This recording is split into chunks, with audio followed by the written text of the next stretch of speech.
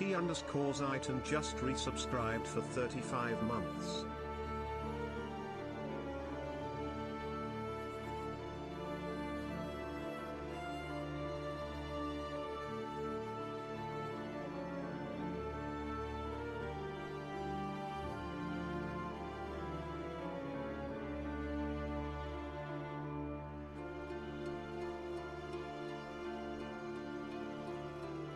What's up, everyone? Zayton, thanks for the almost 3 years. My goodness. Bennett, Rudy, David, Javier, hey. What's up, Nico? Ghost, Boo, Draft, Wallet, what's up, man? Blanc, hey. Any badges? No badges here. What's up, Kaiju, Snappy? Derp, of course. Zion, how you doing? What's up, Sage? What's up, Chai? What's up, Maledict?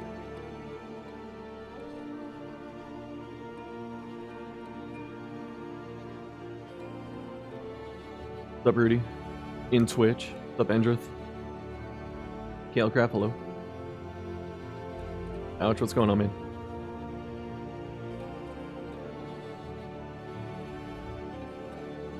Okay.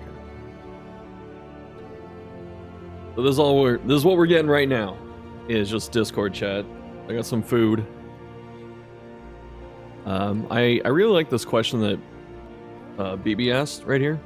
Is there ever a chance for a content creator-centric program akin to DVD's Fog Whisperer program? Yeah, that would be cool. I tell you to be civil, there's nothing... You're nothing but civil here, except when buff women exist.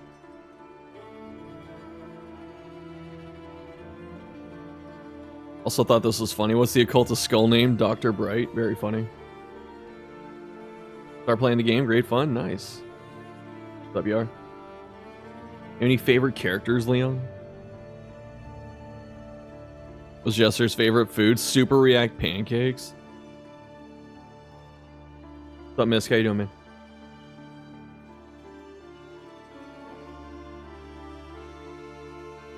How much can Leper bench? That's a good question. Oh, I'm gonna ask about his armor.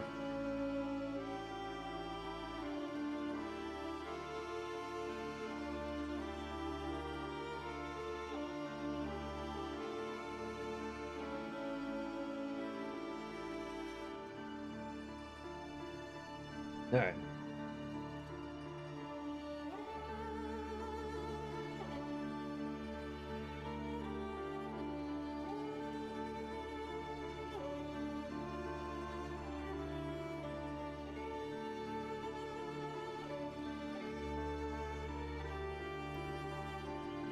BH for killer. Feels like collector, but I was like, how you can do the heads?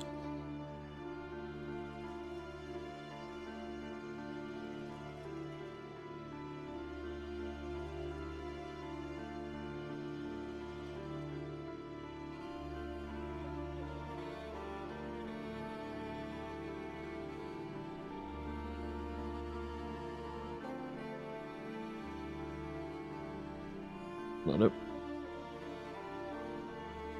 Oh, not it either. Whatever. I'm trying to get the Discord screen to go up a bit. What's up, Snappy? Thanks for the 5 months. Be quiet, phone. Where are you? Snappy Turtle 89 just resubscribed for 5 months. Hidden Big Shuff, how you doing? Okay. I'll see. I like this question. Full roster on makeshift. Brave over plush when? You're scared? A lot of us are. I'm trying to be optimistic. How am I doing? I'm good, man. I'm eating an omelet. Girlfriend and I split breakfast. You said no to A-bomb? No way. Bro. Oh my god, it's like a month and a half before election. Everyone's just trying to call me like, please vote for this, vote for that. Vote for that. Please. Please, your one vote makes a difference. What's up, BB? I loved your question, BB. When is that content creator program?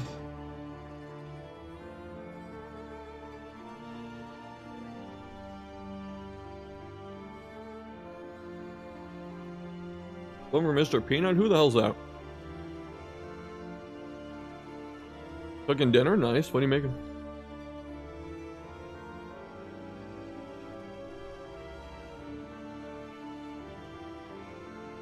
Okay, in here, I don't too much care what you ask. Just be nice about it. Like, don't come in here all caps, Red Hook's a sellout. Don't do that. Kane_Flair just Kane, thanks for 28. for 28 months. How do I know the new plushie Shambler? It kind of looks like it if you brighten it, but also Makeship had a contest thing where they put a bunch of plushies fully lit in like a group because you could win something, and Shambler's in there. What's Q4? The end of the year. Like, I know it might get rowdy in here. If you go into DD Core to ask a question, please be as nice as possible. I'm hoping to, like, filter some of that negativity.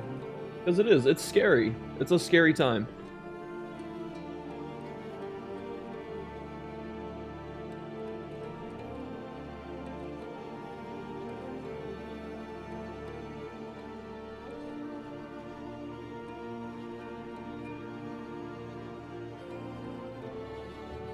Ask about the Hellion picture.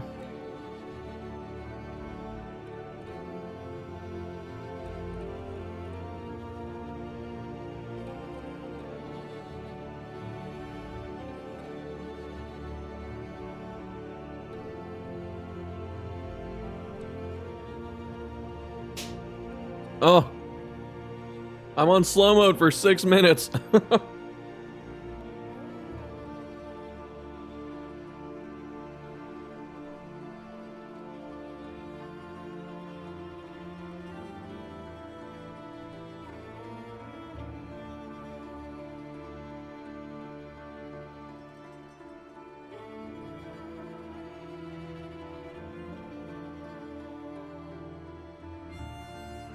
Much love, no problem, man. Please don't. I didn't say it's from you.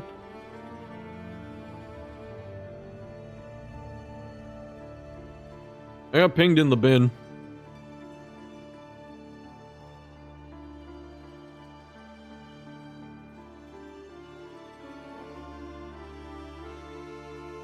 Okay, I'm not clicking that.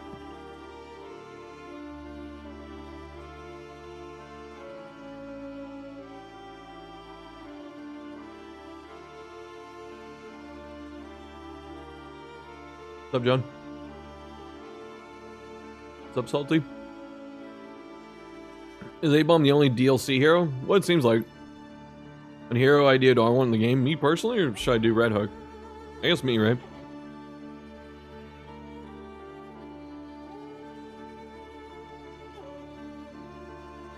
Maybe another person that can use magic like a cultist? Least suspicious tracker link? I know, right?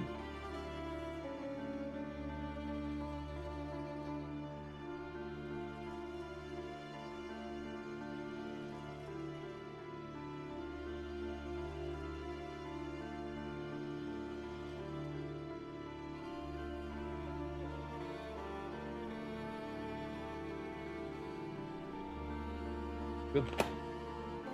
Good food. Yeah, like, A-Bomb even being a thing is last minute, it feels like. Ask if Arbalest will be back. I would like to, yeah. What's up, Feb? What's up, Amu?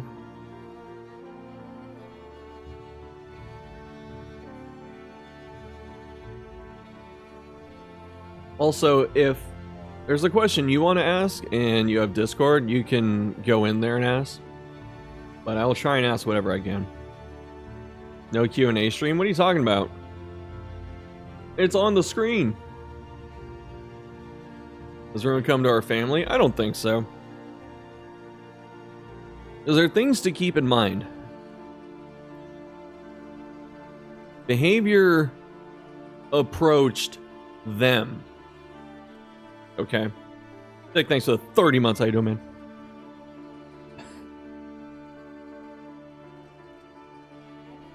Veiny Sausage _ just resubscribed for 30 months. Stagecoach gas prices coming soon, boyos. Is A-Bomb confirmed as a hero, not a boss? It's pretty much, it's heavily implied that it's a hero. History likes to repeat itself. I'm not gonna be... Nature spells, interesting.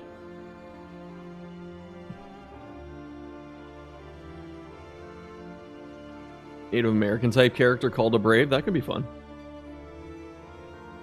Set down traps, or trap tokens.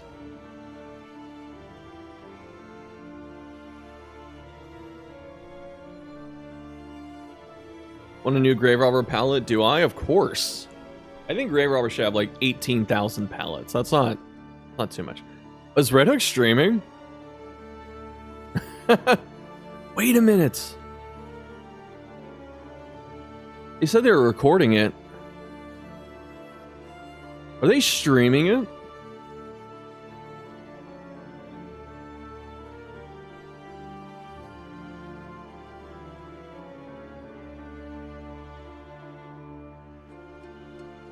No, what are they watching?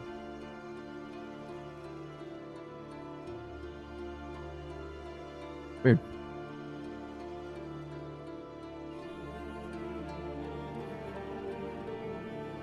Two in voice.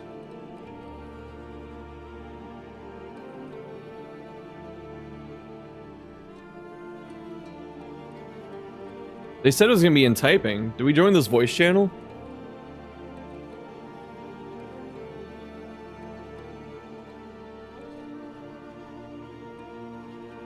Channel locked. How do I get into here?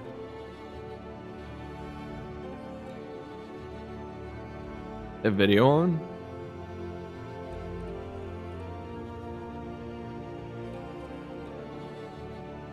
How do I get the... How do I get the video? They're all staff. They got video, but what are they doing? I guess it is all staff in there. Are us plebs supposed to be in here?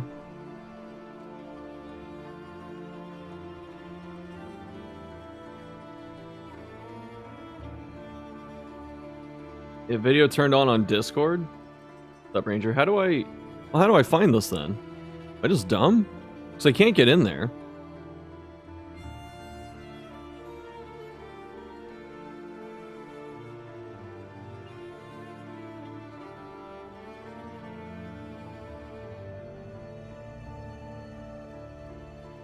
Game voices? I just don't want to be missing this. Limited staff. Okay, that's fine then. Because they, I was told it's going to be in writing.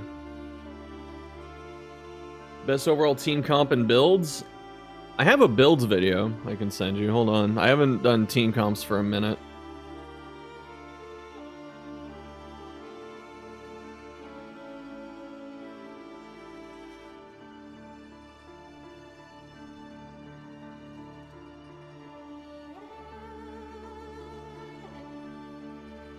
Alright, where are you?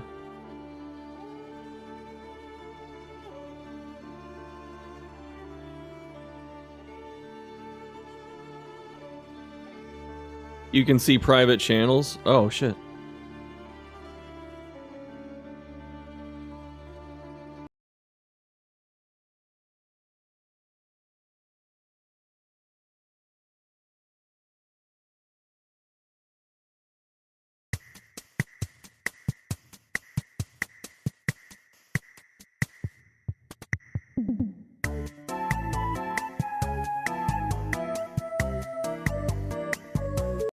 Am I gonna get DMCA'd?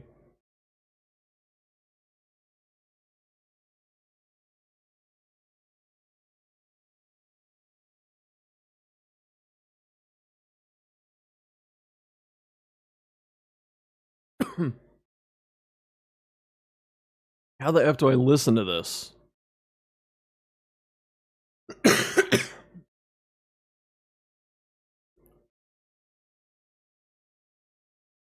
I'm deaf.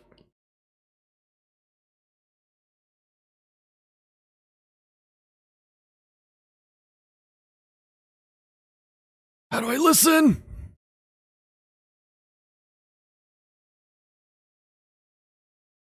Audio's not working. You sure?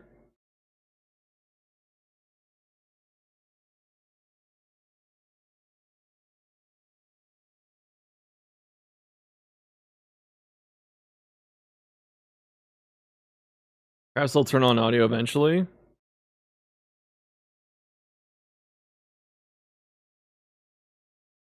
You can hear them? How do I turn it on?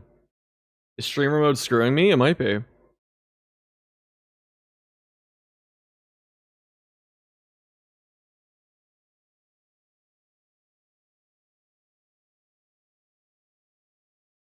One sec. I'm suppressed. I'm not deafened. So I can't speak. That's fine, but...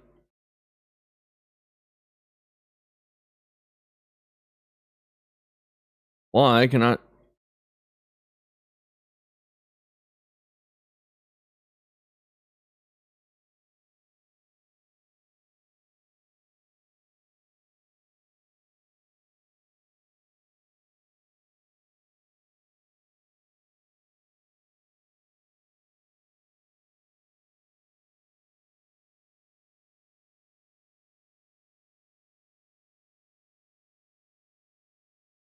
Oh my god, I gotta fix this.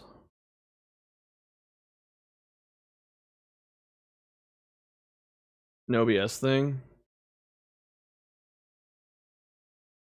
Because it's not coming through my speakers either. Ah, I found it. I found it. I found it. All right, well, we'll give it 2 more minutes. We'll start at 10:45.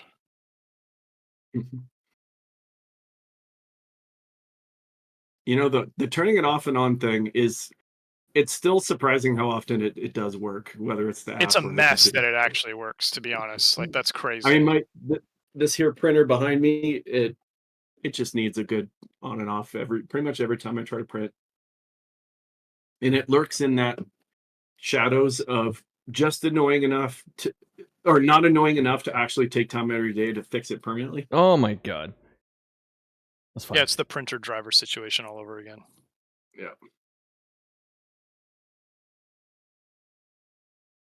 I fixed it. They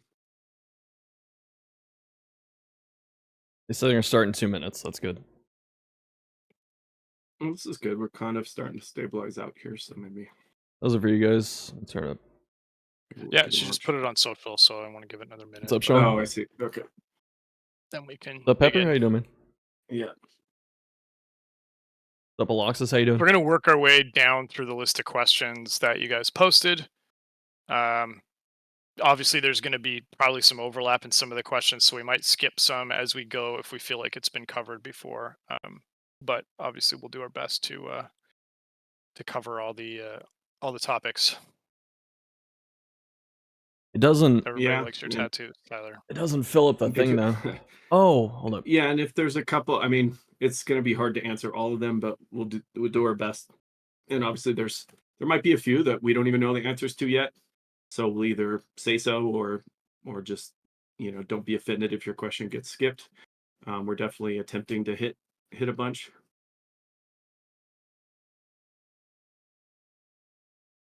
Okay, you want to start? Yeah, let's do it. Okay. Well, my name is Chris. I'm the creative director and co-founder of Red Hook. And with me is Tyler. Yeah, I'm Tyler Sigmund, the other co-founder, and then the game design director. And Chris and I have obviously been at the company since it was nothing. And I think one thing we wanted to get out of the way right up front is that even with this news, we are staying with the company. So we realized maybe that wasn't explicitly called out in some of the press releases, but we are hanging around. Yeah, so obviously big news. After about 11 years of being independent, we explored and conversed and met with the people from Behavior, and over the course of the past 6 months, finalized a transaction to sell Red Hook to Behavior, and with the aim of continuing doing what we're doing and making even more Darkest Dungeon. the response to this news has been overwhelmingly negative. Everywhere on Reddit and Twitter is a lot of doom scrolling, and I understand where that comes from. I think Cell's the doom terrifying. posting is kind of made up of like three things, like fear, anxiety, and love, right? And so we wanted to just have a Q&A and speak directly to you guys and answer your questions as plainly as we can, and just explore this topic because it, on reflection, is not as sinister as it might feel, despite the current context that in the video game market. So we'll just start off. Someone asks, Sorting Helmet asks about an allusion to making Darkest Dungeon into a larger franchise, and is curious about what that means. That really speaks to the reason why we explored doing this, right? We like a little amount of risk. You're looking at two guys who started a company with nothing, and then after a successful first game, changed the formula for the second game, and so we like aspiring to new and different challenges. And so we got excited about a bigger game, and we, quite frankly, can't take that swing alone. So it was a huge impetus to us to begin exploring, what it could look like and what the right partner uh, would look and sound like in order to accomplish kind of our creative goals. And when we sat down with Behavior and we outlined what it is we want to do, which we're not going to talk about, quite frankly, just to say that plainly, they were extremely excited, and it was that excitement coupled with their desire to let us to continue to develop the way we have that really set the stage for the meaningful discussions around the sale of the company. That's about what we expected. Yeah, I don't know and if you want to add anything, Tyler. the only button I want to add on that is like one thing that's been interesting for Chris and I. It was a decision we had to make when we went from DD1 to DD2, and continues to be decisions we make. Is that we love Darkest Dungeon, and we still enjoy. We feel like there's more to do in it, and I think that isn't a given because, like, as creators and stuff, there's other ideas we have. But I think one thing that happened when we looked at starting DD2 was just like, oh, we got really excited about an idea, and it was that made us want to do more stuff in Darkest Dungeon world. And I think that that remains. It's not to say like we may never do something else, but we just we have like a love. It's not like a prison. It's an opportunity to keep making DD stuff. So that was in our heads as well.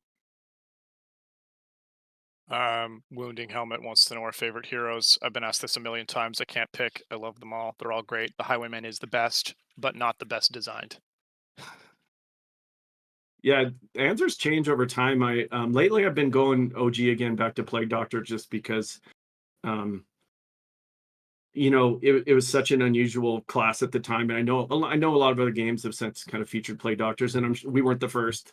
But she's just really cool, and I think like Chris's design for her just really, you just immediately know it's Darkest Dungeon, and yeah, she's great. It's a weird way to say grave robber, so Loyal Signarin, I'm gonna screw up these names. Some of them are just wild.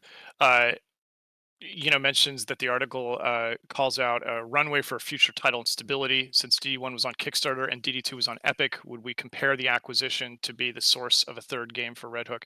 I mean, it's coarse, but essentially, the Epic deal, there was a lot of naysaying around that, and I think that in the end, it produced a better game than we would have without it. It was great for our studio. It allowed us to staff up. It allowed us to take a little bit extra longer in early access and really refine DD2, and we've continued to refine it since its launch.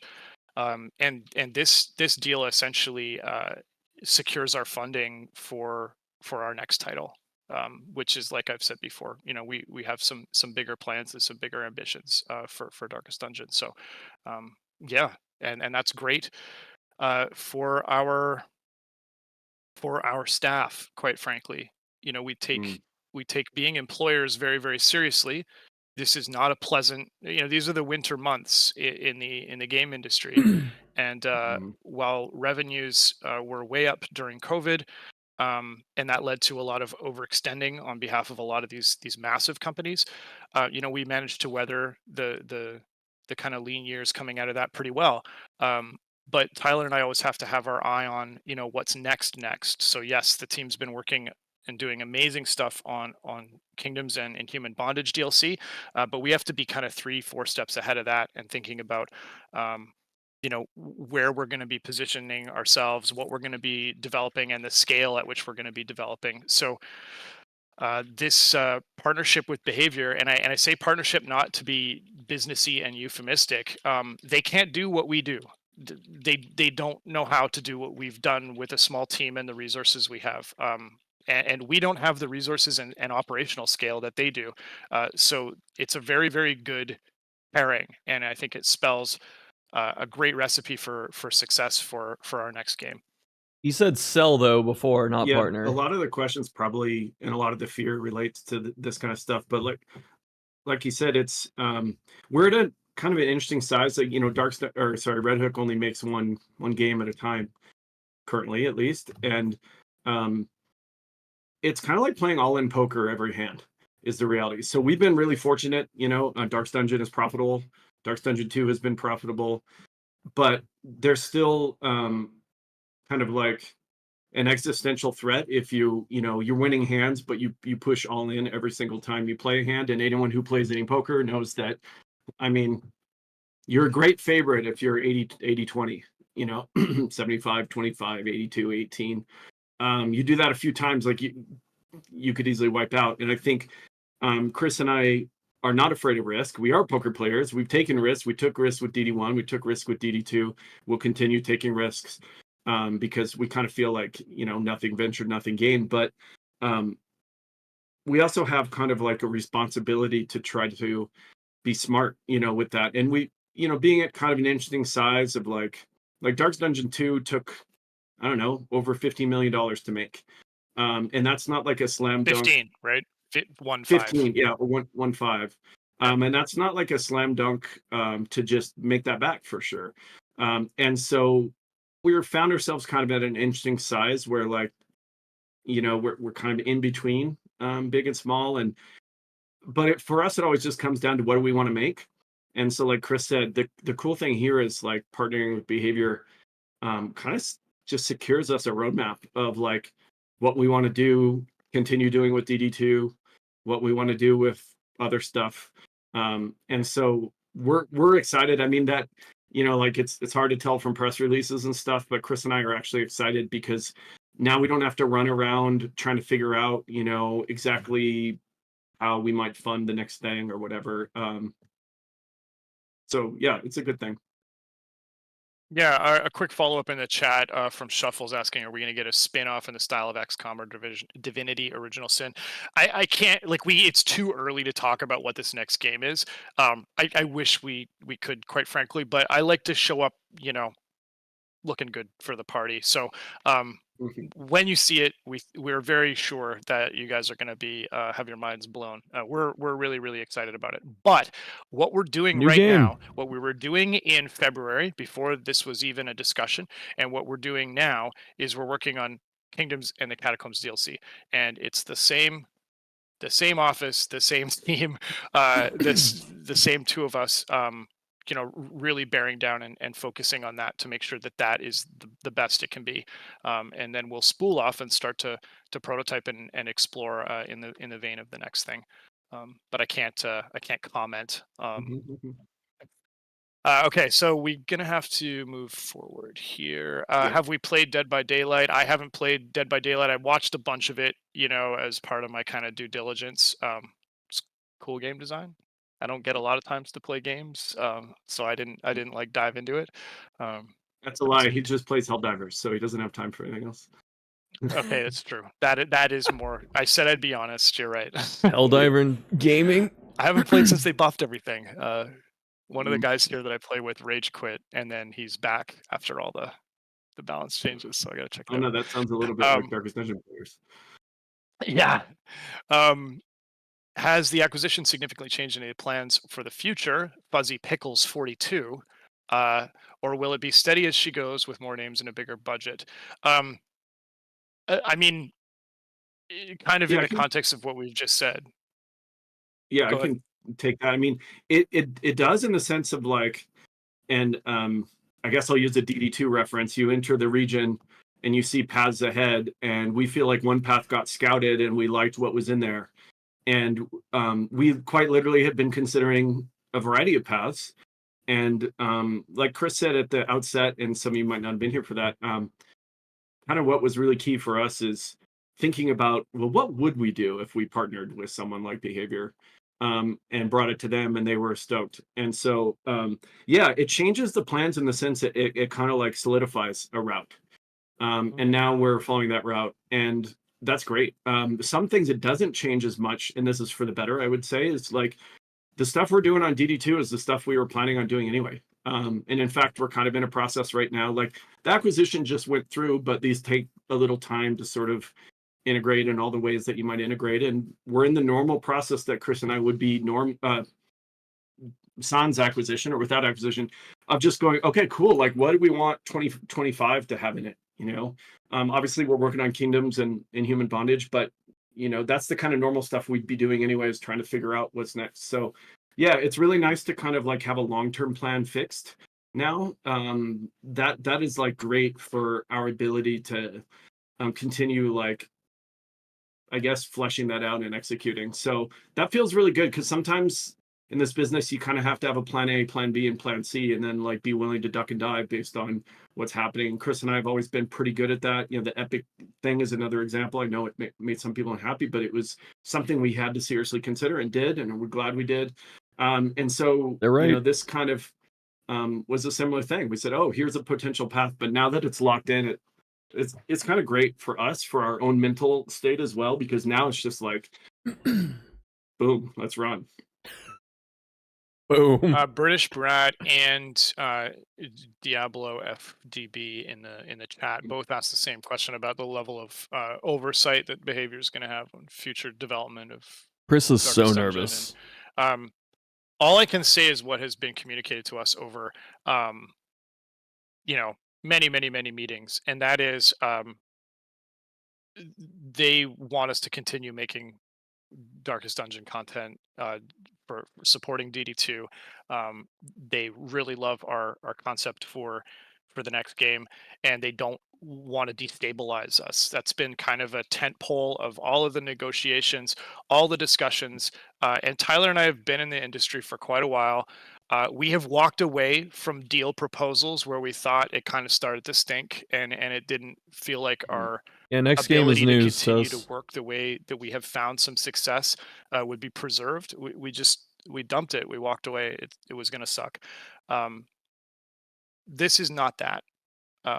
There is always risk. Okay, so like there's risk to staying independent, and there's risk to partnering. And I see a lot of people fretting over, and I understand it.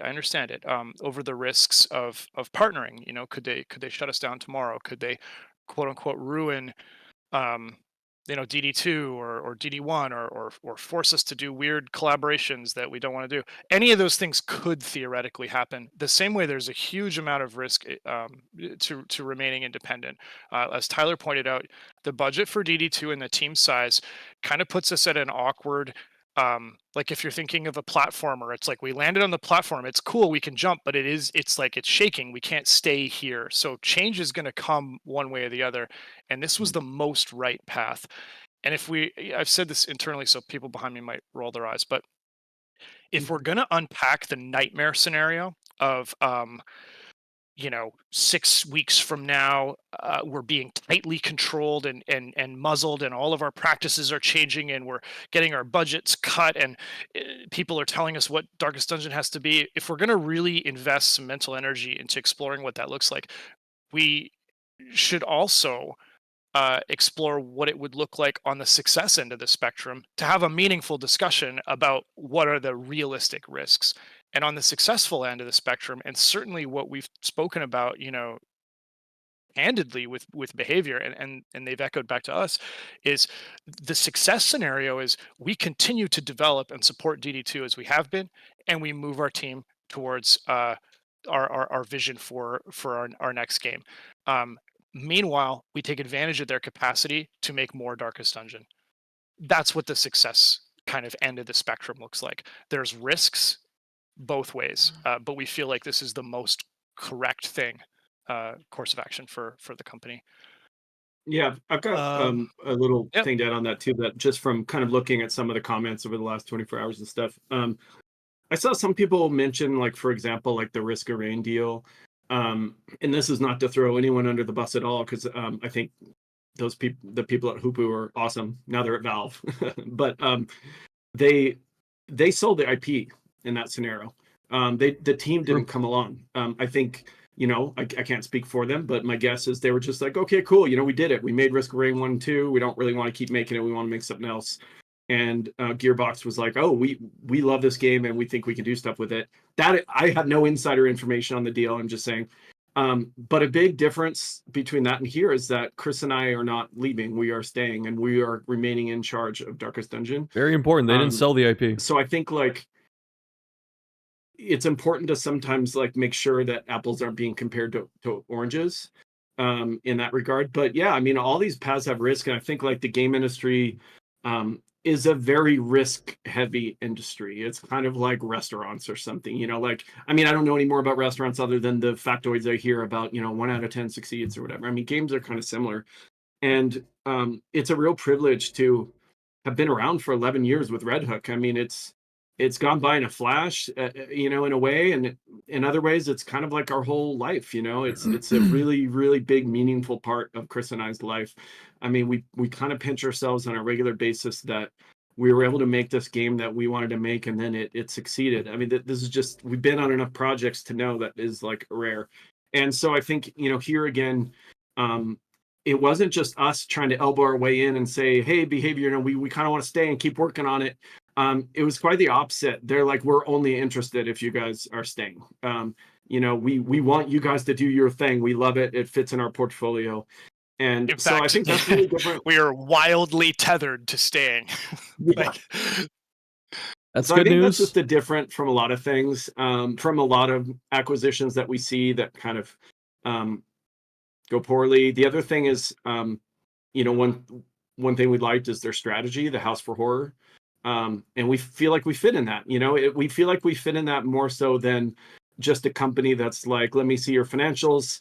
Cool, that looks good. By the way, what do you do? What do you make? It wasn't like that at all. And so I think, and we look, it's not easy to get noticed. I mean, we're lucky we have this brand that, has a chance. But so allying with someone to try to improve our own ability to get Darkest Dungeon noticed is helpful as well. So anyway, that's just some of the details that I think are really, like, key when I was kind of seeing some of the, like Chris was saying, worst case scenario stuff.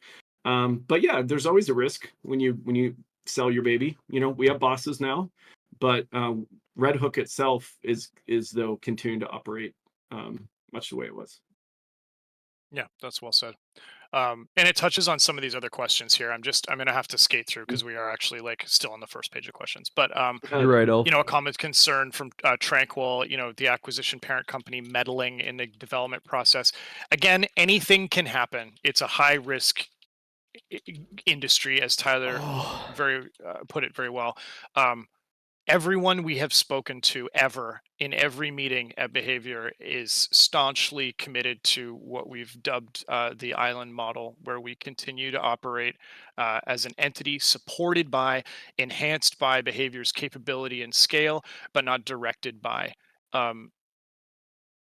As long as we continue, if we're independent and we fail to create cool stuff, market it well, develop it on a reasonable timeline, and keep our budgets in good shape, we will fail. And I believe that just remains true in this circumstance. True. What can you say to convince Darkest Dungeon fans who do not wish to financially support Behavior as a company to continue to purchase Red Hook DLC and future games? Lil Pie Dude. There's nothing that I can say to coerce you to support a company that you don't want to support. All we can say is that we're going to do our best to make the coolest shit we possibly can. Buy the plushies. We believe that we create a lot of fun and suffering and value, and we're the same team and the same people making it. But I'm not going to try to sell you anything. Yeah, Good I man. mean, I have a slightly different tack, which is just if you want to continue to see Darkest Dungeon stuff, buying Darkest Dungeon stuff is the way in which we remain employed and our team remains That's a employed, and better we way keep to put making it. Darkest Dungeon stuff. No, but I don't disagree with what you said, Chris. I mean, I think that's a point. Like, it's look, we all have the right to to feel Yeah, how they're we giving us a feel free about game mode. companies, people, etc. And and being part of a bigger company is a bit of us just saying, okay, well, we still have our yard to take care of over here, which is the Darkest Dungeon playhouse or whatever. Yeah. And I guess we want to I keep just making want to stuff. underscore, like, oh, sorry, man. No, that's fine. I just want to underscore that, we're not doing even the Q&A to convince. We're not going to convince you of a perspective. All we can do is share what we believe our reality Mhm. is, and shed some light on our decision making process, and kind of highlight what is most important to us. More Darkest Dungeon, the security and longevity of our ability to employ our very talented team, and insulating them from the ebbs and flows of the market, and ambition and risk taking, quite frankly, taking a big Ambition. swing. These are the kinds of ingredients that are at play for us. What was the name of Baldwin's kingdom? Oh, We don't that's a do proper nouns that that's a great often. one. Well, it's funny. Yeah, We borrow, a lot of the heroes' names are borrowed from history and stuff, which seemed yeah. fine at the time. Baldwin is, of course, a leper king of Jerusalem. But no, yeah, I don't know. We don't do proper nouns. It's the Hamlet. It's, you Yeah. know, It's not literal what, Jerusalem. yeah. May we do a slight, Chris and I early on, we have a bit of a shared. How do I say this? Uh, you grow up reading a lot of fantasy, and of course there's a lot of proper names, Tolkien being the best at this. And then a lot of, a lot, and when you read a lot, at some point you're like, oh gosh. And so I think a little bit of Darkest Dungeons lore is a bit of a reaction against, oh man, now we have to create our own set of fancy names for all the kingdoms and all the, and so we just said, what if we, what if we don't? Yeah, we're taking a stance against apostrophes in fantasy names. What would DD2 have looked like if we'd gone ahead with the sci-fi tank crew idea? I don't know. We had this idea for Oh, DD2 where you were in a tank and you were going across this like apocalyptic kind of war zone planet inspired by like Rogue Trooper. I don't know if anybody's read that comic from back in the day in the UK. and we And watched Fury. the idea was, yeah, and we watched Fury. Fury, and it's amazing. But we had this The idea ultimate. that like Wayne would be talking to you over the radio, like you wake up out of stasis and you're in your tank and the war's kind of over and you're trying to make your way to like this extraction shuttle thing, and he's like talking to you the whole time, and then when you get there he's just an AI and the last shuttle left like 200 years ago or something. Spoilers. I don't know, it's kind of a cool idea, Huge but spoilers. we realized we'd have to like parody our own character classes and turn them all sci-fi-y, and we wanted to do more with our heroes, so we kept it a stagecoach.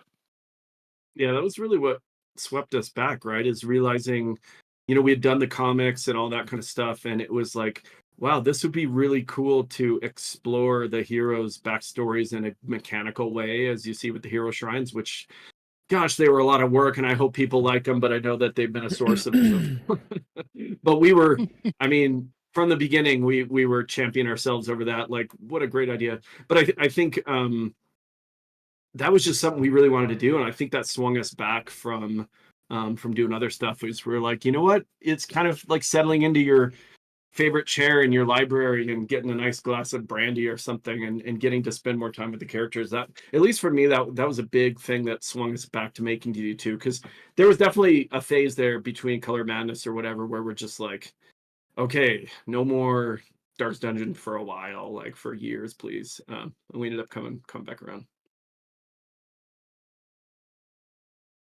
There's a lot of questions around modding and mod support. Will our Mm. mod plan and approach to modders change as a result of this? Modding question. This has not been a subject of any discussion in the direction of making any changes or Mhm. adjusting how we treat modders. We really tried to go to the wall for modders on DD1. We exposed a lot of stuff. It was our pleasure to do it. We're making the same strides there on DD2 as well, and it's not been a subject of like no one has told us we have to ratchet that down or um, adjust our approach. We recognize, I think everyone recognizes that modding is healthy for the game, and Hmm. a healthy community. You guys even being here is a great sign for us. Um, Hmm. and the modders out spending their personal time, investing their time and energy into our kind of world or their version of our world is fantastic for us. It's fantastic for the health of the game and the community. So there's no desire in as much as has been expressed or discussed in any way that would see us pivot off of that support for No modders. cease and desist orders. Yeah, and I mean the only reason we haven't done more and sooner on DD2 is we just are too busy, and it's harder. Unfortunately, the way DD2 was constructed, it's a bit harder to mod, so it took us quite a while to get what we got out. But it's not out of any sort of internal change of heart of like how we feel about modding. And yes, this is like our kind of mandate, if you want to put it that way, is like keep doing cool Darkest Dungeon stuff, guys. And so we want the community to be healthy, etc. So I mean a hard part, and this is true before the acquisition, is there's more cool stuff we could do than we have resources for. And Chris and I've always been reluctant to sort of like do too many things at a time. So we have our own backlog of quality of life stuff for DD2 or whatever, and so that just remains the same before and after. Is like we want to do what's best for the game, and having a healthy community of people playing, healthy community people modding is great. We love it. So The jiggle physics. And that's part of the thing that we're empowered to do, with a little bit more horsepower behind us, we can tackle a greater diversity of kind of um, projects or initiatives. So our goal is to give you what we think you want, which is more Darkest Dungeon. And on that note, Obby Borg is asking about like transmedia stuff, comics, mm, cartoon, that kind of thing. It's something that we've explored actually. It's very tricky to get that stuff made. But again, with some dedicated resources and not just me taking a few meetings here and there over the years, we have a much higher likelihood of securing a deal. And again, this is kind of like goes back to that partnership with behavior. mm. Um, they can put dedicated specialists towards securing these types of things in a way That's that we cool. can't. We don't have the scale to do it. And Tyler and I, for better or worse, our entire studio is built on the notion that Tyler and I want to work on the video game that we make. We want to be hands-on. Like I draw icons, he works in spreadsheets. We're not just sitting in a room kind of managing a team. And that means that we can't do everything all the time, all at once. But now, with a little bit more capacity behind us, we're going to be able to meaningfully explore some of this stuff, and hopefully, bring more to you, and obviously still oversee and make sure that the quality is great and that everything fits together tonally, thematically. It's still Darkest Dungeon.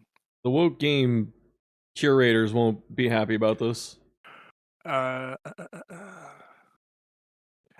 I think people have asked about Kingdoms already, but we'll see.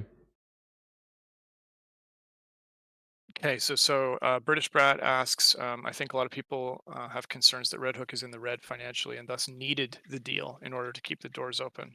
While I don't think that was the case, I know it was discussed. Tough What can we questions. talk Yeah. about there? I think that's a Sure. great one. You want to? Sure. Yeah. I mean, categorically, no, we weren't in the red. We have money saved. But like I said a little while ago, I mean, I think there's still a difference between being kind of like stable and, hey, do we have a spare 20 mil sitting around Up to do techno. the next thing? And if we do we want to push all in on it, every time?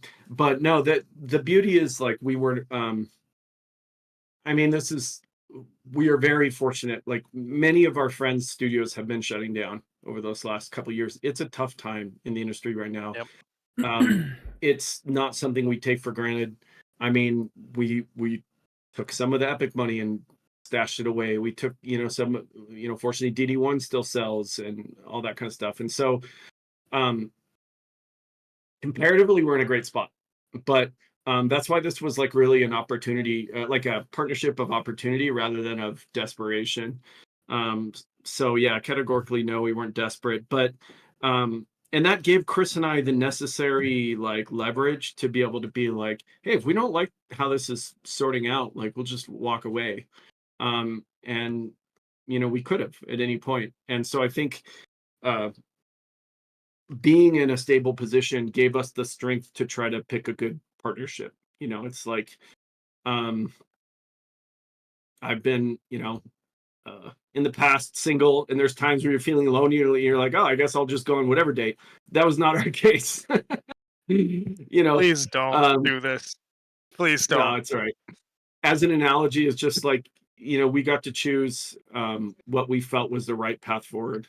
So that's the advantage of being in a good spot.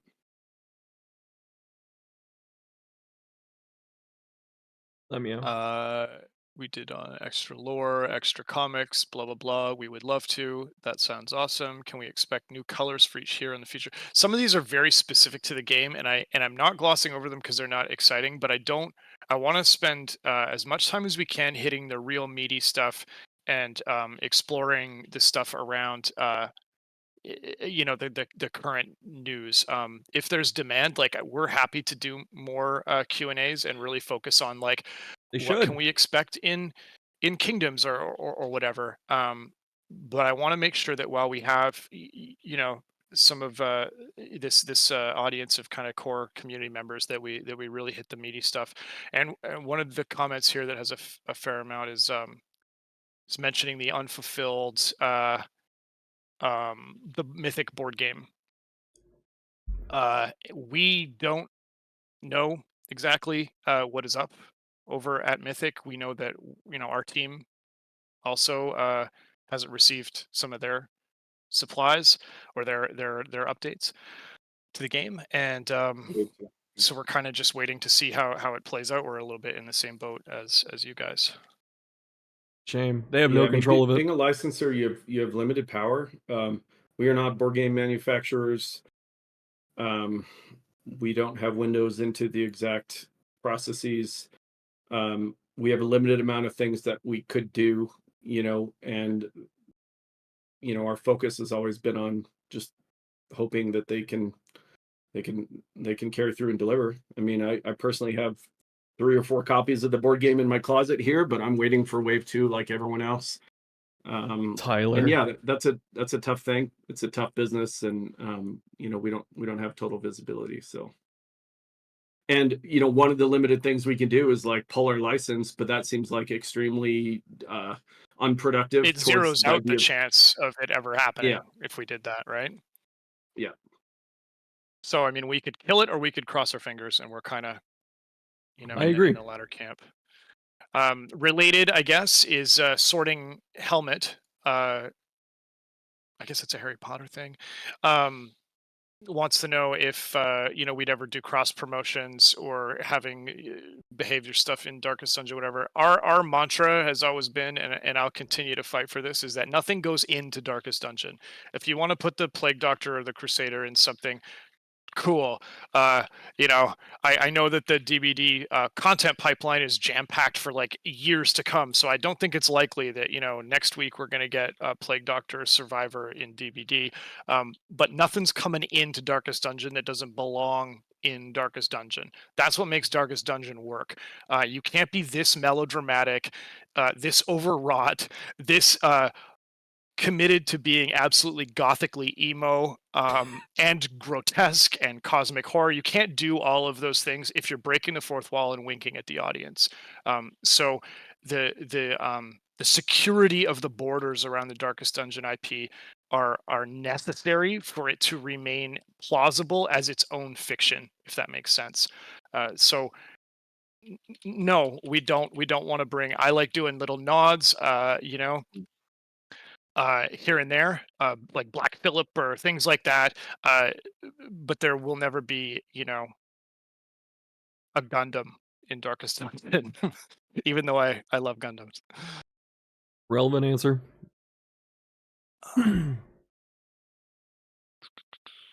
Okay, sorry, in your interview with game developer. Tyler, yeah, in what ways does the acquisition reduce risk for Mm. us? Well, yeah, I mean, we've said it a couple times, but just knowing kind of what we're working on and that we have initial funding set up for it is a huge reduction of risk. Allowing to try to penetrate through the noise of the marketplace by having a big brother is it reduces risk. Yeah, and all those are like super tangible, and honestly that's kind of where we started with our staff as well.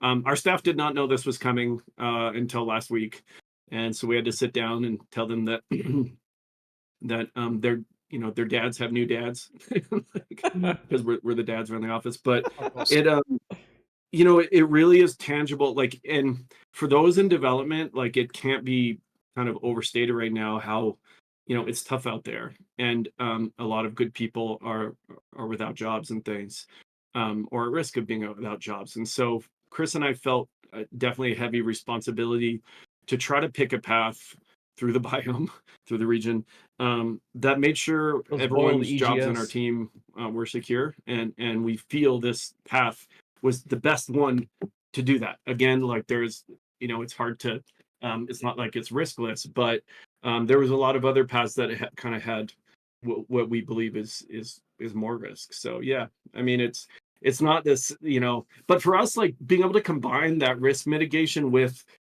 creative fulfillment of getting to work on what we want to work on is like the real winning combination. I mean, I think there's lots of times in business you're pushed into situations where you might take the risk mitigation path, but you feel like it's a real trade-off. You're like, well, this is great because it mitigates risk, but I guess we're making Barbie games or whatever. We didn't have to do that. So we feel like we kind of got to have the cake and also eat it. But it definitely is a tangible sort of like lining that runway for continue to work on stuff for the foreseeable future. And if we drop the ball for years in a row, I mean, we're going to be in trouble. But that would be, if we were independent, we would be in big trouble in that scenario as well. Serious question. Behavior's closed down multiple studios and failed products in the past. Why Behavior? Is it just since they are Canadian, so it's easier? Nothing about being acquired is easy. Nothing about making a game is easy. So it's not about that they were an easier choice. Every business in the last couple of years, I mean, has faced their share of challenges.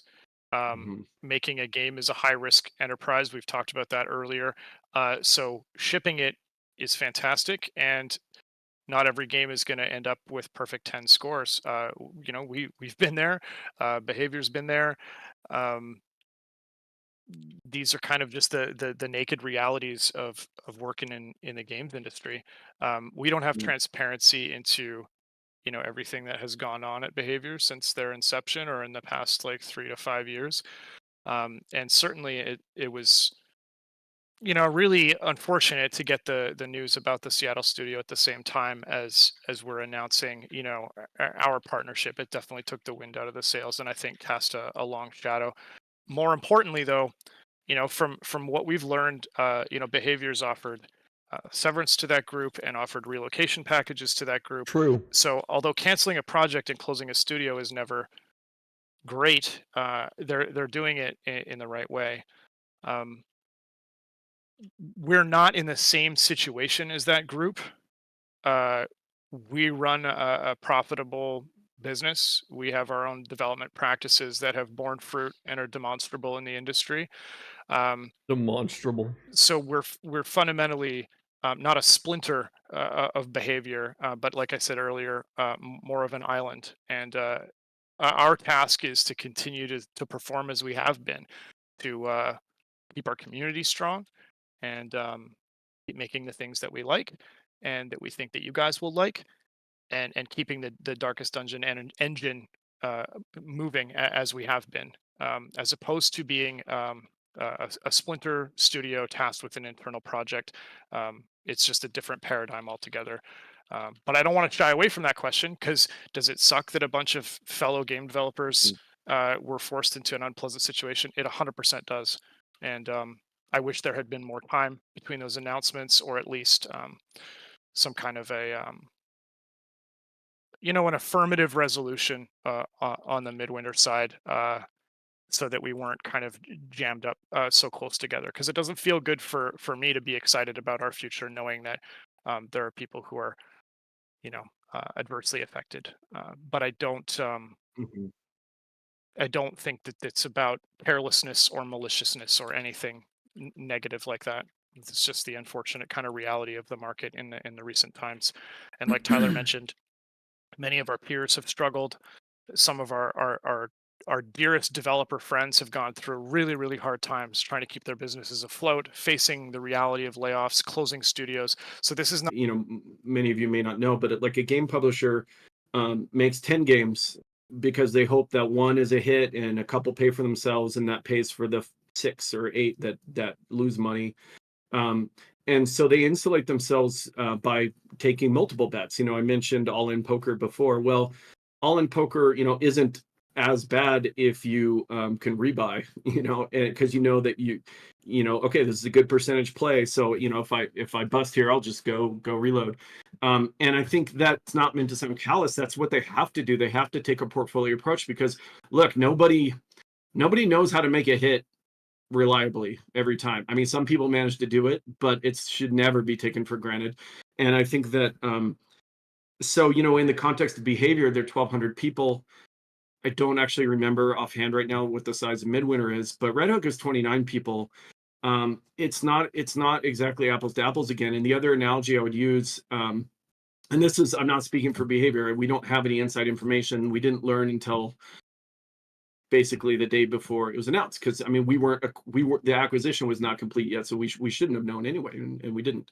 But what I was going to say is, like, if you are managing a hockey team, you might have too many good goalies and you need a defense person, you need a winger, and so the headline might like read, why did they just hire a winger when they just let a goalie go? But it's not, it makes sense, right? You're like, you have too many goalies, and not all jobs are fungible. In games, it's not quite as easy as just saying like this team of 10 can do what any team of 10 can do. They might be very specialized at one thing, and this team's very specialized. And I don't know, again, this is not me speaking for behavior, but I get the feeling that it was a separate issue of like, how's that game going, whatever, how's the studio going? And meanwhile, we want to build the house for horror, and here's an IP, Darkest Dungeon, that we want to add. And yeah, I think it's unfortunate timing. And every article that Chris and I read yesterday mentions them both. And of course, because if you're covering the news, this is behavior news, these things happen at the same time, but I don't think they are necessarily related. Someone in the chat, the awkward Hetty, says that he can't help but feel the modding part was glossed over a tad. I don't actually agree. I'm not quite sure what else we can say about modding, but will DD1 be touched again? Potentially, certainly more potentially now than 6 months ago. Will projects be halted due to IP?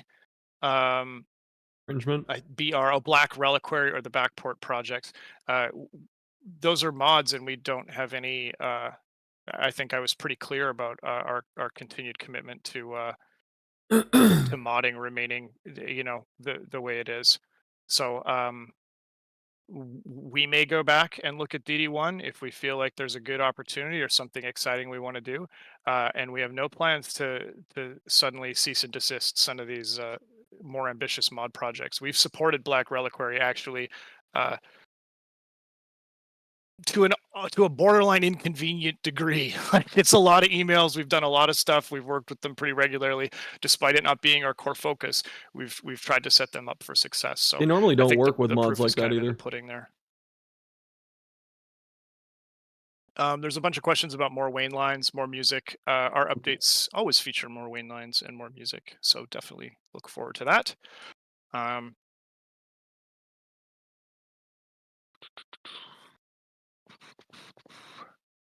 More layer bosses, a lot of like content stuff that I'm reticent to touch on in this particular Q&A.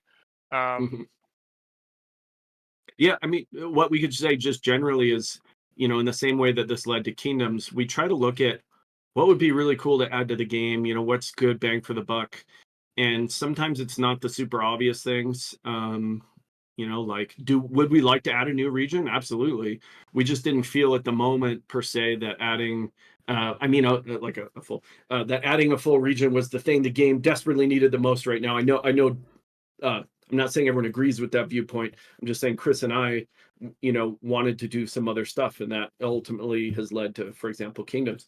But that's not to say we shut the door on those other things. And the bottom line is kind of like, if people are buying stuff and we can make it and not lose our shirt on it, we want to keep expanding the game. I mean, we love it. And with DD1, we eventually stopped making content, not because it wasn't profitable. It was just because we felt like we needed to make the next thing. But kind of a beauty in this scenario, I mean, like, if you want to just look at it from like, what does this acquisition mean to you as a Dark Dungeon gamer? Is like, there's more chance of us being able to do more things now, because we just have a little more resources to bring to bear. So there's more chance of continued DD1, DD2 stuff while still doing whatever the mysterious next thing might be. AY Professor, I like some of these like brutal questions. How can the community be certain that statements made by Red Hook are true to Red Hook's interests and not merely a reflection or reflex of behavior's interests? Basically, how can we know that Red Hook has not become a puppet company? I don't know that I think in those terms. You're hearing from the two people who founded, ran, managed, contributed to 11 years of Darkest Dungeon, and we're continuing to run and contribute to more Darkest Dungeon. We're not a political organization. I don't think we need to sanitize our speech to that level of degree. We're here representing what we feel is important to us, and to our staff and our team, and to you guys, and just outlining the reasons why we thought this was just a great opportunity to seize. And we'll have to just hope that you can hear the earnestness and the honesty in that. We believe this is the absolute best path forward for Red Hook and for Darkest Dungeon. There's a movie called A Most Violent Year. It's one of my favorite movies, and there's an amazing bit at the end where the protagonist, who's under pressure like the whole time, he says, I've always believed in doing what is most right. And that really has stuck with me for years now, because it allows for the fact that there is no absolute correctness, certainly not in kind of business or creative enterprise, but there is a most right path, and I think that's what this is. Yeah, and we don't have arms inside of us puppeting us right now. Do we Yeah. do we care about what behavior thinks? Yeah, they're a partner that we just are, setting up potentially years and years of collaborative work together with, and have done nothing to make us not want to trust them and collaborate with them. And I hope they feel the same way about us. But like, a big part of this was Chris and I trying to like open ourselves up through the process and be like, this is how we operate. This is how we make decisions. This is what we would do. This is, like Chris said at the outset, here's a game we would love to make, all that kind of stuff. So I think that like, I don't know, like we're too feral to go immediately from 11 years of doing our own thing to being puppeted instantly, So I think, in the future, as things progress and we continue making things and rolling it out, remember that not everything we do meets with resounding success with all of you normally. And so when we do a thing and you're like, that's bullshit, just remember we've been quite capable of doing bullshit for 11 years. And it's not necessarily because we're being puppeted. We may just have done a thing that you dislike again. Obviously, we hope to please all of you. It'll never happen, and that's why I said Yeah. earlier, like, if Kingdoms comes out and you don't like some stuff in it, it has nothing to do with the behavior acquisition. Like we have designed and worked on Kingdoms the same identical process that we've used all the way through. Same thing with Inhuman Bondage. Same thing with our next game. There was a question here about the timeline, saying word on the street is behavior approached us, but we had this game idea. The way it went down straight up is that we met with their VP of product at GDC a year ago, March, Yeah, they go to and GDC just yearly. had a great chat. He's a very candid, plain spoken guy and immediately had a good chemistry. We talked lightly over the coming year, and then things got serious at GDC this year. And they said, okay, well, what would it look like if we were to partner? And we said, this is what we want to do. What do you think? And they said, that sounds fucking amazing. And that's where things started.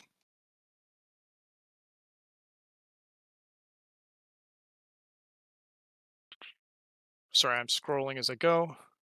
No, it's good. Is Red Hook doing fine after behavior acquired it? Blink twice if no, once for yes. Wait, blink. Are we doing fine once? Okay. Yeah, we're doing fine. Yeah, just the All one right. blink. Yeah, no, I just didn't want to get it wrong and then accidentally send the wrong message. I'm glad it wasn't Do you asked guys? like, is behavior not doing not fine or something? Because it would be a Yeah, very high and risk I mean, straight, question. we're figuring this out. Like it is going to be different for Red Hook Yeah. and different for behavior. They have never had a studio like ours partnered to them, but not inextricably attached to their processes.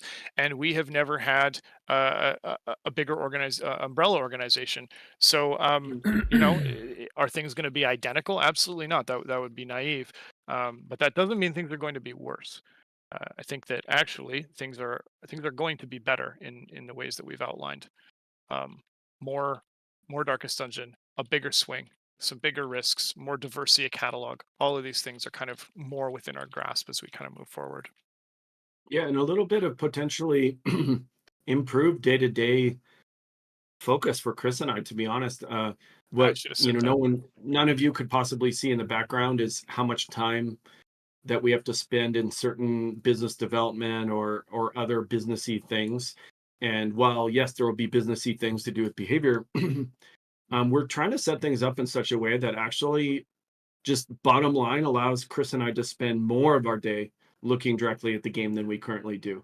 I mean, we still spend a lot of our day, and of course, we work on the game, etc. Like he wasn't exaggerating about him drawing icons and me being a spreadsheet, but due to the rigors of and the responsibilities of running the shop in the way we have for the past 11 years, there's a lot of time spent doing stuff that does not go into the game. And some of those things behavior is going to help us with a little bit, legal stuff like that. Like these are good things that they're helping us with that. The bottom line is like, I will get to spend more time looking at the game. Chris will get to spend more, that's the theory anyway. And that's how we're trying to build and structure it.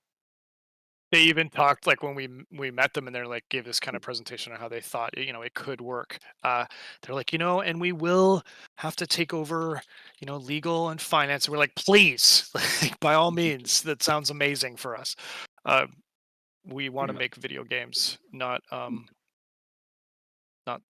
those kinds of spreadsheets. One question about Kingdoms that I think is good to answer. It came up a little bit earlier in the chat. How should we understand the new design of Darkest Dungeon 2 Kingdoms? Simply speaking, Darkest Dungeon 1 remake with DD2 assets, or is it a complete overhaul in terms of how it is played? It's a remix of DD2. And I want to be clear about that. Mhm. You're going to drive your coach. You're going to go through regions. They're rebalanced and truncated. The goal of Kingdoms is different than the main mode, and I guess canonically kind of happens after the main campaign. So the big existential cultist threat has been eliminated, and this is now kind of in the aftermath of that. And you'll move around the kingdom facing these kind of new threats and trying to keep things safe. But it is not DD1 in DD2, but it is not DD1 Confessions. It's definitely kind of a remix album on DD2, and the more we play it internally, the more we develop it, the more of an identity it takes on. And we're going to be starting, secret, private, closed testing of it in the next little while, and we're hoping that it finds some legs. Testing. Oh, sorry, this follow up. Will all Kingdom faction modules be free? Yeah, the 3 that we've mentioned are free updates to the game. There's a lot of questions about, will there be more DD2 support? Will there be more DLCs? And I think it just goes back to what Tyler said. If they finish in the black and they sell well, we'll make more. If they tail off and we're spending more than we're earning on them, there won't be. So the best way to ensure, and it sounds like a plug, but it's just the truth. The best way to ensure more and more DD2 content and expansion and growth um, is to buy the stuff that we make, and we'll continue to make it. And the beauty of this behavior thing is that we're now positioned in such a way that we can continue to serve DD2 so long as it's profitable and make progress on on our bigger plans.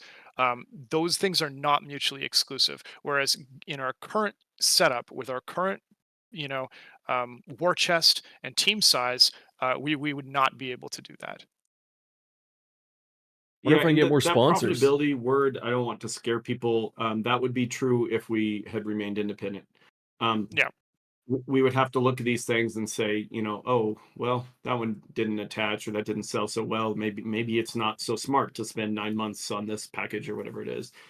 So that's not like the behavior suits are in the building, kind of driving that decision. It's a decision we would have had to put on our own suits and make on our own. And I think that yeah, it's a hard part of the business of having to look at that. But I mean, hopefully you see like Kingdoms is an enormous amount of work, and we decided to release it for free because we just think it's cool and we feel like it's the right decision to do um, to maybe continue growing the game and I don't know, give people cool free stuff sometimes. And we're going to release Inhuman Bondage, which will be paid. So if you feel like you're happy with what we did, like pick up Inhuman Bondage and show your support that way.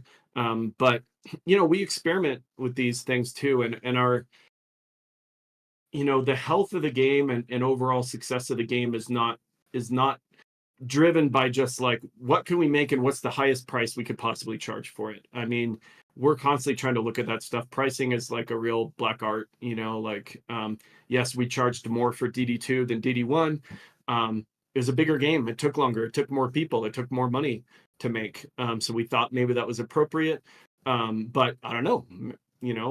Do we know if we picked the right price for that? Not sure, but that kind of went into our decision making of Kingdoms of like, hey, a lot of probably everyone here bought DD2 for full price, when it came out, and we're extraordinarily grateful. I mean, that you're part of the community, buying the game, making content, just playing it. It doesn't, just those of you that just play, those of you that mod, like those of you that are in our Discord making it alive. I mean, that you're all part of making this game succeed, and our goal is to give you good stuff at a good price, and hopefully we like to read those things when someone's like, oh, I have 400 hours in the game and I paid $20 for it. Like, great, that's good value, and I hope people feel that way.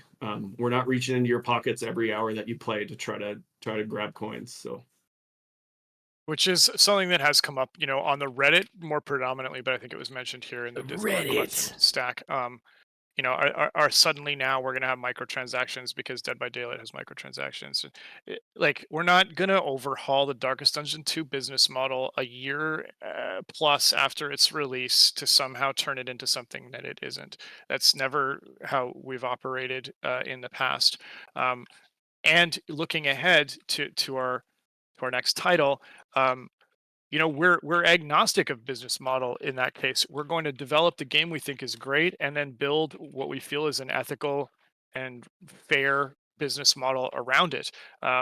Everybody said early access was dead, and then we did early access really, really well. And then people were like, oh, maybe it's not such a bad idea.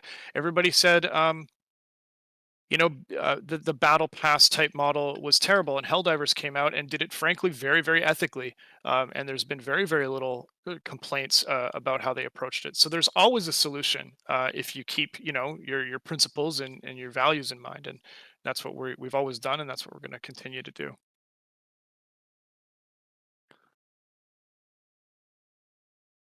Um, So yeah, we're getting like a fair amount of like kind of more specific questions and retreads. Books, comics, Told you an movies, hour. TV would love to do that stuff. Mm. More able to do it Mhm. now with a little bit more capacity. I mentioned that earlier, but that's come up a few times. Maybe some late joiners. Um, They're trying to go. It's been an hour. Apparently, that business model is even harder than games. yeah, They cartoons did. sound terrible. Every Oh, time we get to yeah. talking, it seems like just a gong show. But I would sure love it. That would be amazing.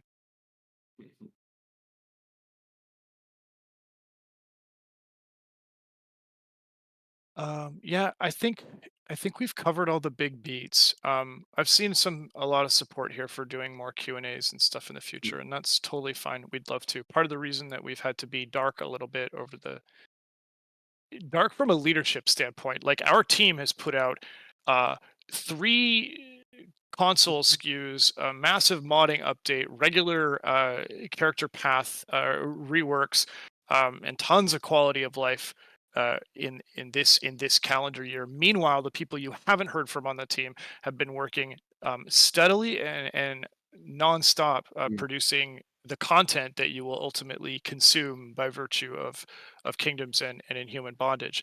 There's um, tons of new enemies, some really cool secrets and surprises in both kind of packages. Um, but we haven't been able to really talk about it because we've been locked up in a lot of pretty high level serious conversations, and we wanted to give the team time to kind of cook. But as we kind of start rumbling and shifting our weight around and getting closer to some of these releases, you're going to hear more from us. You're going to get more light shed on it. We're not being overly secretive for any other reason than capacity and being ready. We don't want to show you guys half broken stuff. That was a very popular thing to do back when we were really starting out and we were like extremely, extremely like indie.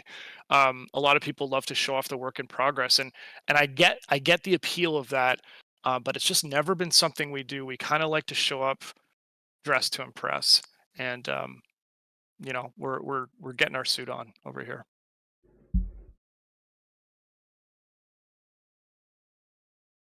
Oh, this is maybe one last one. You said behavior What's up, super Omni? stoked for your next game. If they were disappointed in another game idea you wanted to make, would you need to change the idea? I don't know, because that is kind of like an 8-year out question. We have assuming continued support, we have a rich future ahead for DD2. We have the game that kind of was the foundational um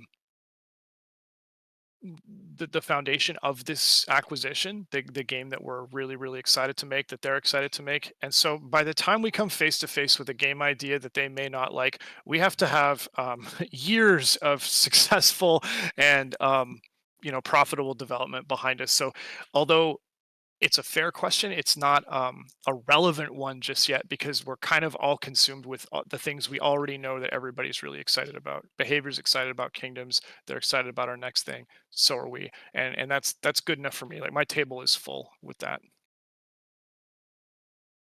I am the Overlord. Yeah, there's Um, I, yeah. Do you want to say any closing perspectives? Would you The 1 Tyler hour? minute. I mean, I'm just skimming some of these other. Andy the Brave says, is there some options for more accessibility features? The reason I want to answer that one is like it kind of speaks to kind of a broader question of like improving the game versus adding to it. And that's something we definitely struggle and juggle. It's hard because of our team size, et cetera. That, for example, there's been a number of sort of quality of life improvement stuff that we've had literally on the docket since January. I mean, our producer's in this chat and he, he knows well about this, and he's kind of John. often a voice that's coming to Chris and I and saying, hey, could we do this? And a lot of times Chris and I have to say, no, not right now, because I think we're trying to do too many things. And so we're trying to strike a balance between adding things to the game, some of which that we can charge for, and then also improving the game. And it's hard because Chris and I have to step back sometimes and be like, okay, well, like, what's the biggest bang for the buck? But I think the accessibility one is an interesting one. Like, we kind of are in a situation right now where there's more good feedback than we can act on at the moment. And that's always the case with games, but it's certainly the case when you are lucky enough to reach a bigger audience. So, but that being said, like, we read the feedback, we capture a lot of it. We just sometimes are having to make hard choices where we're like, well, do all these things or continue velocity on Kingdoms, or do all these things or get consoles out the door. And, that's just it's an ongoing challenge. And I guess I don't really have a specific answer other than to say we're interested in continuing to improve the game and add to it. And we're going to try to strike a balance. So I think those accessibility things, I mean, are important. I mean, I think, we did some things design wise at the end of the early access to make it where, like, look, you can steer the coach if you want, but you don't have to. You can kind of just make your decisions when you reach an intersection, and those icons pop up and you can go left or right or straight. Obviously a small benefit from steering it is you get to pick up the little goods on the ground. But even those, like, we try to tune them in such a way that it's nice but not critical, and it kind of leaves things a little bit in no person's land. Design wise, it's not really it's not really a mechanic in the game that the game is meant to be like foundational, and that's why we did that update where it's really about the route choice. It's really about what your characters are saying, and these two want to go left and these two want to go right, and how's that going to affect your relationships. So I don't know if that helps, but you kind of just let the coach go. But yeah, we'd love Just to let the coach keep doing go. things. Yeah, that's fair. I guess I saw that chat. Yeah, no, that's got to be annoying. So yeah, feedback definitely taken, and we'll add it to the list. It's like I said, what the hard part right now is there's so many great things. Like, when I page over to Discord and kind of look in the feedback channel, and I'll see things with 36 thumbs up and 72 thumbs up, and I'm like, oh, I just want to do all these things. And so yeah, we'll see what we can get to. I know that's not exactly a commitment, but it's just kind of I wanted to illustrate how the decision making works for us, and why sometimes it may seem like, why aren't they doing these super obvious wins that everybody wants? It's like, well, probably because we're making Kingdoms, or that kind of stuff. Yeah. Maybe a great place to end is the bomb 01 says, with the release of Kingdoms, should we expect slower or less frequent updates to the main game? No, I think you should expect the opposite. We have Kingdoms 1 coming. We have Inhuman Bondage DLC coming. We will have Kingdoms 2, Kingdoms 3. As part of that, we will have quality of life stuff that goes. So we're, as long as we feel like there's an audience and that we're being supported, and the project or products themselves are profitable and worth the time and financial investment, we're thrilled to continue making them. So um, just want to thank everybody for showing up. I recognize that this group of people is probably among the most invested and passionate. Um, I hope that you guys learned or gained a little bit of insight or transparency into our thinking around the acquisition. We'll do more of this stuff in the future, and I encourage you to sort of share and discuss. We're going to make the video of this available for everybody. Um, and yeah, just want to thank you for joining, and thank you for the trust and confidence that you're putting in us in our studio, and just hear that our commitment to Darkest Dungeon, to our team, to our development is unchanged, and in fact, we believe enhanced by virtue of a great partner in behavior. Yeah, thanks for showing up, everyone. We appreciate it. We know those announcements can be stressful, but I agree 100% with everything Chris said there. It's good. Okay, I'm gonna hang up now. Everybody, enjoy your day, and Yeah. we'll be in touch. Thank you again. Bye. Say something, Tyler.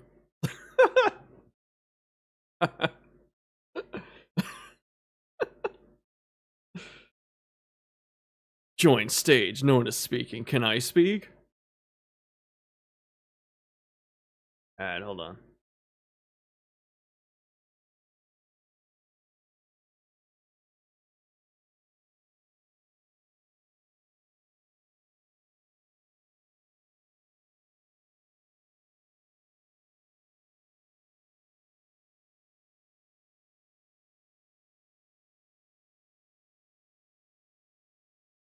How do I re-enable streamer mode?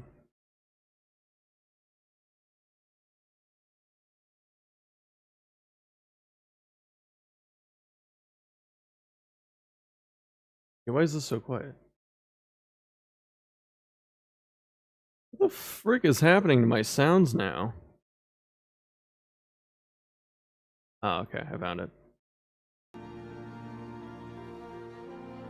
Oy vey. You still streaming content? No problem, man.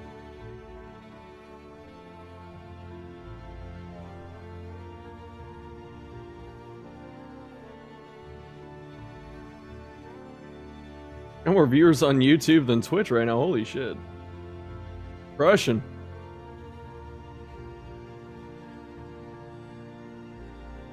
Final thoughts? Alright, one sec.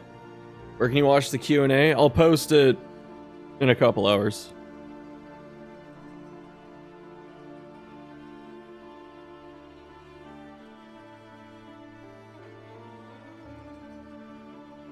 I just have to turn off the Discord thing.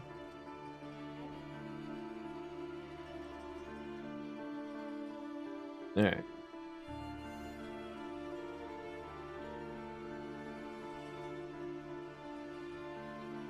What even do we do? Final thoughts. Some good news. Some things that scared me a bit. Is stream Jover? No. But the first thing that I like hearing is that the deal sounds closer to what we were hoping.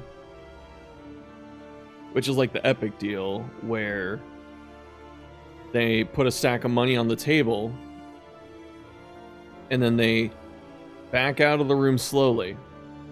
And then they leave the building. And then they leave the state or the province or the territory. Heard me say once that Black Reliquary mod was made by veterans for veterans. I was wondering when it's good to play because it looks awesome. I mean, you can play it whenever. It's still great content. Am I nervous?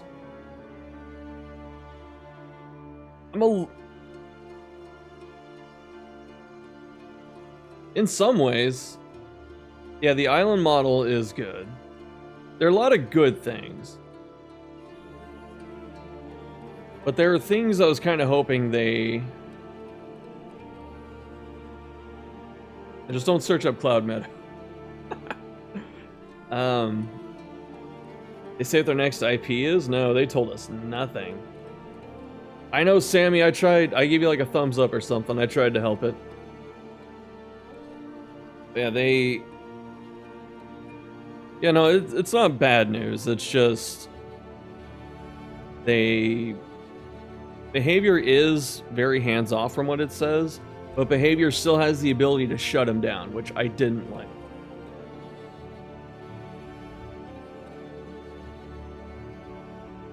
I was really hoping it would just be like, behavior just gets to put their name on the game, and that's it, and everything else goes on as normal.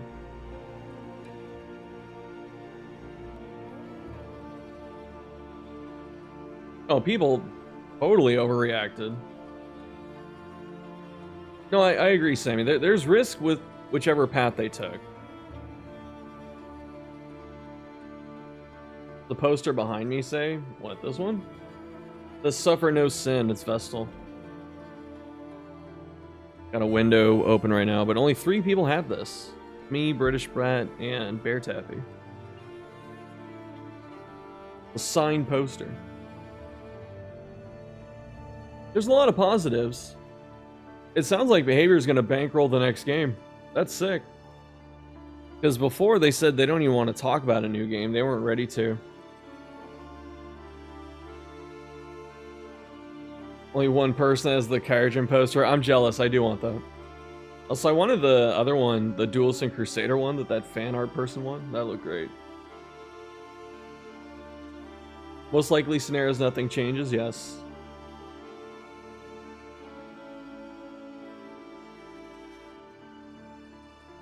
Gabby Frederick stays independent. Yeah. I mean, like we're all saying, we just want what's best. We want them to survive, keep working on stuff, and just do what they need to.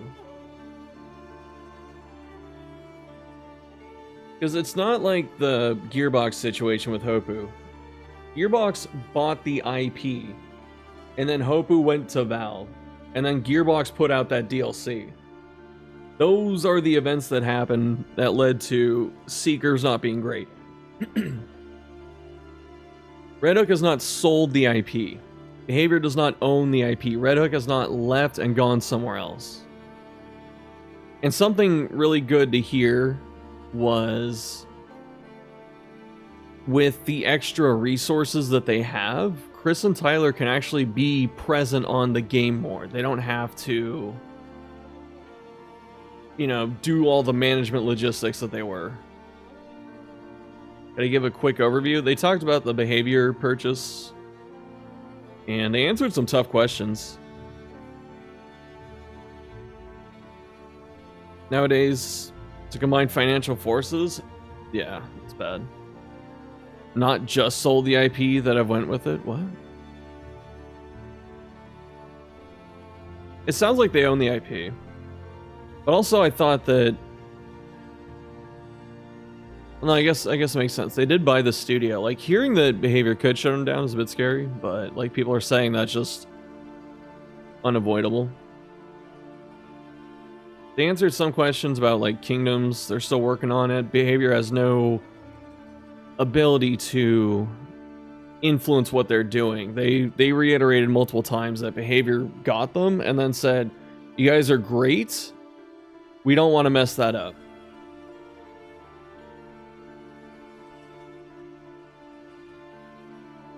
Yeah, Behavior owns the studio now. Seekers was purely Gearbox-led project where Survivors of the Void still had Hoppu involvement. Yeah. And even then, you know, sometimes, not saying with Red Hook, but look at Hoppu, you know, maybe keeping the old guard there is not always the best thing. Look at Voidling. Universally hated. Did DD2 sell bad? No, it's profitable. They have money. Someone asked that. They said, "Are you guys in the red? That's why you had to do that." And they said, "No, DD2..." Like, Red Hook said they have money. They can survive being independent, but they took the deal so they could get more ambitious stuff done, like a new game. They're working on a new game either now or in the future. Is it bad that you love to hate to love Voidling? Yes. Didn't play DD1, by the way, considering yourself a fan of Red Hook even after all these years. It's golden. Yeah.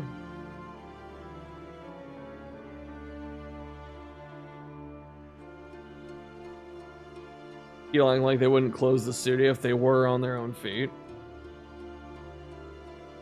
Yeah, DD2 sold fine. That's why they're giving us a free game mode they could have sold for like $20. And invalidated? No, I'm not trying to invalidate you. Like, Red Hook has made some tough calls, and they tend to be the right ones. Right? I always bring this up. You look at DD1 back in early access when they added corpses. That pissed off the early access players so much that a lot of them review bombed the game and sent them death threats. Turns out corpses were the right mechanic to add. Next game is close? No, I don't think so.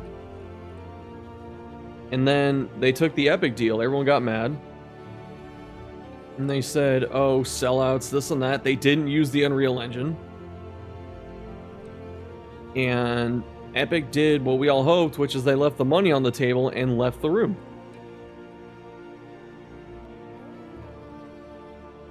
Now we have Behavior. As long as Chris and Tyler are still there and they have the IP, there's much less reason to be alarmed.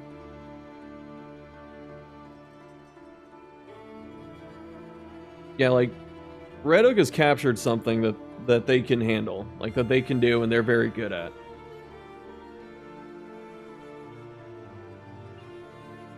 And the other thing too is they not only have 11 years of being independent as a studio, Chris and Tyler have been doing games for, I don't know, like 20 years. They've been around, you know. And you look at Zero, one of their senior game devs, he's been in development work since like Mass Effect 1. He worked at BioWare, I think. Like they have people, they have talent that's been around.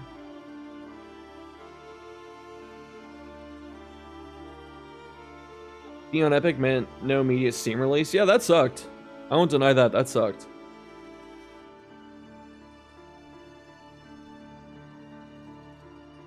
Just want them to add the money and let them cook. That's right.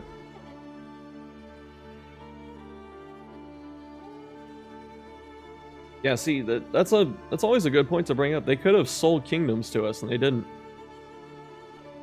They're selling us the character. They're giving us the game mode for free. And even though DD2 costs $40, it goes on sale constantly. And the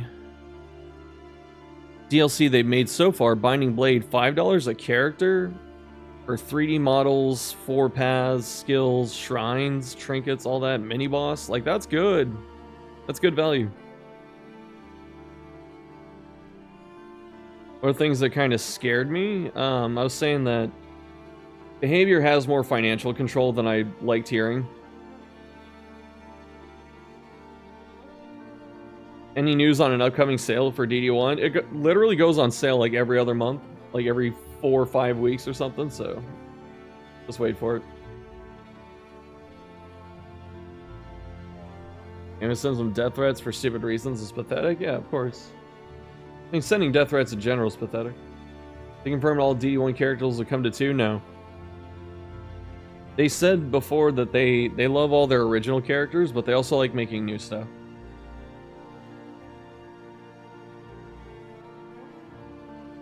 Yeah, of course. I mean, it's Halloween coming up. They're definitely going to go on sale.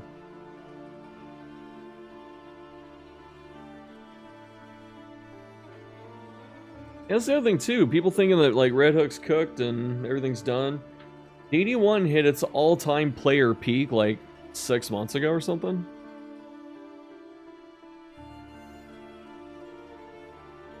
When was it?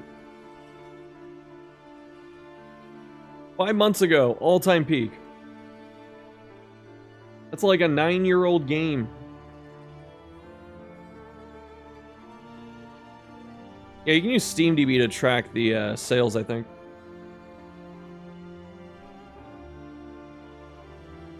New DLC gonna have 2 characters? It's 1 character.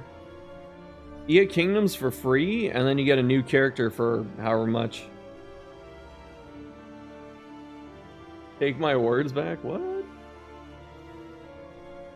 Depends on what Red Hook still owns. Sounds like they own everything. Well, can you say they own everything if Behavior owns the studio? Like, Behavior owns the studio, Red Hook still controls everything in there. Like, there aren't Behavior executives in there saying, make a battle pass. There aren't Behavior executives in there saying, take our staff and work on this. I'll say love the content, been binging it recently. Thanks for watching, Johnny. 1 character disguised as 2, it might be. $40 isn't especially high looking at industry price. Yeah, it kind of sucks. In that way. Also, they didn't answer BB's question about a content creator program, Sedge. BBR now owns everything will be more correct.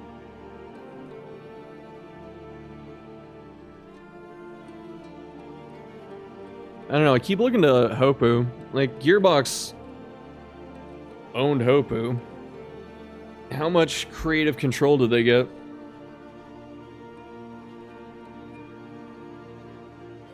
Paid skins. Sad they didn't answer your question about narrative design. Yeah, because they're just focusing on the acquisition today. Square Enix would have been a strange publisher. Yeah, like what publisher could they have gotten that people would have been okay with? Half the publishers are freaking Tencent owned. People won't like that. And then no one wants like the main AAAs like Ubisoft, Activision, Sony. Hope we had a lot of great ideas, but let's not pretend before Gearbox they're perfect. Yes, true statement. Think they'll stop doing DD2 after new DLC and expansion? No, they have plans. It just depends if it sells. If it stops selling, yeah, they're gonna do something else. Valve, oh wait, they don't make games anymore. I'm sorry, have you seen the hit new card game Artifact that crashed and burned like 5 years back? No, I'm talking about Deadlock.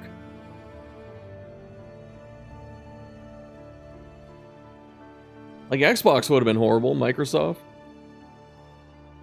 They bought Hi-Fi Rush and then said, yeah, you're done. They said they want to do more Q&As. This is something I have been begging them for years, is like just transparency. You don't have to give us a studio tour on everything you're making, but just like show up, answer some questions periodically.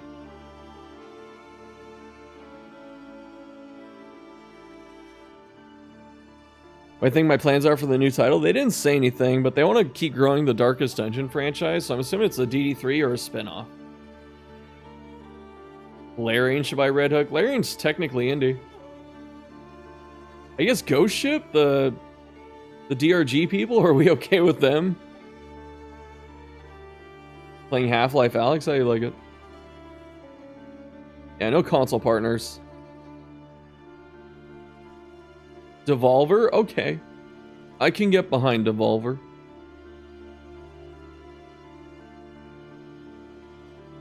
Oh yeah, I think Red Hook's a little too big for someone like Devolver. Devolver gets a lot of like small gem indie studios. Red Hook's a gem, but they're getting pretty big. Console DD2 getting updates, yeah, soon. No date, but in a couple weeks. Does Larian publish other games? No. What channel am I in Discord? Oh, okay.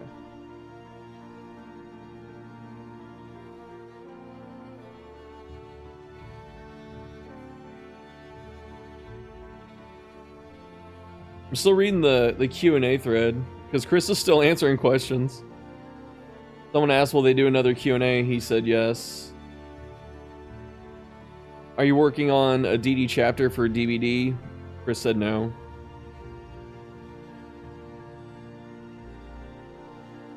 Don't mix water and oil, yeah.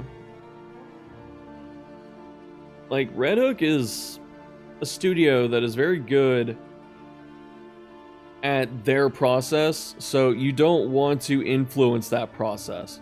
If you want to fund that process and share in the profits, that's fine. But you don't want to come in there and start telling them what to do.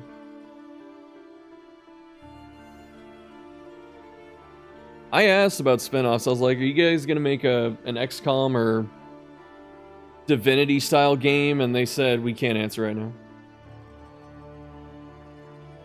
I know, Chris was hell of aggro about that. Like, no, we're not doing that. What's the poster next to Vestal? This is a disc plate. And it's a tribute to Miura after he died. It's Berserk.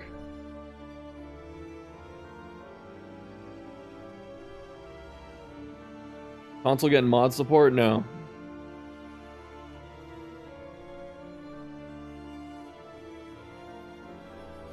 Yeah, like there aren't many publishers they could have went with that people wouldn't have been happy.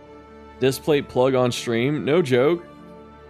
I know Otts has a lot of them. He's the reason I even checked him out. I was like, oh, that looks cool. Do I believe we'll get Houndmaster? Not right now. In the future, who knows? Talking about Midwinter, they mentioned how BHVR, after assimilating it, they actually sent out severance packages and repositioning. Yes, that's the other thing too. People are going, oh, they just, slam dunk Midwinter and if that is to be believed, or if what they said is to be believed, where Behavior said, hey, here's some severance, and if you want another spot in the company, we'll find you work, and a lot of them said no. They didn't just kick him to the curb. Wait to see the comments on this of people saying they're just lying, all of it lies. Dude, the video I made, the news video where I talked about it, I have never had a comment section that upset. Like, they weren't upset at me, but they're still upset about the news, and it didn't matter. And so I was just like, yeah, I'm not jumping in there.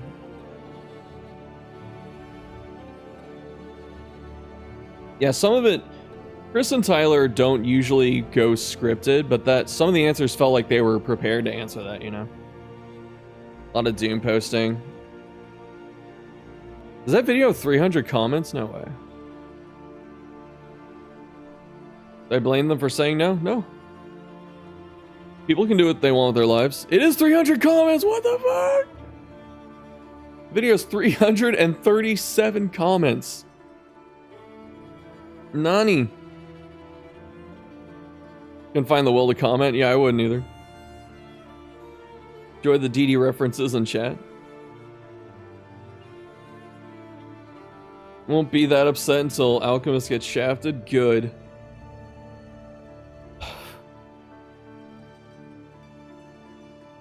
Yeah, it's a good fit. Behavior said they wanted to kind of, for lack of a better word, like own the horror game creative market. DVD will have DD characters. It might. Chris said he doesn't care about other things taking their characters and using them, like crossovers, but Chris does not want other stuff coming into his game. Where did the Q&A take place? It was on Discord. Egg boiled tier list? Never. Can videos be ratioed? Maybe. The horror house? Yeah. Gotta be careful when you say that and enunciate everything. The horror house. But a DD2 in tier list makes sense? Yeah, of course. Put Vessel Secret all the way in the dumpster. Oh, not a crossover with Warhammer 40k, not fit. I mean, Chris likes Warhammer. Fortnite? No. It was bad news for the studio. Don't understand getting very upset about anything to do with a video game. People are just really emotionally invested. You know, it's even funnier because you had all these, like, I'm never going to play DD2 people, which is fine. They can say that. And so they didn't buy DD2. And now they're upset that Red Hook went somewhere else for funding. Like, there are some people that are just never going to be happy. Gonna be no DD2. No publisher. Grr. Bertram, Eliminator, Sergeant, Liberators, or Liberators chapter. God, got myself tongue-tied. The reason people are so pissed at Red Hook being bought out is just we experienced that with Risk of Rain 2. Yeah, of course.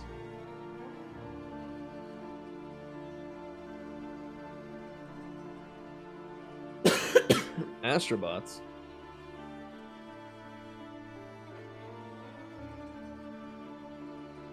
You like the art in DD1 more? That's fair. Being optimistic, but you play DVD and the devs are... Hopefully they don't have to say in the game's development. They don't. It's okay to be wary of behavior, but from right now, they don't have... They're not going to meddle. Is what we're hearing. Very close to the Epic deal. Just bunch of money, leave the room. Did I try Tiny Glade yet? What's Tiny Glade? Been defending a lot of the DVD dev choices, I know. I feel like I've heard this name. Did I get it?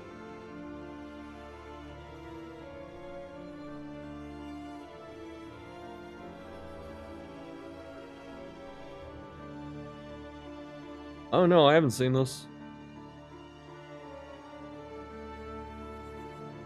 Girlfriend might like it. Do you want to build cottages? I can get this to open. It's called Tiny Glade. Oh, you've heard of it? Okay. There's no people? Oh. Oh, okay.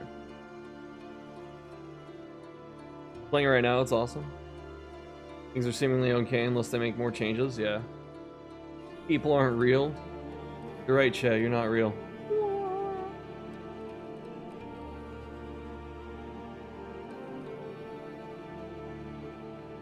Alright, I got a special thing I'm gonna do with you guys after a minute here.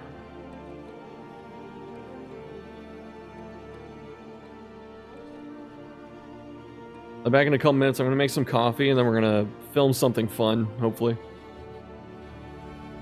Be right back.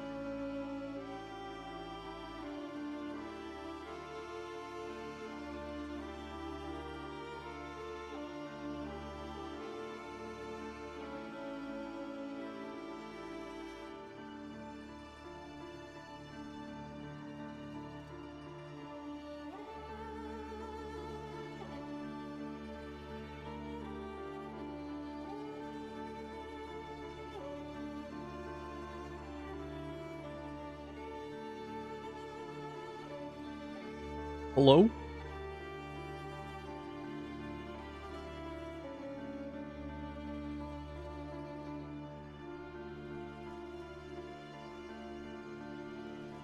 I'm looking for one thing. RQ. RQ.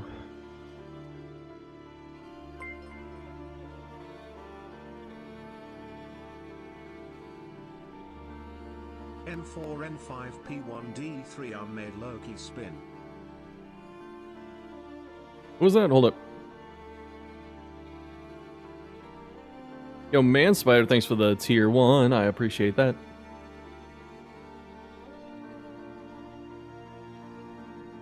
Alright, I thought I had this on a different tab, do I not? Ah, I do. Yes. Okay. Hi. Let me find what I was looking for.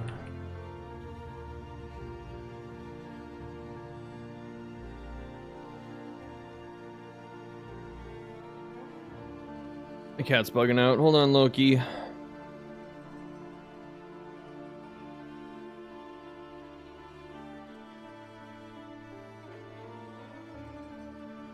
Again, through my ad blocks, slowly but surely, dude.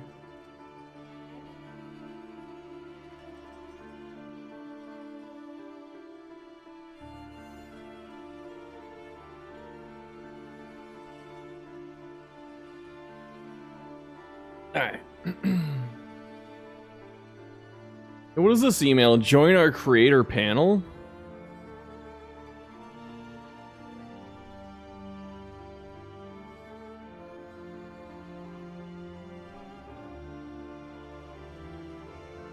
Okay.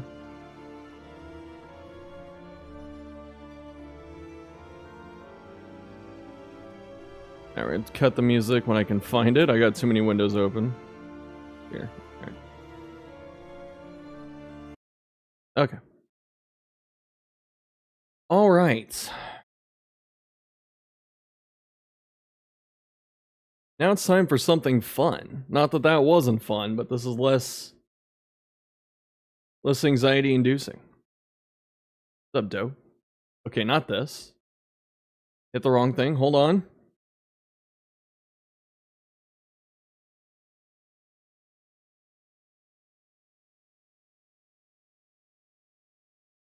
This thing. There we go. Streamception. You know how we always talk about game journalism? And I was talking about this recently, I got plagiarized. This article, 1-to-1, ripped me off. And it's gonna be funny. It even uses my language. Always game rant. The reason I'm doing this too is because people in the past have been like, you're really conceited if you think that they're taking your content for their articles. Am I? Am I? You play the game that much, you have to spice things up, non-damage runs? I guess talking about something else. Imagine going to college to do this? I know, man. I really think I should just get into this arena. I can rate pretty well.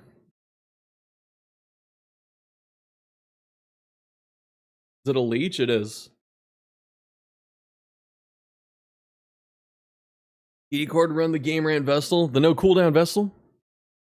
Come back to Game Rant content? Okay, hold on. Alright. This is a pet tier list. It's gonna look a lot like mine. I'll even skip to the end for you. Alright, look at what I have. Top 3. Shambler, Slime, Snake. Top 3, Shambler, Slime, and Snake. 4 through 6, Owl, Rabbit, and Wolf Cub. This, I would change this tier list today, by the way. This isn't what I feel anymore. Imitation's the serious form of flattery. that mediocrity can pay to greatness. True. The strategy to avoid... Oh, sorry. Something else. Shambler, great. That's what I was saying. But look, 4 through 6. Wolf, rabbit, owl. Look, this is before we all knew how busted rabbit was. Okay, this is like a year and a half ago. Chill. And then let's see. The rest. Carrion eater, tick, croc, and shrieker. Carrion eater, tick, croc, and shrieker. Now, let's watch what I say about the carrion eater. When you kill a corpse, you heal yourself for 15% of your life and gain block. So how good is this pet? It's actually not that good. I'm gonna put it in the meh tier. So the reason this pet isn't that good is because the heal off corpse kill doesn't work on corpse destruction. So if you use... Note the language. The corpse clear does not heal you from corpse destruction.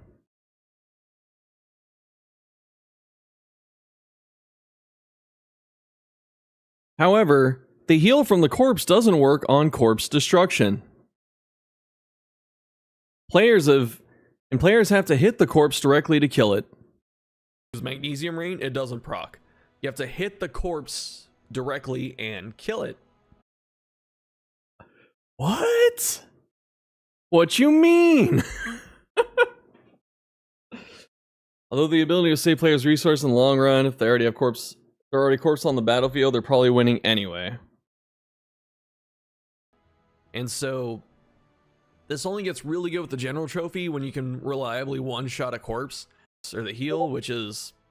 But the other reason you're pretty much winning already on the field, you know, isn't that great is because if there are corpses on the field, you know, you're pretty much winning already. And oh my goodness gracious. Oh man, my word's been... Dude, I've been ripped. You still hear Discord? I can't put on the... I put the streamer mode back on. It's fine. It's fine. Don't worry. Plagiarizing game rant? Nah. But yeah, check this out. All right, when did this come out? May 11, 2023, 3 days after the game release. When did my video come out? March 24th, 2023. Do they credit me? No, they don't. This is straight up plagiarism. I might be able to sue. This is straight plagiarism, dude. All right, who's next? The croc. Where's the croc at? Down here. Croc hatchling often fails to inspire. Provides players 2% bonus damage for moving in battle. It got buffed. There's 20% chance to lose 1 speed in the battle too. This ability is particularly disappointing as it doesn't pay off quickly enough in short battles. The speed debuff is unnecessary given how weak the damage bonus is. Yeah, we're gonna save the money on this one. So the croc hatchling is, let's see, right here in the game. So you get 2% bonus damage for moving in a battle, and then you lose 1 speed in battle or 20% chance to lose 1 speed. So the more you're attacking and stuff, you know, the more you're moving, the higher the damage gets, and the lower your speed gets. This doesn't pay off quick enough in a short battle. Read again. Doesn't pay off quickly enough in short battles. Like, they don't even use different words, man. They just use my words. Oh my god. Demand at least $50. I'll settle for them giving me this person's job and they fire this person. And then I'll write the content for them. But man, I want to go through all of them. Not as in depth as the first, but you want to see the game rant burn? Oh, of course. I think starting your own DD Guide YouTube channel, got a perfect source for your info. Really? Is it the wiki? Alright, Shrieker chick. Where did I do this one? People like the croc hatchling the most, I guess. Let's see what I say about the rabbit. Let's see how stupid I am about this. Good. And so for the rabbit, go back to the game again. The rabbit gives you +1 speed per food gear equipped, and then +1 max HP per 4 food items in your inventory. Food is fairly common, and so being able to turn those random slime molds into health is really nice. Since it's not percentage health too, this helps the low health characters like Jester and Grave Robber a lot more, and Plague Doctor, for instance, because getting max HP makes heals more potent for them and stuff, so it's really nice there. If it was still percentage, that'd be good, but, you know, obviously it'd be much better for the high health characters, and the high health characters already have too many benefits, so this is fine. And then you get up to +4 speed, which is great. Speed is amazing. I think the thing that pisses me off the most, they directly use the words I say. Like, someone just hit the closed captioning and then, like, downloaded the whole thing, the transcript. Like, I don't need to listen to this guy.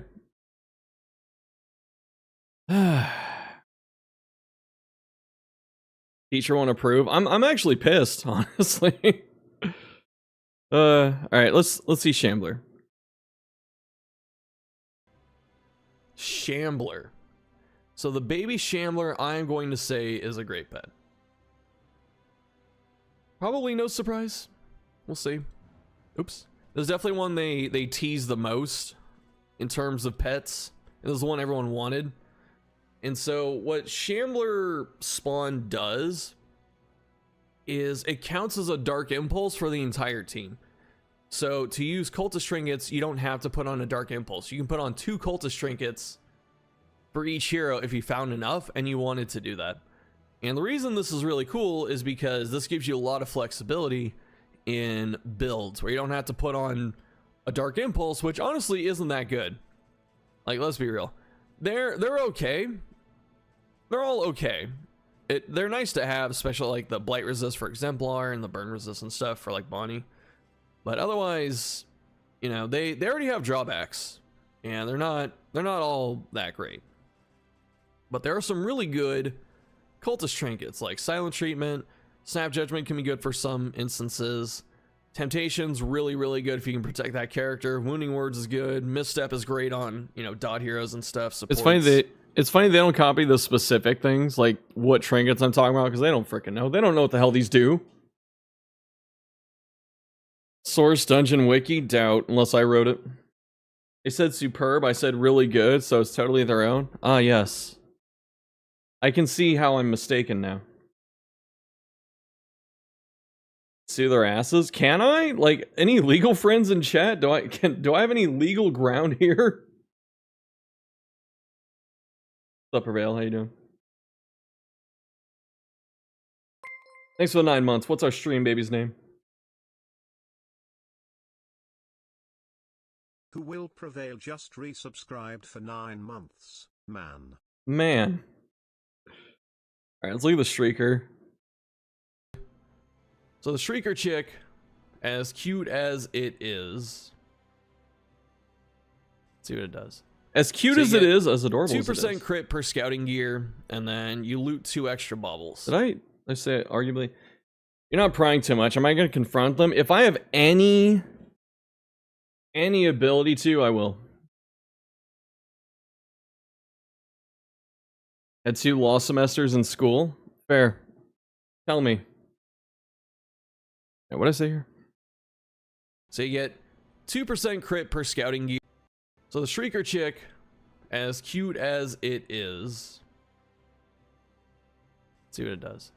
So you get 2% crit per scouting gear, and then you loot 2 extra baubles every time you loot baubles. The reason I don't like this thing that much is because scouting has gotten better in this update, but scouting's still not super important. Because you can always find a watchtower, or there are quirks that give you scouting chance and stuff. So, like, you know, Crow's Nest ain't that good. and then Yeah, you I agree, Berg. have very situational scouting. What is it? Scouting items. The hoarder signal is actually okay. This is pretty. You know, it's funny that what they write down is pretty much what I'm saying without like stuttering. How old's this article? 1.5 years. Did you miss the Q&A? Yes. It'll be on YouTube later today. We're just doing this for fun right now. Cool. So this is probably the best thing you want. So you want this because you get the hoarder scouting, and then also the extra trinket selection to go with your Lawyer bottle fee would eat up the pickups. cost. I'm sure it is. It would. But otherwise, academic scouting, not a huge deal. Field hospital scouting is not as important since hospitals got nerfed in terms of the shops. And you really only need like one at some point. And you'll probably find one normally, so it's not too big of a deal. And then telescope is alright, crow's nest is alright. Shut up, Chef. You talk way too much, man. Which is all dead gear on the mountain, by the way. All scouting gear and actually the item production stuff too. All of that stuff just dies on the mountain. Like it no longer works or matters or whatever at that point. So you're putting all that on for, you know, some extra baubles and up to 8% crit. And it's really just better to find someone that can make crit tokens like Vestal or Highwayman or Trinket instead of relying on this. There's a lot of fun Especially 'cause I don't Shambler think it combos. increases heal crit chance either. So the Shrieker chick, very underwhelming. I hope he gets buffed. Mucilaginous slime. Did I not say it was a callback? Did they actually get that and I didn't? Seen the new Linkin Park song? No. They say the most basic stuff. Yeah, this is gaming journalism though. They say the most worthless, vapid crap. If it wasn't plagiarized, it's still just not good. Yeah. What was I on? The slime.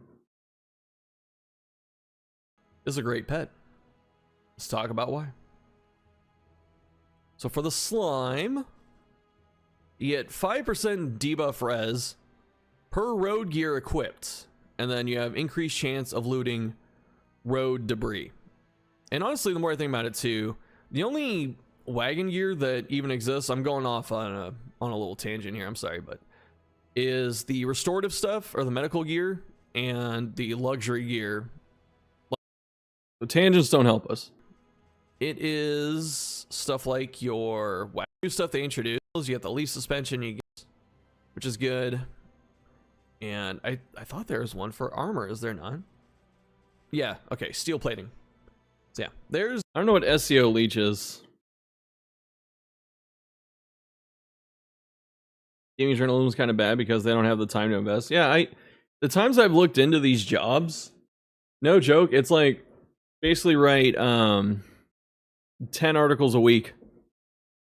You know, that's hard.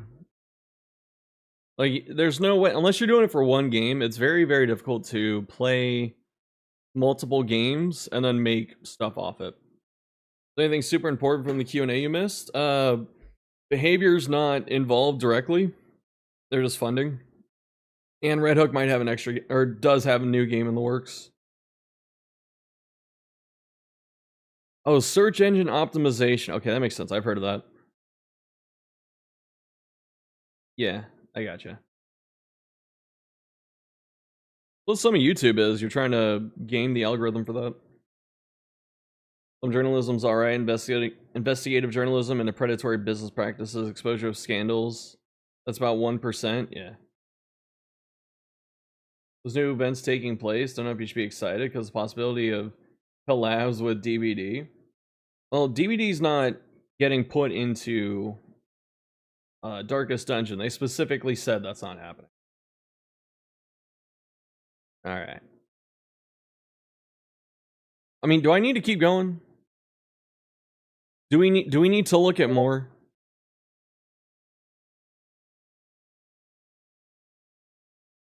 Also crashed, apparently. So for the Pliskin, Don't think we do. I agree. Alright. Question is, what do you do for the rest of the stream now? Discord sounds triggering. How do I turn streamer mode back on?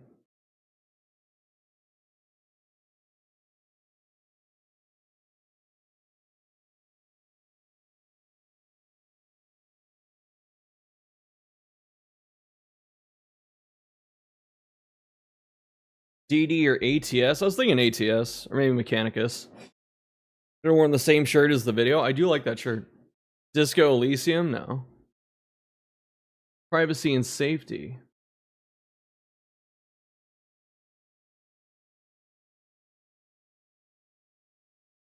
There are Discord quests? What?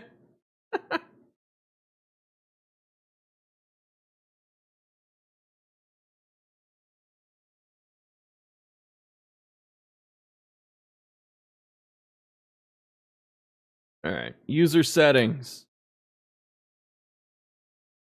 Is it just there? Am I stupid? It is there. I am stupid. Okay. There you go, it's done.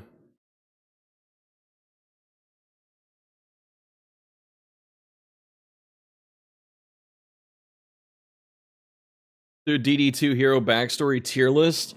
Grave Robber S. Everyone else. TLDR. Oh, DD things in DVD? Yeah, that's a possibility. Alright.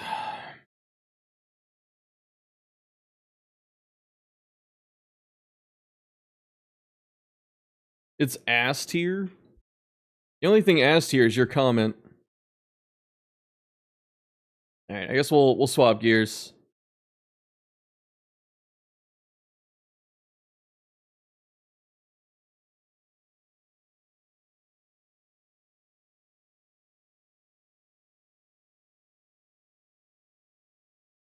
Frogs DLC new biomes.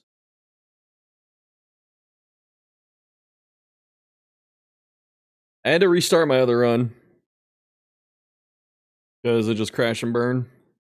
But that's fine, right?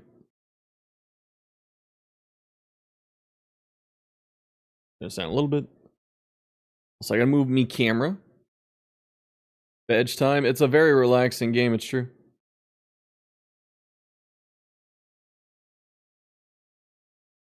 Will I upload the Q&A session? I will do it the moment the stream ends. Because the VOD will be there. You might even be able to go back in the live play of this stream and it'll be there. It's the first thing I did. I played Space Marine 2. I thought about it, but $60 is kind of tough for me right now.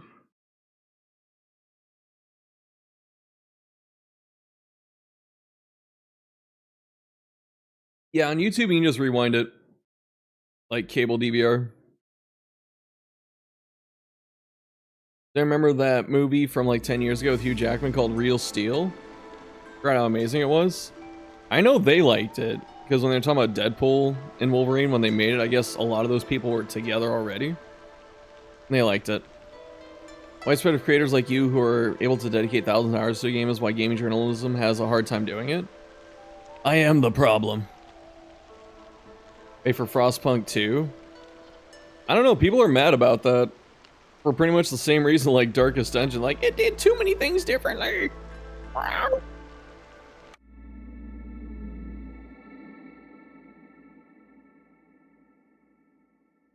It's legit good. Yeah, I want to play it. Okay, I was working on this. What am I in? P16? What the fuck am I doing? Alright, we got frogs. Optimization is shit, I assume. Has Thick played 2? I know he played a lot of 1.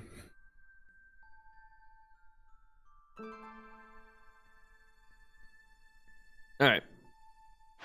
I was gonna pick this, right? I was debating if I can actually accomplish this. There's also this. What do you get for this? Corruption increase. I don't really care about that stuff. Looks like Heroes of Might and Magic. It's a roguelike city builder. 5 Glades sounds easy. It does. I only have 5 minutes to do it, but I'd have to take everyone off everything. Which, actually, I think I did have it set. Yeah, I was doing it.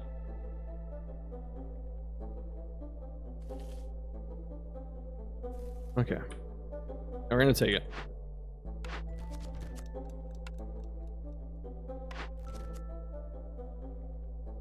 Stormwater or Copper? This is actually pretty good.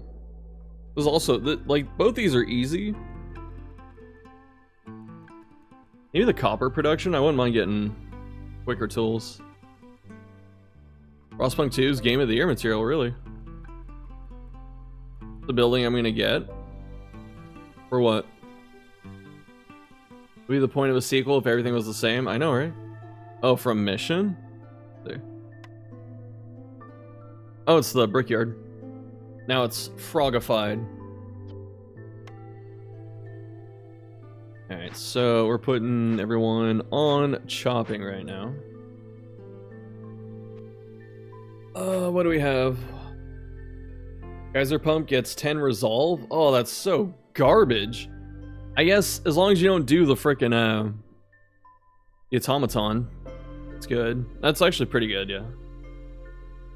Looming Darkness is normal. Trade routes increased. Hearth resistance decreased. This is pretty dangerous because you can just not notice and then get slammed by blight. Building mats yield 50% goods. Ouch. 20 global resolve. If I hit 6, I'm dead, pretty much. How hard is this game? Been thinking about getting it for a while, but if you're too bad at this kind of stuff, you know, I thought the same thing because I'm not really good at like RTS, but this game really gradually increases in difficulty. Like if you played Slay the Spire, how you have the 20 ascension levels. Like right now I'm at 16, but that's because I played, you know, a lot of it.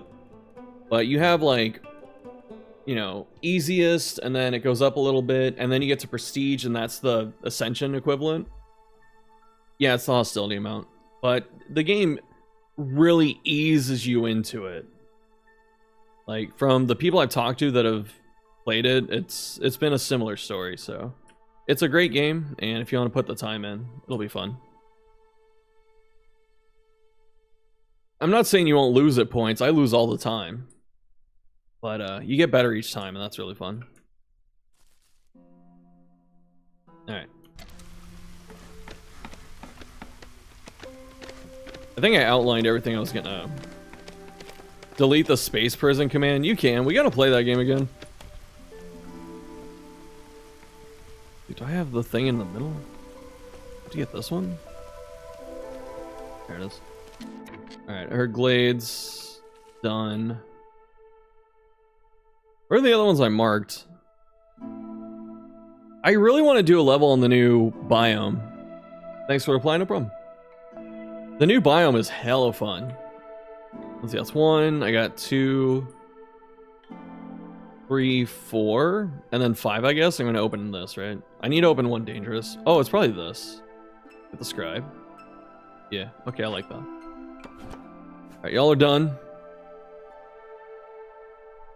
And I'm going to help them here first. I don't want to open this till clearance.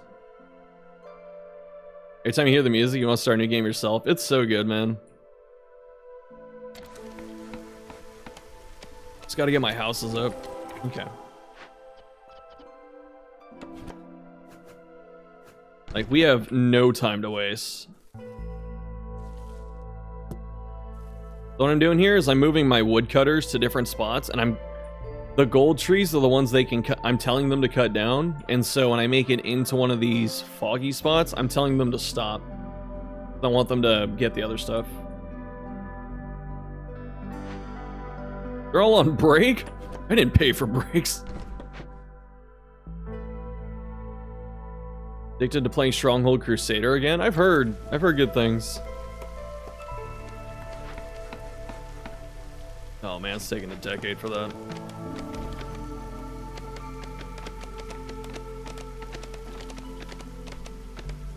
Mark trees only, you dumbass.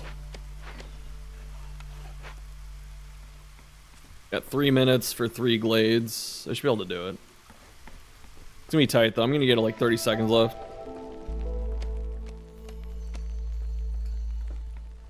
Heroes 3 Successor. What are you talking about? Songs of Conquest? That game was cool. 20-year anniversary? My goodness.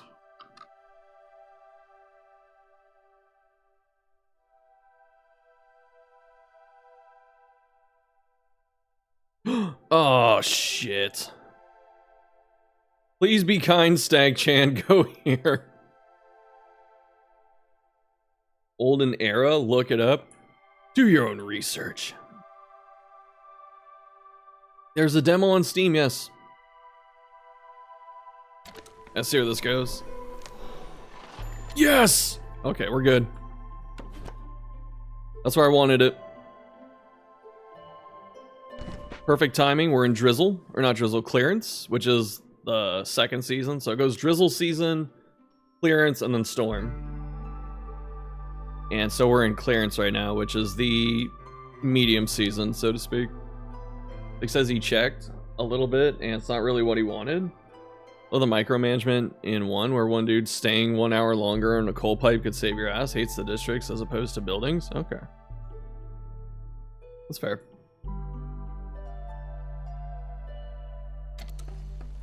Alright, get to work, boys. Okay. Oh, did I find the archaeology? Sick. Was not expecting that. Okay, that's great news. That could not have worked out better. Alright. I don't know if I need 3 dudes right now cutting wood.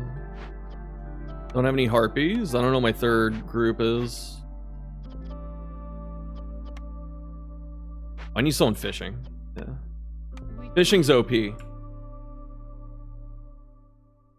Would he message you? That's fine. I understand. Got more fishing. Get some of this too. Alright. Oh shit. Oh, the stag. Is it ever worth it to do catch instead of release? I feel like the release stuff's pretty good.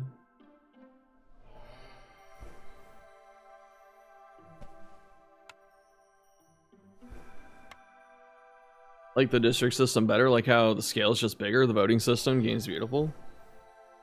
What's this game, good lads? YouTube stream is still set to DD2. Let me change it. It's against the Storm. Very, very good game.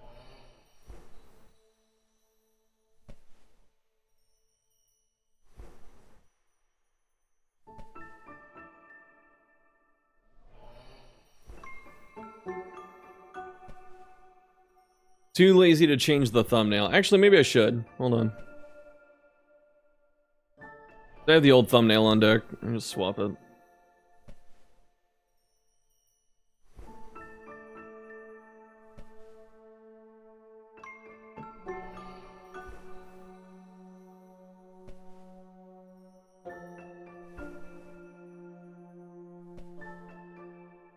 Yeah, this is a roguelike city builder. Roguelite.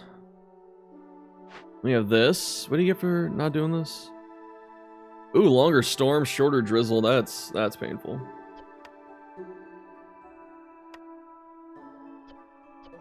I've got oil. Do I just smash this? I really want to take it, but...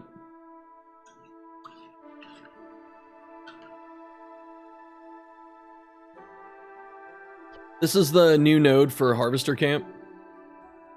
You get the water strider, like the big bug skeletons. They give you leather and meat. That's really good. You know what? Let's take the catch. I get like an impatience point, right? Or half a one. First, amber crystal burns in our vaults. Hostilities increased by 15. Oh, I'm never taking that again.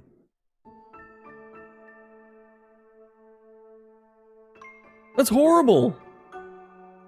Who would ever take that? I just got 50 amber for that. I could have got like a purple cornerstone.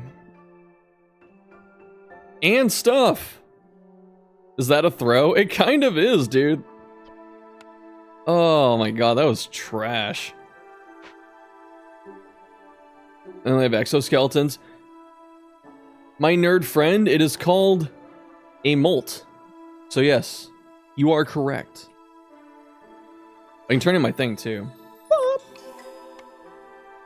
Alright, what do I have now? Brickyard? This will be pretty good. I don't know if I need it this second. Smelter is gonna be good because there's copper. I'm gonna hold on to this. I don't know what to take yet. Like dye, really good right now. Smelting copper, also very good, and training gear. And dye. All these are good. I think I just take this. Molt these nuts. Okay, dude. Alright. We'll work on this soonish. What do we need? A bunch of food? And I guess cloth?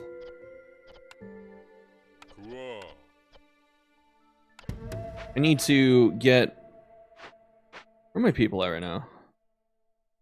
I don't need 2 in the fishing hut, do I? A small fishing hut, it's fine. I okay, dude. Duded you. I hate you. It's true! I want you to tell Cersei it was me. I don't think I have the capacity to take this, so I'm just gonna destroy it.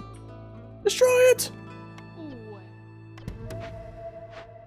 Take out a woodcutter.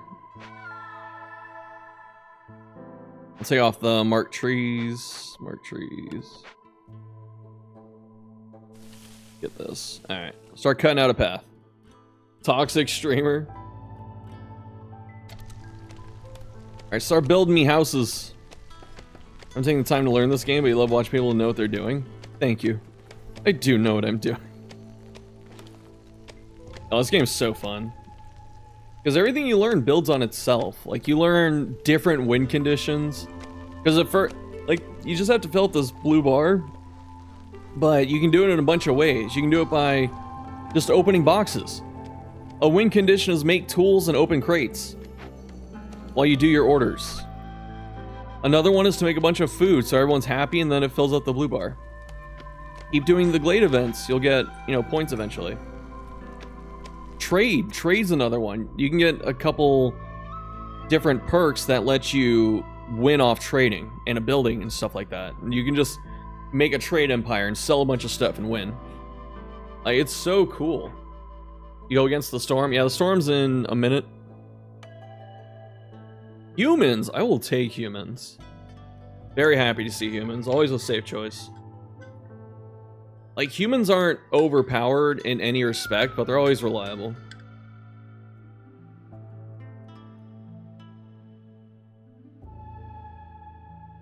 Play a lot of strategy games. Is there a genre I play in my time off? Those open world survival crafting games like Core Keeper. Game says humans are reliable, yes. I could take this now. I don't know if I want to, actually. I'll probably take this, because I wouldn't mind the 6 extra food.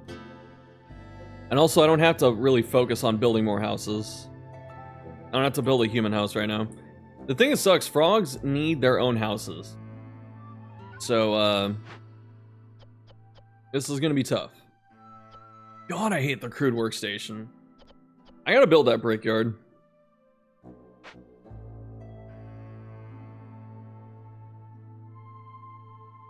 I guess I could build a shelter right now.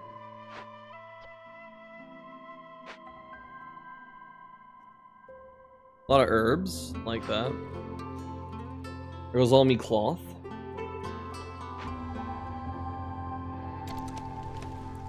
I mean, we can survive the first storm with 1 hostility, right? Surely.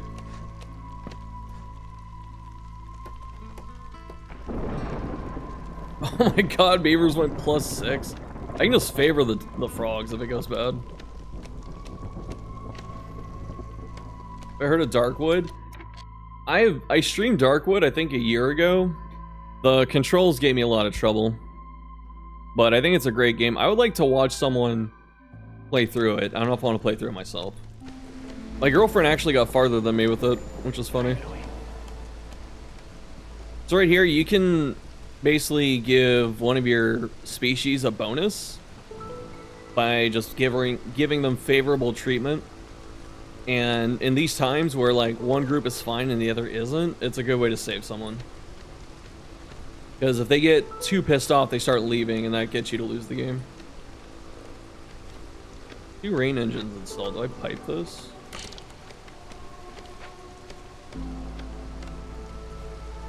Get that brickyard. This here. I'll move this out of the way.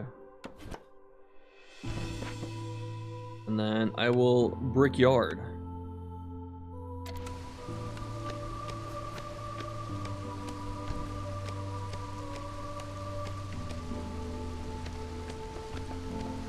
I need stones, man, or I need bricks. All right, we're gonna cut the brick from here. Put them back in. Actually, I can cut the wood, the planks too.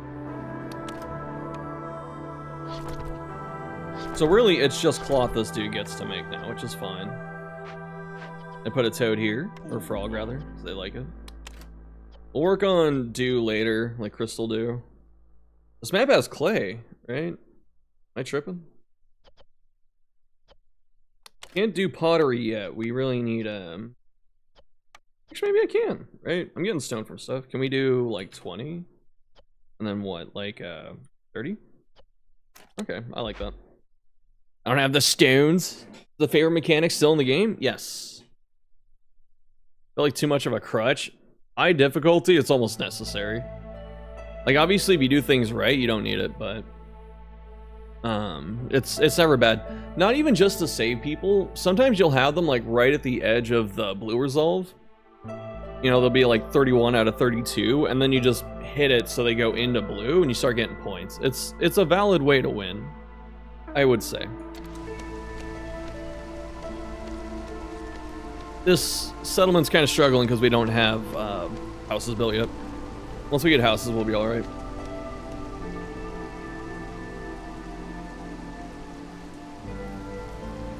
What's this guy doing? 2 minutes? Alright, we're good. You have to make one extra brick too. That's really helpful.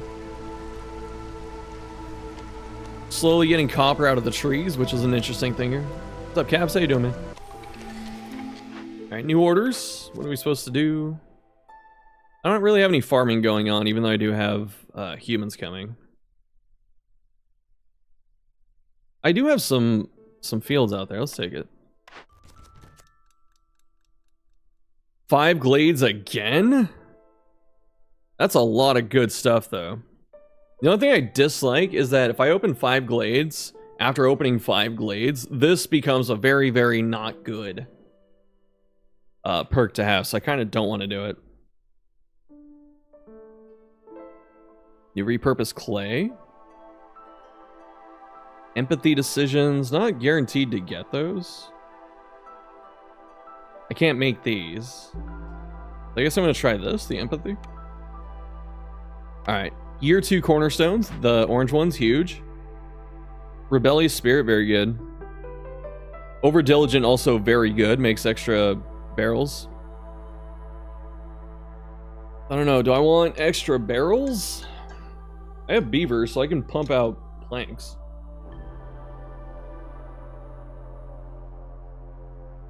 But rebellious spirit can actually help you. Like, it can save your ass.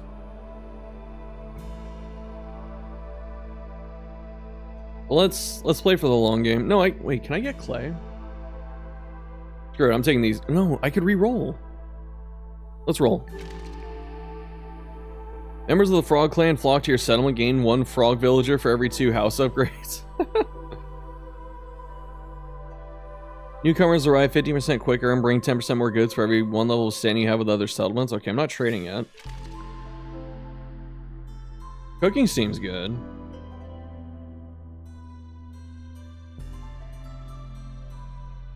Unlocks all advanced camp and fishing blueprints, but gathering and fishing speeds are decreased by 50% until you use up 300 no charges. I'm doing that. It's way too good. Upgrades all of my camps, so I don't have to buy upgrades anymore. And it's a bit slower, but that's okay. We're early enough in the game that we'll get the 300 pretty easily. Alright, we need bricks badly. 2 drizzle geysers too. That cooking scene would have been good.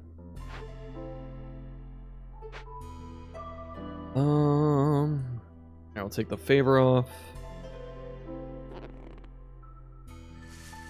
I'm getting clay from the reeds. Okay. Alright.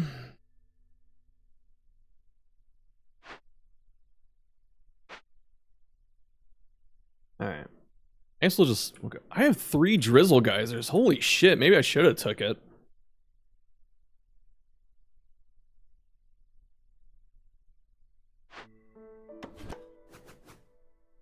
Do I need the extra camp right now? Not really. I'm just gonna stash it. Ooh, another beaver. Yes. Your DVD Shambler joke might actually come to fruition. I know, right? It's crazy. This, no, it's not. Okay. Alright. Not really sure what I need to do for this year right now. Got all my upgrades. That's so beautiful. I forgot that thing existed. Get a trade post. We can get some trading. Although I'm not trading yet right now. I'm gonna leave it. Don't want Shamblers the killer. Someone said collector, and I thought that'd be pretty cool. But how do you deal with the summoned heads? Alright, we need to get our food on too. I really need to figure this out. Do I have any... I do have a farm! And I have humans coming! Oh my god! Scroll Stray Goods Ale? Just be night 2. What, Shambler or Collector? Okay, I need... God, the field kitchen nerf where you can't make porridge out of it is so bad. Because you can't just, like, get herbs and water. Does winded tokens count for selfish motivation? There you go. They do not.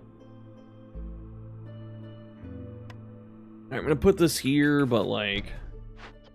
deactivate just so I know it's there. That's some tough choices right now.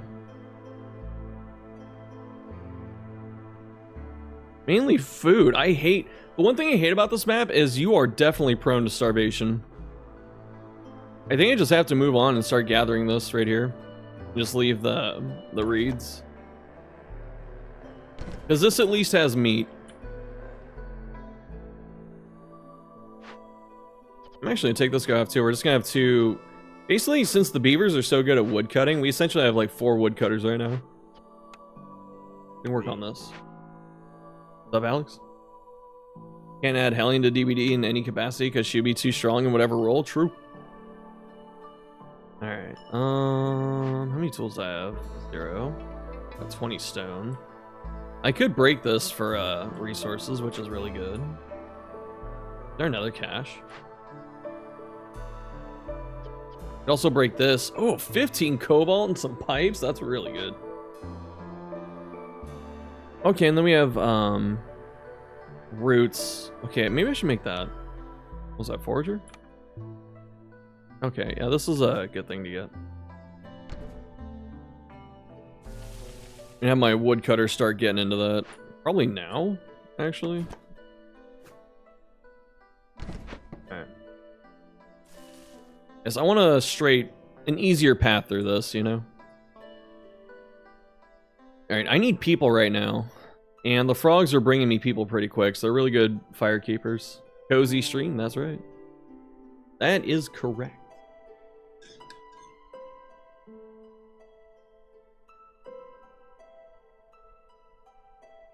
The vibes are cozy. I am not cozy right now. I'm kind of stressing out here. Because our future does not look good. What's up, Vibes? How you doing, man? How's this doing? I'm halfway through it. There's a lot of fish. I could pull the nets now. I guess that's my emergency. So if I hit starvation, I'm just going to pull the nets and get a bunch of fish. But I'd like to finish this, if possible. Alright. I think we'll be okay with 2 people on this, and we're getting meat. I think we'll survive. It's going to be a bit tight.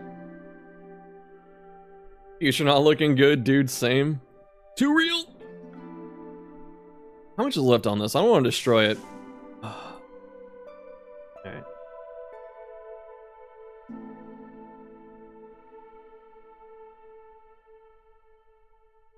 Alright, what are you doing? If I move you, does that disrupt you? I'm gonna wait till you're done. Make my cloth.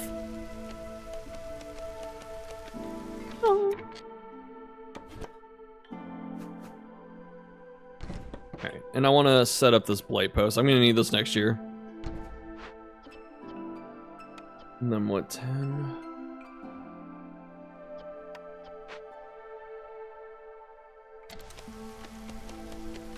I need the houses, like, now. Can I pipe this too? I guess I can, right? Not that I really need to, but it gets the thing done. More people, oil, good.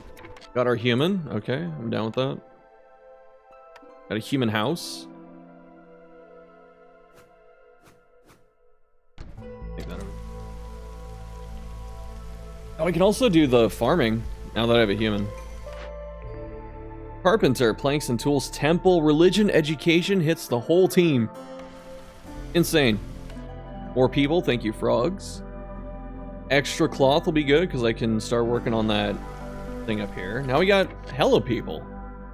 Are looking okay. You really need bodies in the early game. Like, it is so crucial to start with like 8 or more.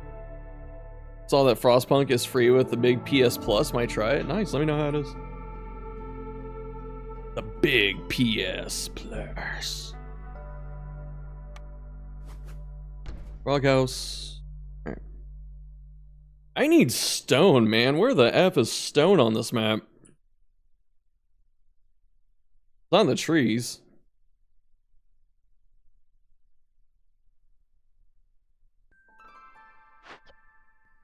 Guess we can activate. Alright. Chopping, chopping, chopping. Chop, chop, chop, chop, chop, chop, chop, chop, chop, chop, chop, chop, chop, chop. I also put extra people here. And fish this up faster. That'd be much better. Very close to pulling my nets here. I got some meat in this. And the more they can get out, the better. Alright, I think we have to pull it. But we have 2 other nodes, that's why I'm not too upset. The funky looking darkest dungeon. Does it still say DD? I was supposed to change everything. Alright, look at all that food from the fish, man. Any other food production? I got field kitchen. What can I make with this? Make my smelter and I can make pigment, but I don't really have anything to smash into pigment. I can make pickled goods. What am I pickling? Nothing. Skewers, not the best. God, food is such a struggle on this map. I guess farming is the way to go. Oh, nice. I got humans here too. Boop. Boop.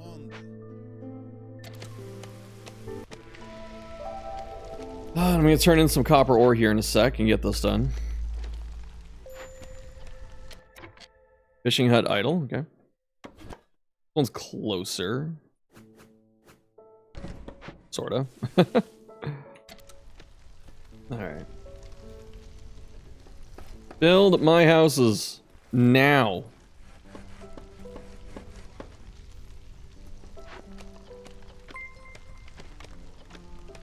Fives, thanks for the 4 months. You_boy_5s just resubscribed for 4 months. Have you tried tax evasion? Thanks for the stream, big fella. No problem, man. Thank you. I've not tried evading my taxes now. Doesn't seem like a top tier play, if you know what I mean. Okay, they're on break. Move them over.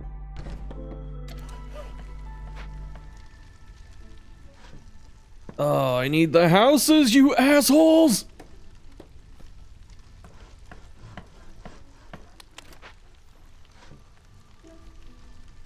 Make the houses, damn it. Alright.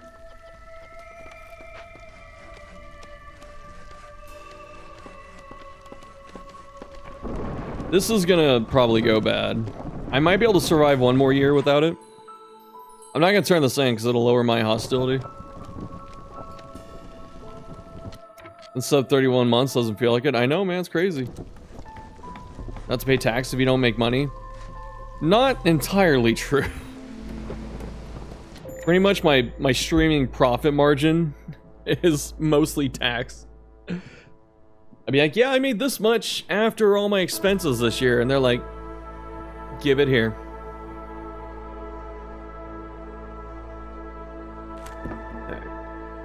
And like I said, this is the last year I can survive without houses.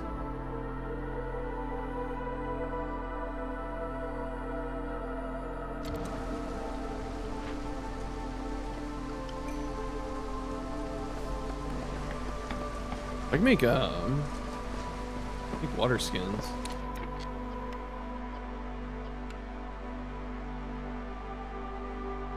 $50. I should do some flour too, right?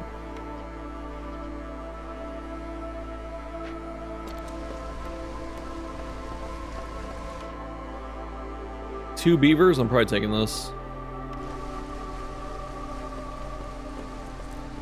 Nice, house is going up. We are chilling. I should have put someone in here too. Low on food again? Are you joshing me?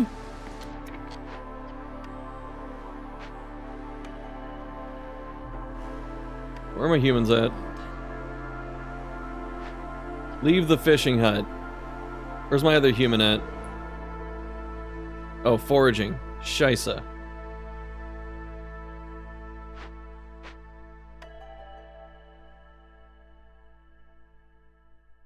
I guess I'll wait. I want to pull this right now, but I'm gonna wait. I play grand strategy games like Europa. I thought about it, but I don't. Crusader Kings, though, someone had me stream it like a couple months ago, and I really loved it. So I wouldn't mind playing more of that. We got people in here, just plow the fields for now. We're on my expansion, right? Yeah. Get this done. Like that we get the incense out of the trees, that helps a lot. We're making wood at a pretty decent pace, so that's fine too. We'll work on the next one. Is there a Hellion character in this game? No.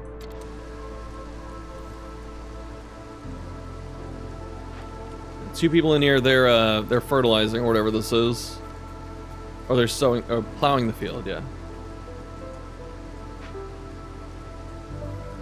My favorite region in DD2?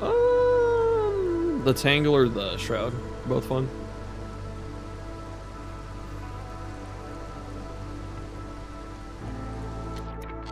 I need an extra fisher.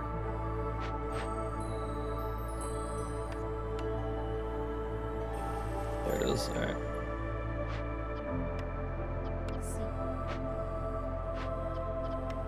Okay.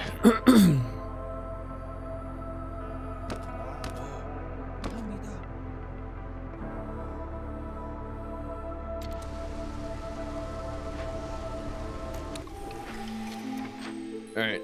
Turn in. Use stormwater. Doable. 20 harmony decos. Gonna take a minute to do all that. So probably better than this. I really suck at making the packs. Like, I have to get better at this. 2 extra new people. 2 sea marrow, or 2 amber from every sea marrow. Could be good. And we need a trade post.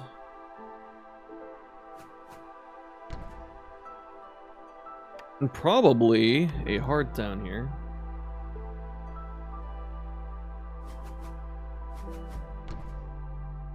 And finally a workshop, or a warehouse rather.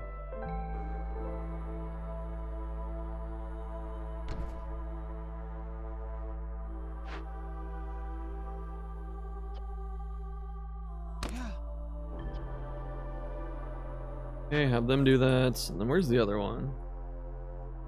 Up here. Okay, you guys aren't doing that though. Hold up. Hold up.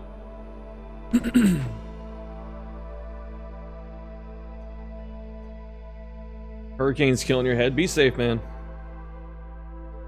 Be safe.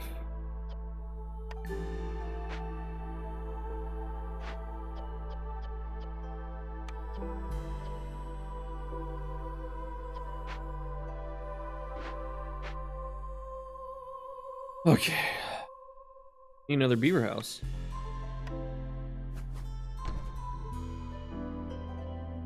Alright, then we need to get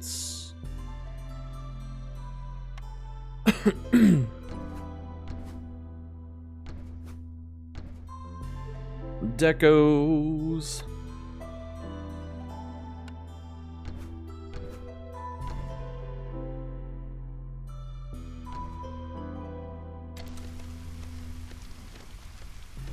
get up to the next level here. How many parts do I have?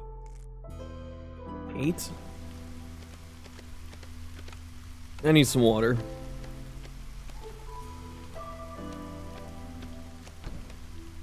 Actually, I don't know if I want this here.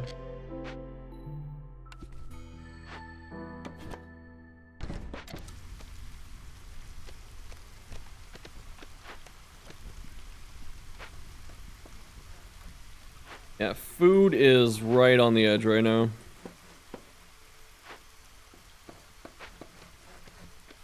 Oh, I didn't see this. We got eggs? Okay, that's easy. I do a camp for eggs?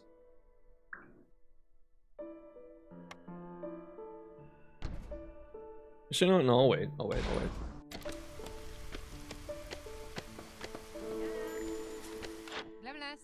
Alright, we got 50.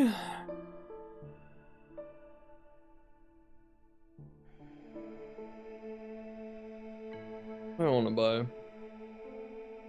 buy. Never bad to buy planks and stuff. Buy some food. I want to buy this 10% speed though. That's pretty good. I just leave it. Am I edging the food? I'm trying not to.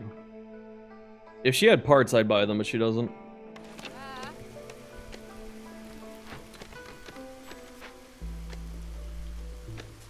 Alright, we're looking okay.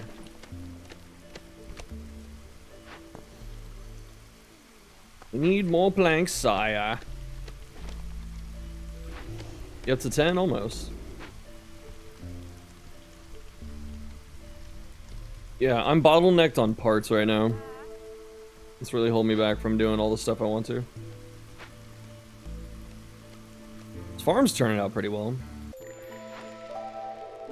I might drop plant fiber for next year. How are those mosquitoes? Don't worry, they're molts. They're just bodies or exoskeleton remnants. Fishing hut's done. Oh, beautiful. See what I'm saying though? This thing's freaking OP.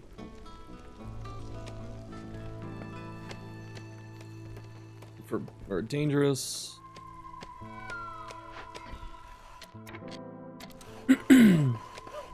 I know things aren't going like perfectly right now, but this is a biome I've historically had trouble with, so I feel like I'm doing okay right now, and I like that.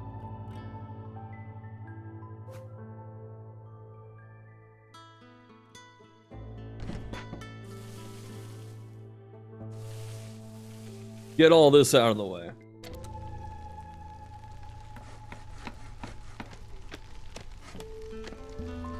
Alright, I should have new people coming soon. Yes, dude, Frog is such a good firekeeper.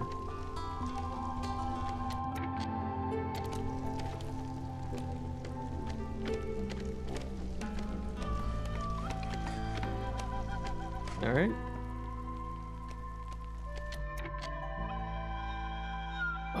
Beavers and humans look pretty good, honestly. Although my beavers are kind of struggling right now. I need to build the temple.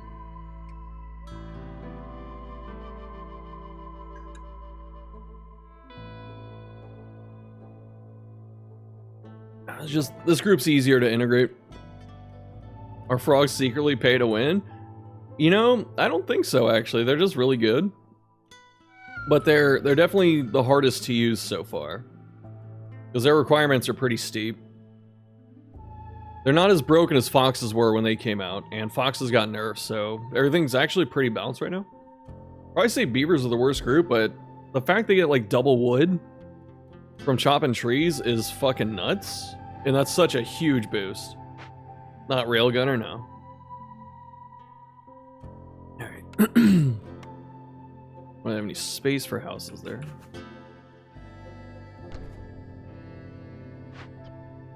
Right, chop these down, please, sirs. Thank you. Back here. And then I'll make the last beaver house. Where's the door? There.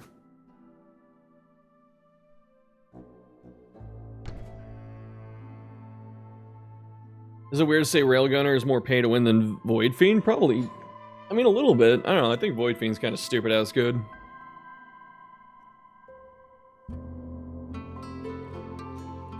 She's not if you're dog shit. Fair. Alright, now we got a lot of people too. Oh man, this is looking good. Where's the rain? I mean, these I have left one. Yeah. Oof. Things are looking good. Got a whole team of beavers chopping wood. I love it.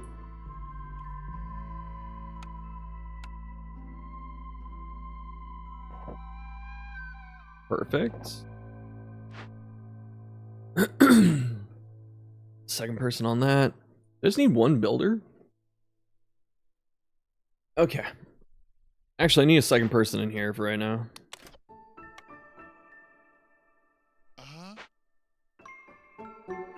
Alright. Actually, I don't need them here yet. Go. Actually, I don't need both of you here yet, so go nuts.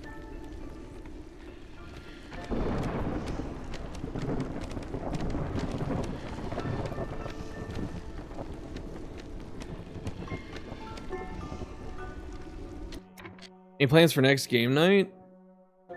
What do you guys want to do? You want to do chicken horse? I can probably do one this weekend.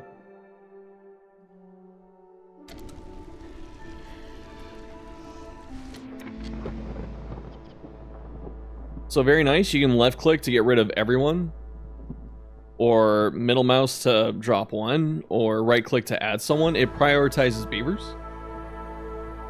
We're gonna drop everyone out of there right now. This is already gonna be kind of bad. I might lose beavers here because they're not housed. Build an anti-storm building that kills the storm. Oh my god, so smart. Spend some of the supplies before starting the settlement to guarantee one species you want to show up. That'd be nice. I mean, it would be nice, but then everyone would... Like, what would everyone grab? Humans because they're safe? Or would they all grab, like, foxes?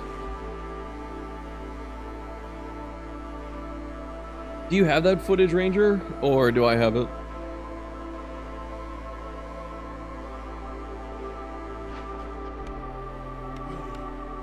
I have it? Okay.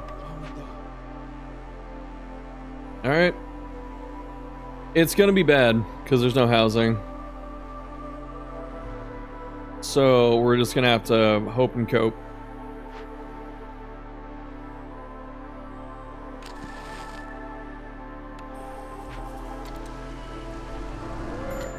Okay. I've got about 3 minutes of wood that I can burn.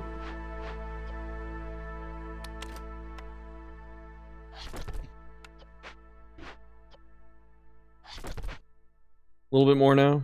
Almost 4 minutes. That's the entire storm. We gotta survive 4 minutes. Downloading maximum coat. I am. You gotta move fast though.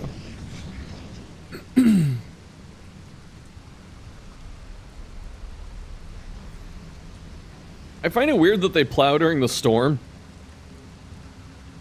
Like, why don't they just grow during the storm?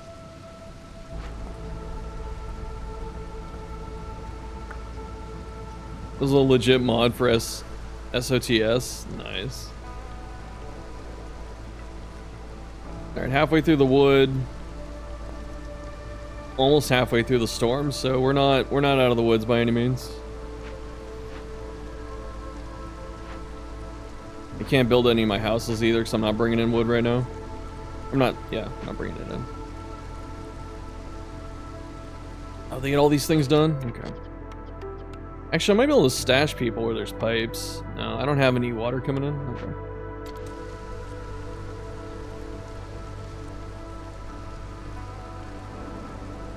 Ugh.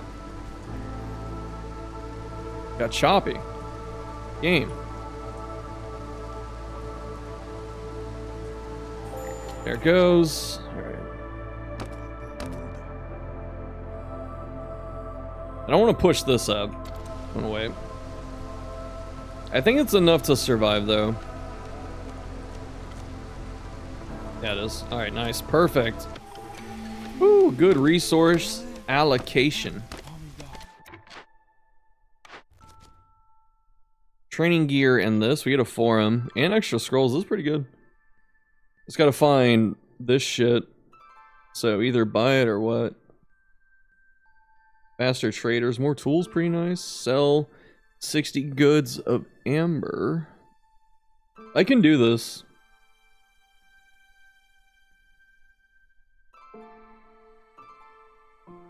Do this though.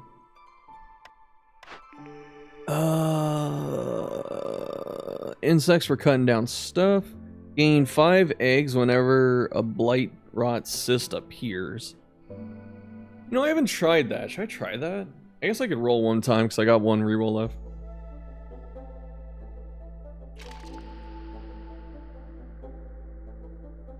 Global resolve drops 2% slower for every frog villager. Not bad. Because this thing, I don't know how this is orange. I don't think it's that good. You have 40 water skins every time you get a full point. You need 18 at this difficulty, and on the 18th you win. And it has to be through resolve, so it's like... I mean, I guess it's still actually pretty good. Because, like, if you average 10, you get 400. Like, that's enough for a settlement.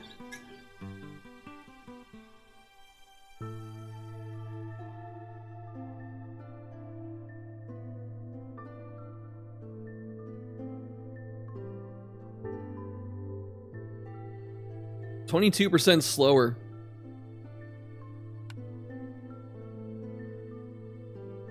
You gonna say I'm wrong? Okay, dude. Alright. Trader about here. Yeah, like years 3 and 4 are always the hard ones for me. Like 3, 4, 5. But, yeah. Okay, let's re-enable our lay planks.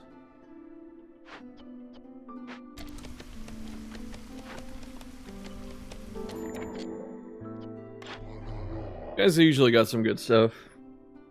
Faster woodcutters.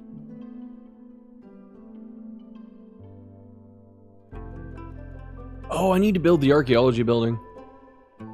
Forgot about that.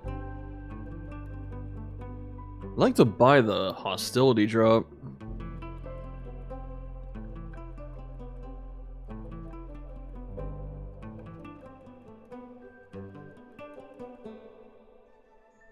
I need 8. How do I get 8?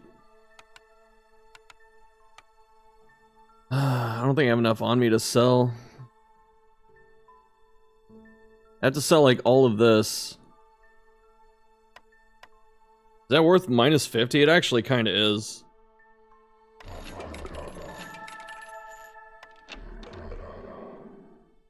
You don't need too many containers? You don't. Chain the resolve to produce beer, wine, whatever. Yeah, I could see that. It's definitely a win-off resolve type of strat. Okay, I definitely need a new housing situation. They haven't even built the other shit.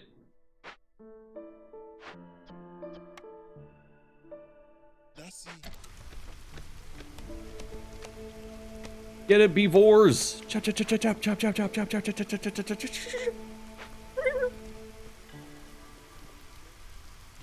This fishing hut idle. This pond looks empty. Yeah. Been surviving on fish for a couple years. Takes like a whole year to fish out a pond. That's pretty good with 3 people. Beaver D's. Okay. Bitch. Hearts! Oh, I need these so bad. Give me. Fishing hut is idle. There's no other fish.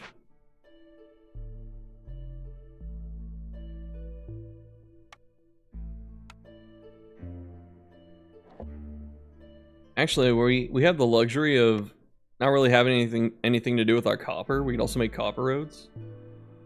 I never make copper roads, but I'm sure they help. Putting up Frostpunk, might consider this game if you like it. Nice. This game is amazing. Definitely worth. Another park back here. Okay.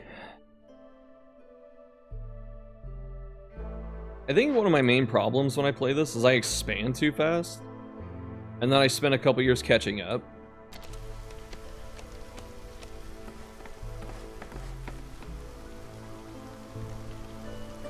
Got a lot of people on hold though.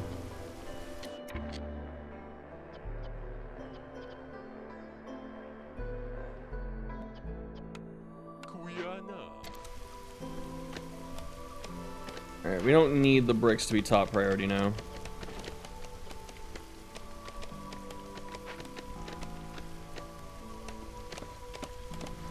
Got humans and another farm coming. Probably a little too early to open this, but... Alright, this is a pain in the ass.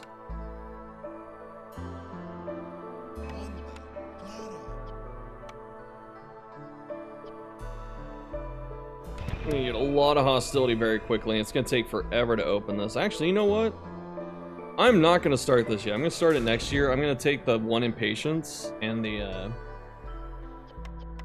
trader thing. I don't care about right now because I'm not really trading. I'm also gonna swap in the human because they raise impatience slower, so that's really gonna help me right now. Gonna lurk, have a good lurk. Have a most joyous lurk.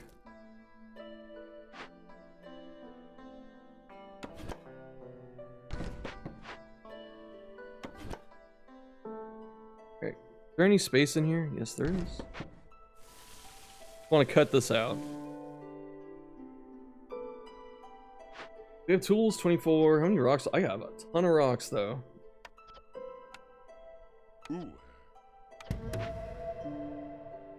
Right, and then food. Another plantation.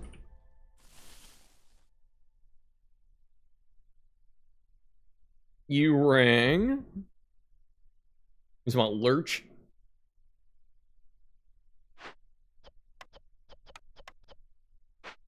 Okay, we need to start popping glades open.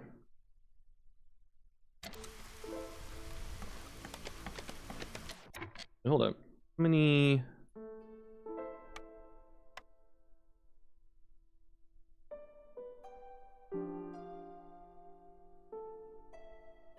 I've done it this way.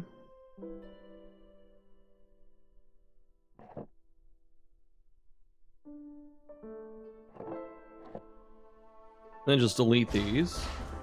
They're gonna make it in like 2 seconds because I have 18 workers floating around.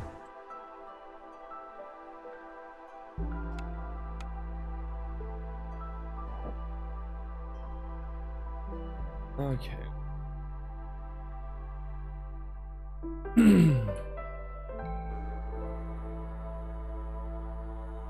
Okay, we gotta move some houses. 3, I need 4. What? 4 for this.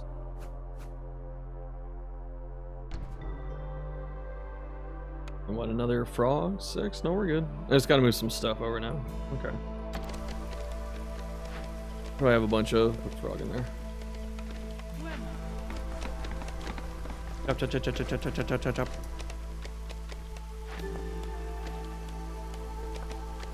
Where are my planks at? Okay. Make me planks. I'm gonna pump this or pipe it.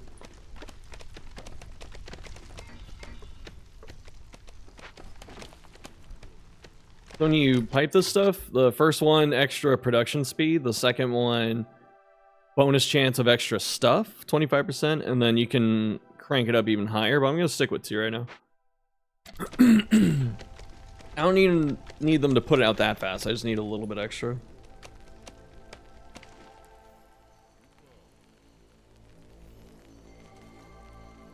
Just to get this thing done. You know what? I have so many people I can actually have haulers. That's rare.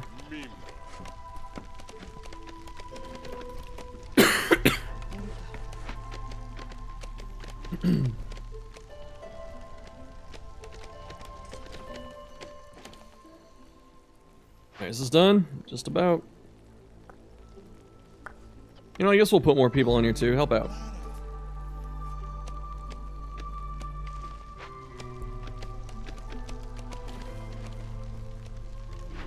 Do have assist coming.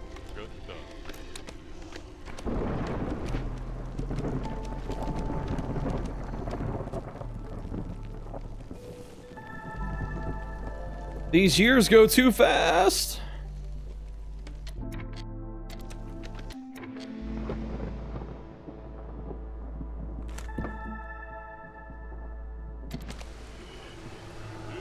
Oh my god, we're tanking it.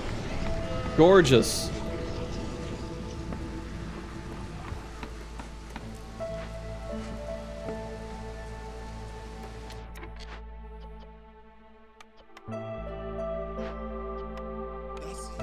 Nice, got 2 farms going. I think we solved food with that.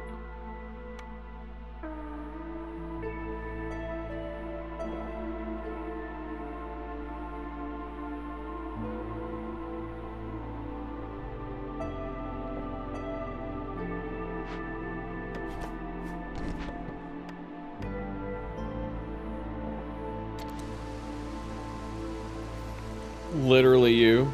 Have I ever built tier 3 roads? Yes. I guess I should now, huh? Because I got a lot of, got a fair amount of copper. Let's put on, like, the main roads.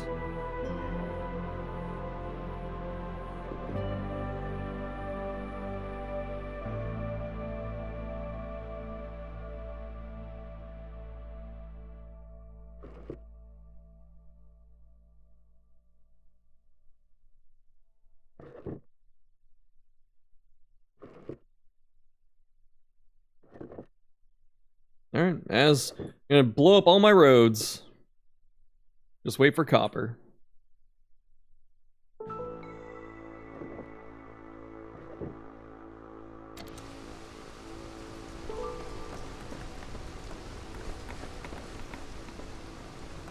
God, they move so much faster. Wait, I can have some builders too. Or some woodcutters.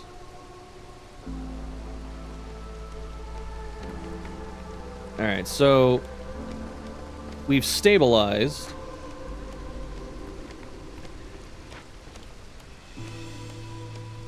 And we're looking pretty good. Now we have to find food, like complex food, the stuff that makes food. And we need to find a win condition. I don't have a win condition yet. It was way too life accurate, I know, right? Alright, that looks pretty good. 60 herbs, not bad either. Bunch of humans. Humans. Gotta move 2 houses. Guess these 2.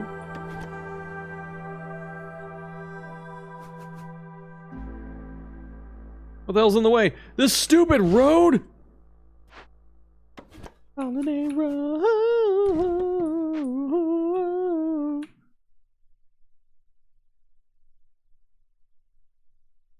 We're gonna move this there.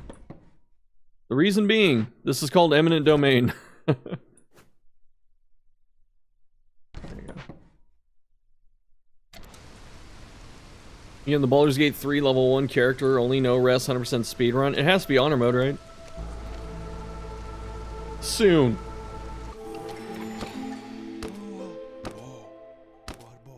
Alright, grabbing all the people. Grab this one.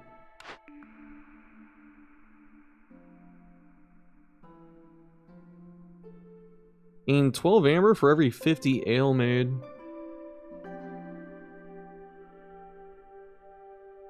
Ah, this wouldn't be bad. I gotta build my temple. Okay, temple this year.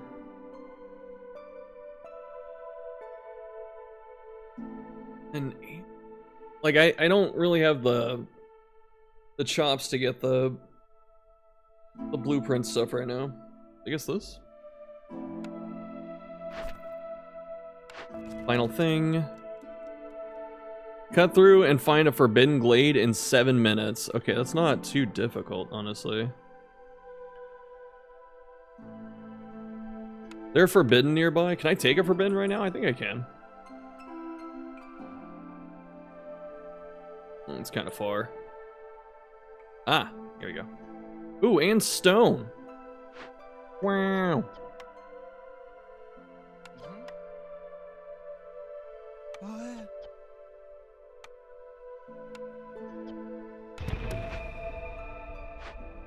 Okay. All right. There's no other routes and stuff. Refund this. Huge. Working on this. Nice. And what else is there? Oh, I need two things. I need the temple. Temple has to be within city bounds too. So like right here. Then I need that archaeology building here. Pretty cheap to make, but still have to make it.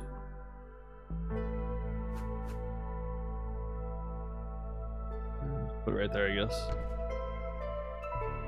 All right, so we have those two. You guys making some of those things. I can turn my water off, I think.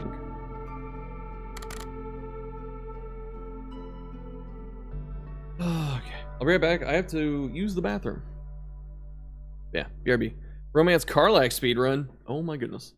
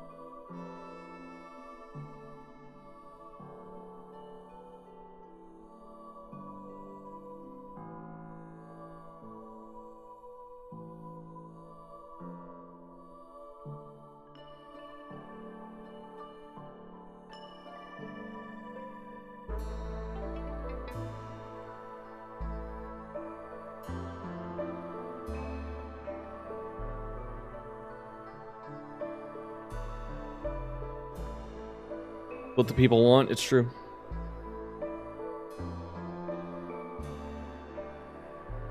I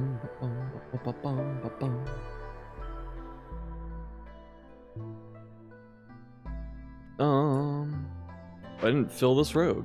Oh, it looks so cringe. All right. Take two, take you out. Take you out. I don't know if I want to make do. Can't make tools anywhere. I can keep breaking these, but I kind of want to save some for when I actually do start doing that. Also, I just built in front of this place. Nice. gonna build this so I can get scrolls. Alright, we got some parts back. I can make a different camp. Is there a large node besides... There's stone. I need to make my stone again. Yes. Yes. Is that a cellar? Yo, we're kind of in business.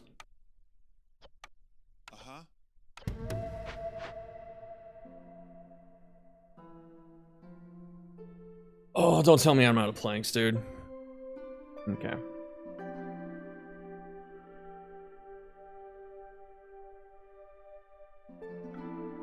Can I even get this? I should be able to get this before the next season. Rather adopt an ogrin or an orc? Oh, probably the orc. They look more fun.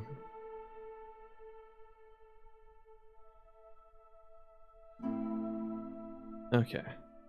We're gonna have that up. I need 4, 4, and 4. Okay.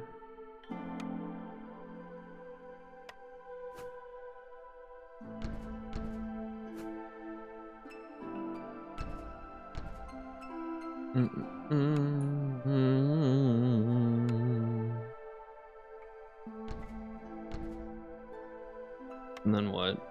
Just a fountain? Just slap a fountain somewhere? Welcome to our humble city. The orc would kill me? Wouldn't the ogrin kill me? Which scenario do I survive?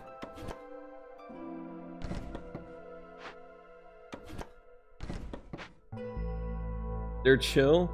Alright, fine. We'll get the ogrin. I can fix them, though!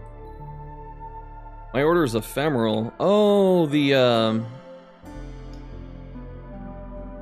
Yep, we're gonna go for it. We're gonna go for it. This could end the run, or it could win the run. What do you get for this? 10 extra stuff, 70 and all that. Okay, we're doing it. Big dumb guys like you. I mean, those are cool people still. Let's be frank. I need houses. 6, I need 7.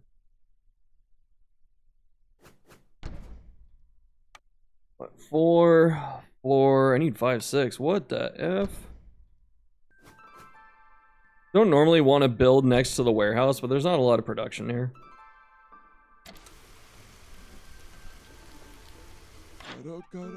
I'm broke. He has the book too. What's up, Alex?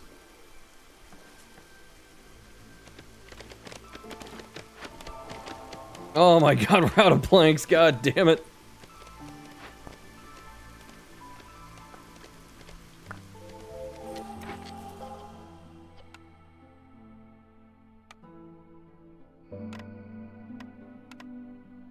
Guess my parts?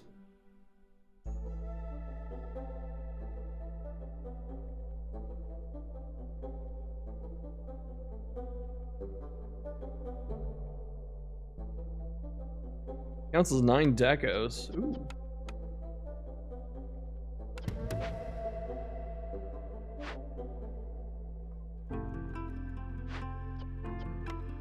Ooh.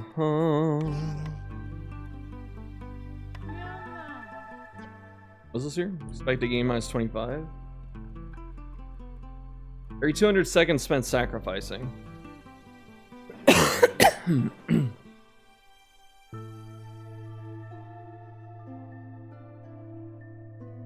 Alright. Let's go, team. Oh, I could do this. Hold on. Whoa, whoa, whoa, whoa, whoa, whoa, whoa. I can do it with pipes. I'm gonna be one short. I have to make a pipe. Gotta lay some pipe, if you know what I mean. Any pipe layers around here?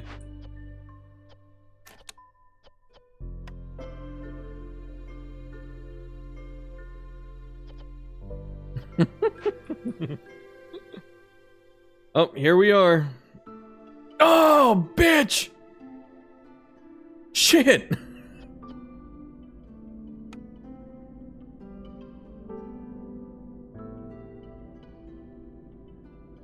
It's infinite fuel. Do I even want that?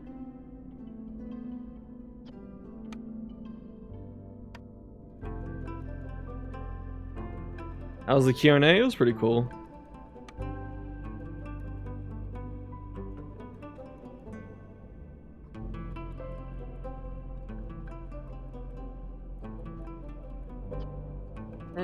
Do I carry in all my coal? I don't have a lot of fuel left.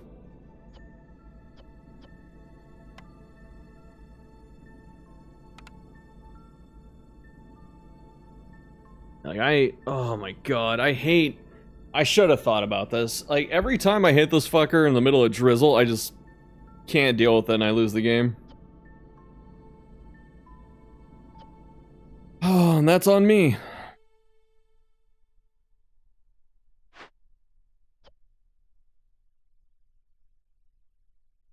I have to make a pipe. I can just break this.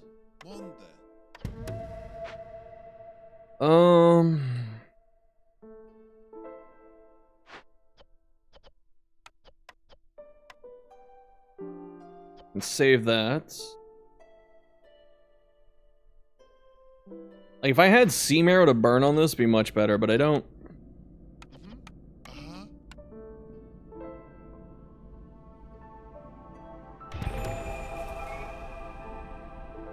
Look at that, dude. Oh, it's so bad. It's so far from me. Oh, we're dealing with this thing too, though. Oh, you know what? That's what's happening. Alright. Alright. Can take out a firekeeper, yeah, we can pop this one. Still, 7's gonna be rough. Because we're getting this in the storm, just minus 20. Like, that's already GG, dude.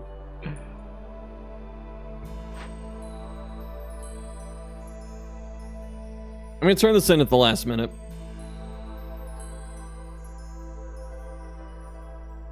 Actually, no, do I turn it in now so they can carry more shit?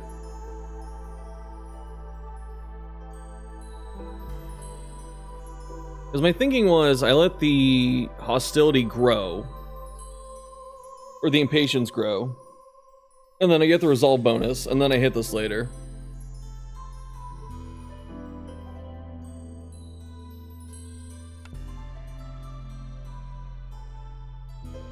Dude, I have lost so many games to this fucking tower, dude. We're gonna lose another? Maybe.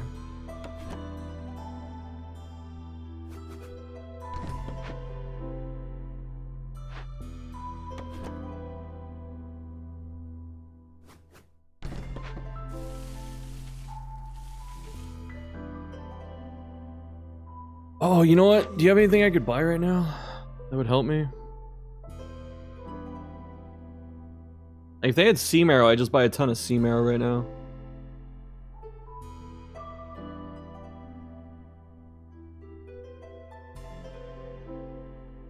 I don't think so. I can get some parts.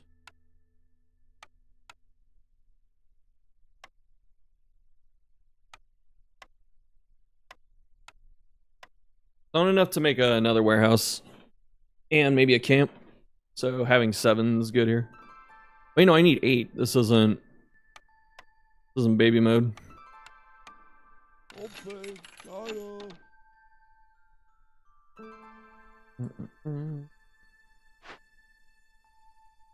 Doesn't go off a second time, but that's fine.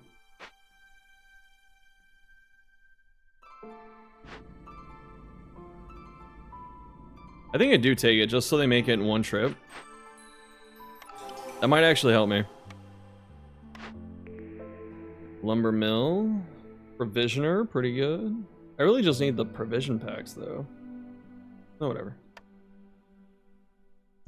Alright.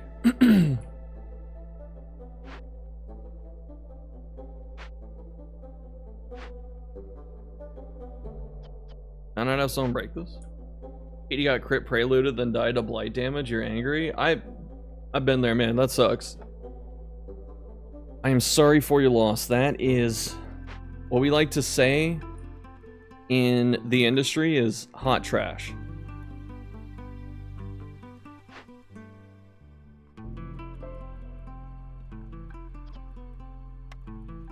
I mean, I guess we'll all just help out here.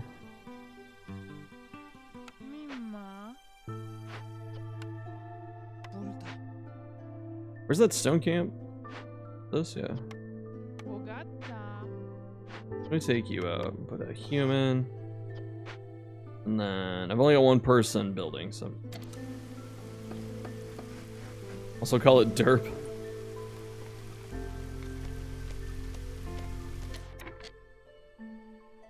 The merchant is gone. Did I turn off my water? I did.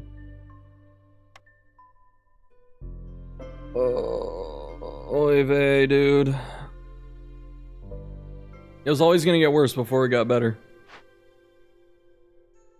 As they say. What the fuck is this? Ah.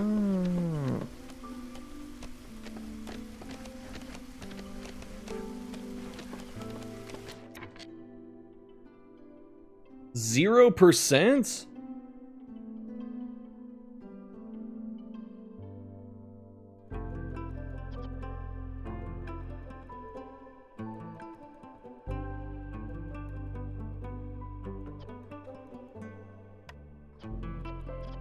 Not built yet.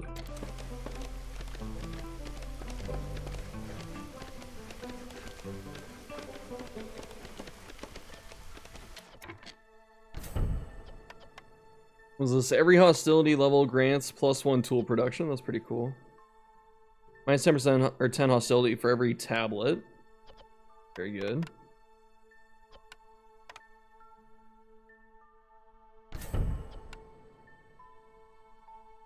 All workers have 10% chance for double yields for every 2 completed dangerous and forbidden glade events. Expect to gain 0. I've beaten events. Oh, I've only beaten 1, I think. Aim villager loss will be prevented at the expense of 1 tablet. We don't have enough tablets, honestly. Also, I can move this somewhere. Oh, it's not done yet, is it? No. Watching trailers for Sparking Zero, the new game. Looks sick AF. Hope it's good.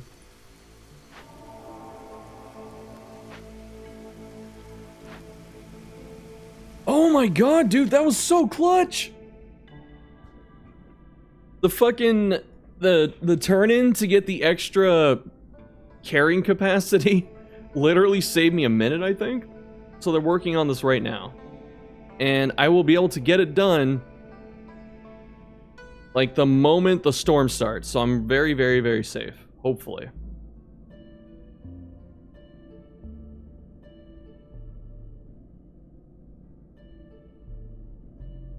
That's a big win right there. This is a game-winning event.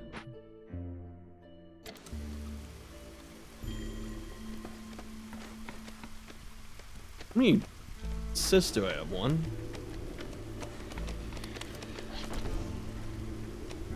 2? Should have 2. Yeah.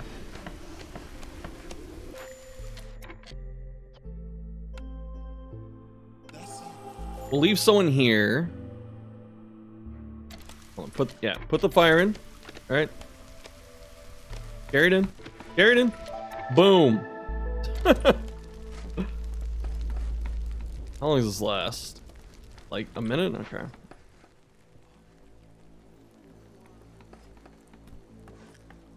I'm out of food?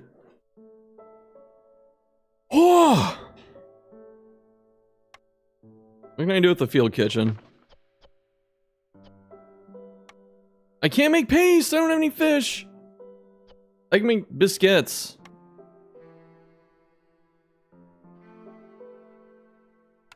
It's gonna take so long to make anything, man. I have to. It's the only option I have.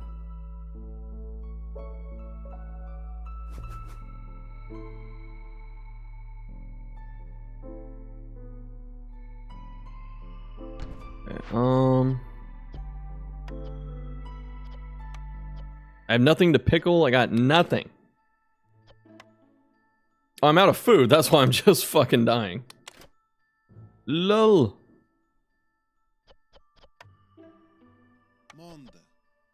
Get that ass in there. Oh, I don't have people for this either. Oh, scheisse.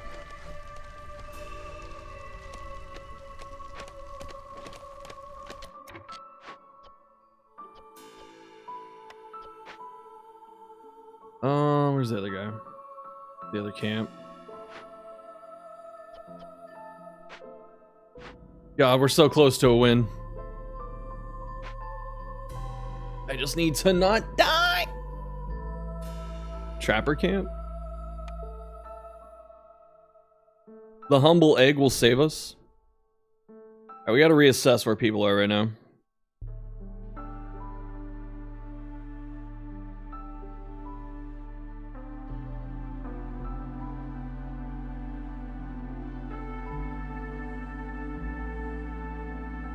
I got haulers, I can take them out.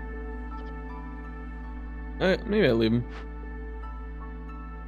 Who can I remove right now? I guess it has to be the haulers. You know, I can drop a whole camp, I think. I want to do this. Okay. And then...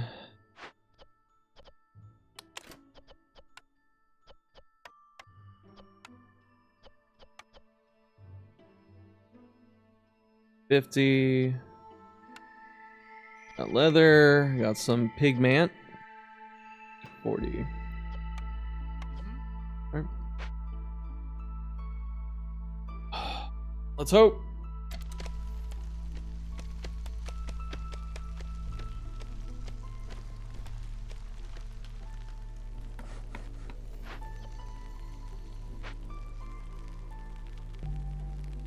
Oh, I gotta take the... maybe I keep the fibers. There's only berries over here.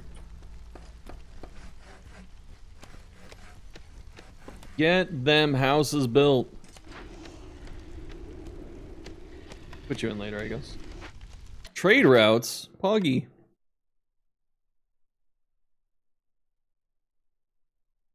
That's right, I get hostility per fucking amber. I have that's so bad.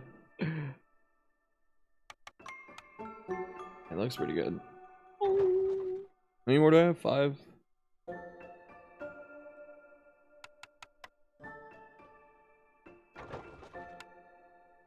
Okay. Oh, do I have 2 in here? I just need 1. Right, that helps. I have to open this next season.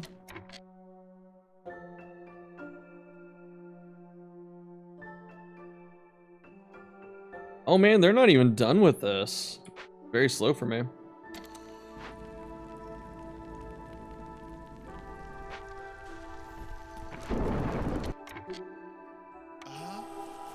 Hurry, carry more coal to the fire!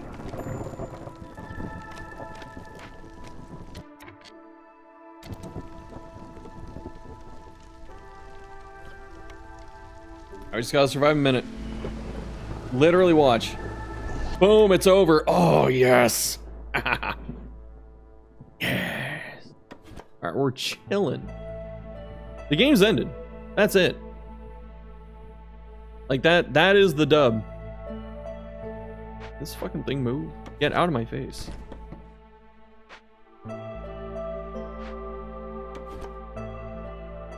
Infinite fuel.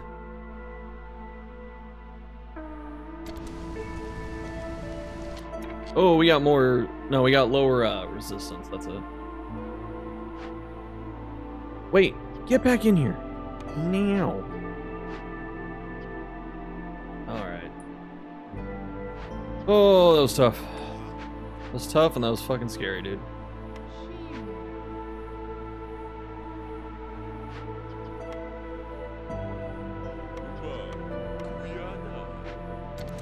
Alright, we're good. That's it. Pack it up.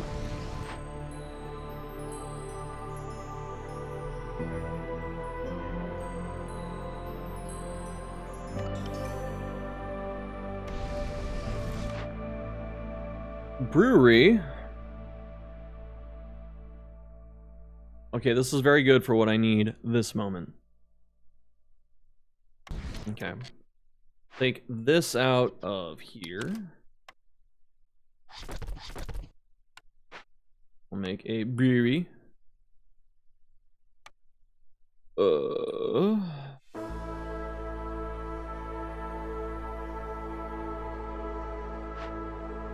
This.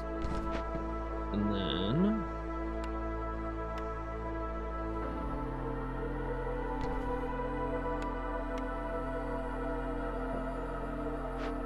okay, I need porridge big time. Big time porridge. Anything that can make this crap.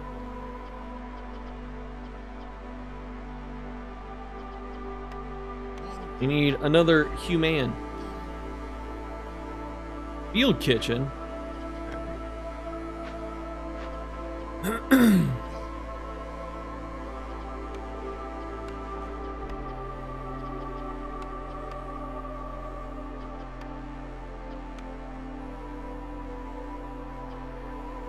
Do 40. And then what?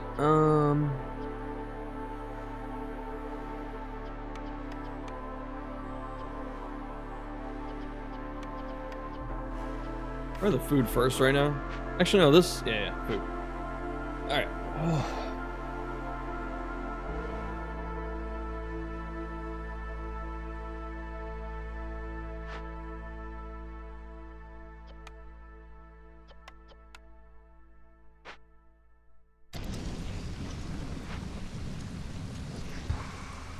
Anything with stormwater? Where are my pipes? Backyard?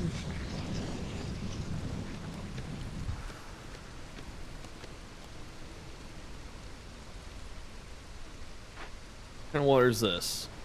Drizzle? I don't need that crap. Okay.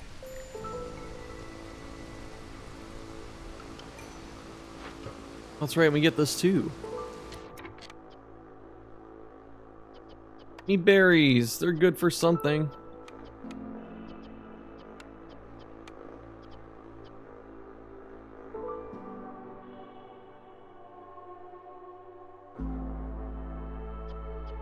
God, where are my humans at? They're so in demand.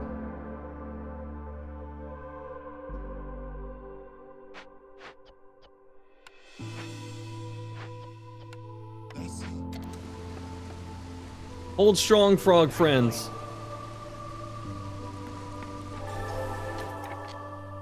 Oh, yeah, dude.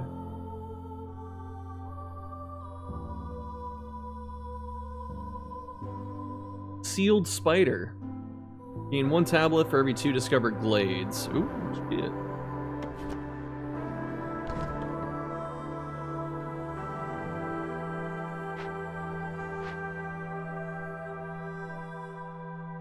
Wait, is there something else here? Is this 13? No, it's 9 decos. Where are the... I made that fountain. That's what it is. Okay. I need another 4 of these. Actually, I'll just make a park. I'm lazy. Alright. Actually, I'll make a park here too. Boop. I need wine. Can I make like 50 wine?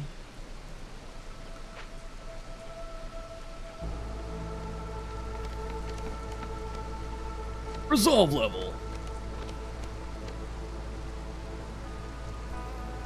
Alright, the goal is to win this year now. Maybe next year, but getting that from an event? Okay.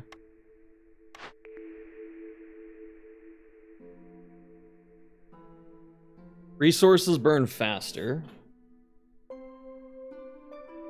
But they work faster too. This is actually really good. Not really sacrificing anything right now. We'll try it. Why not?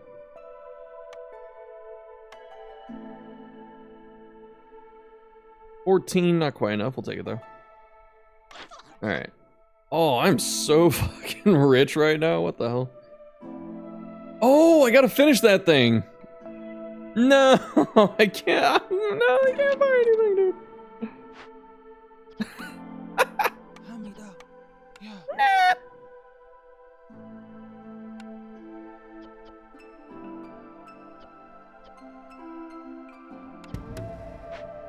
Damn, I don't want to spend all my money. That's not fun. What's up, Miggy? How you doing?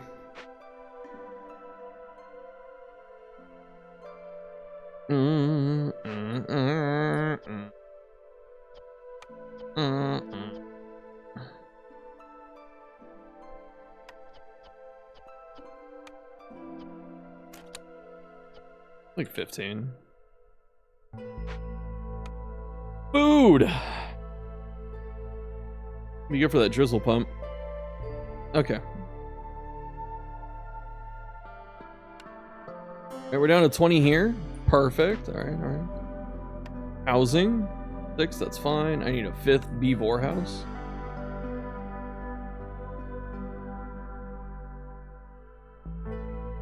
You can live by the creepy tower? Look at that. Whee! And I need a frog house.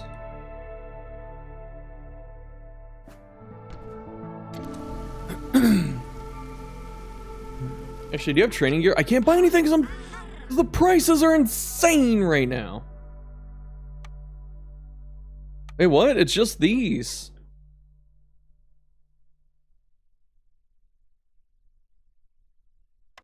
Oh, never mind. My shit's worth nothing. Ah, that was the confusion. Alright, alright, alright, alright, alright.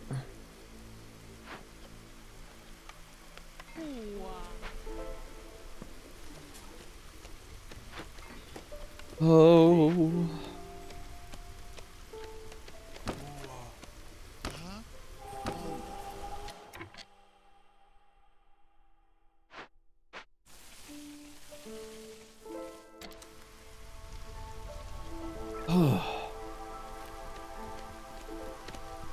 Actually, you know what? No.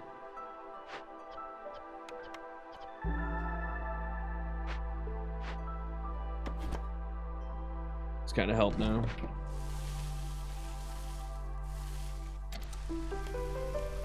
I need fishing. I need a fishing locale. Was that 20? All right, just leave it there. Oh shit! Turn the pipes off. Carry me home.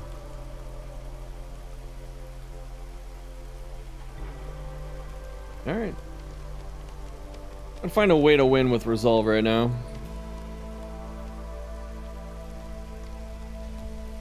One person here. Let's make it 2. Harvester camp empty. That's fine. Here you go, guys. Whoa.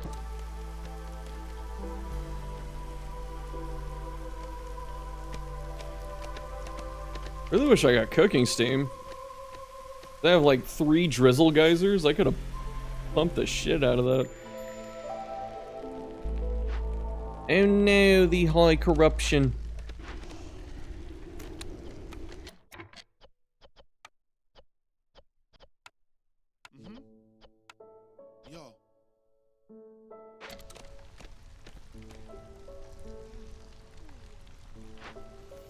I need more tools. I need like 1.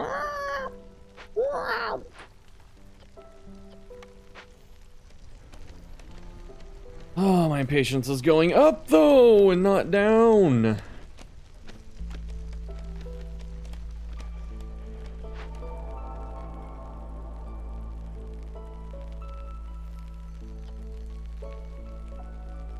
Please. Please make the provision packs. Actually, where the frick?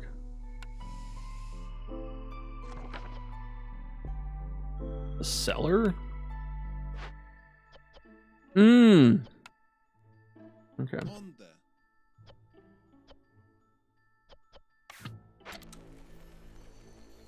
Okie doke. Alright. Burries. This? We'll just make another one, why not?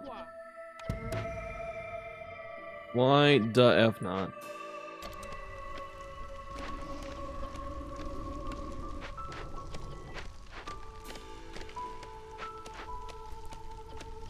Make anything else in there?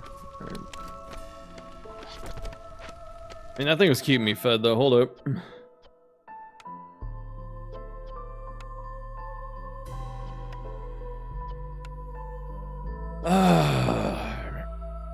No, it's fine. We don't need this.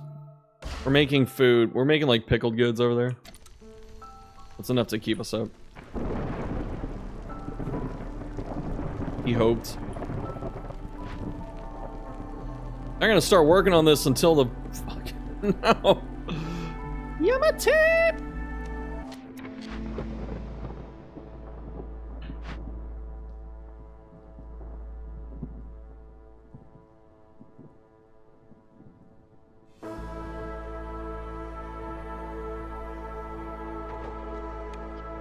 Oh, you know what? Check this shit out.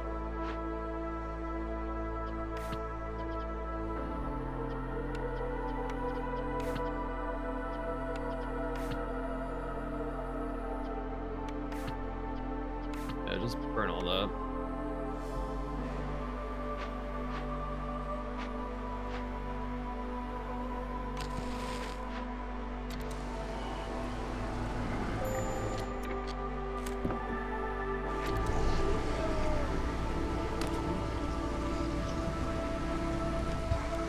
Oh, that's going fast. Oh, there's only one person here.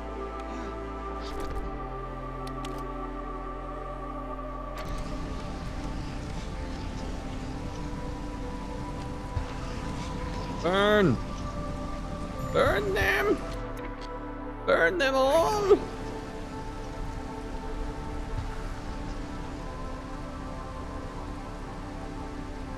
About to be out of Sea marrow?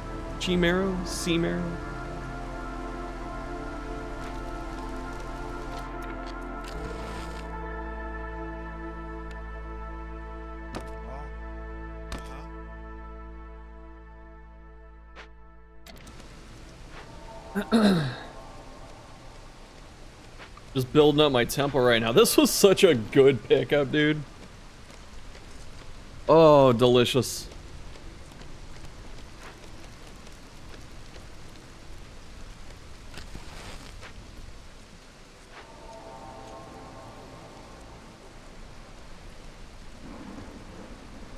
Look at that.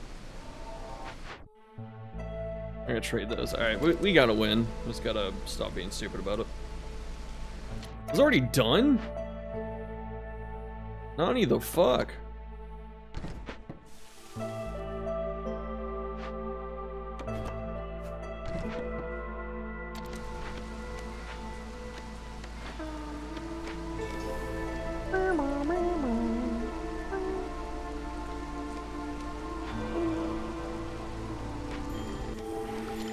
No, no, no, are you coming for me?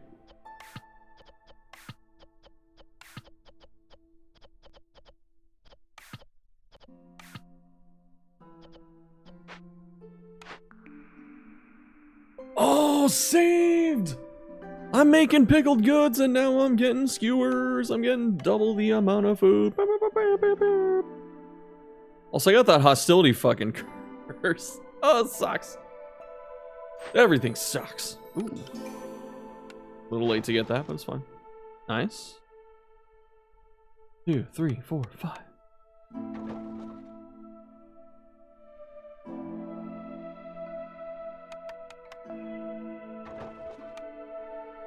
Easy, I am clueless. It is easy. It's okay if you feel clueless. You're not. A trader. Yes, and the other thing's done too.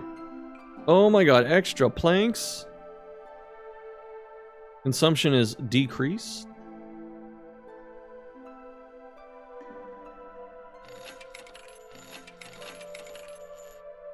What can I buy? You have training gear and wine? You do. Boom, boom. Instant quest completion.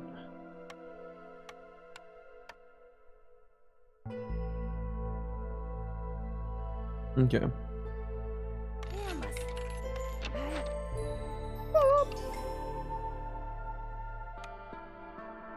All right, we're chilling, luxury.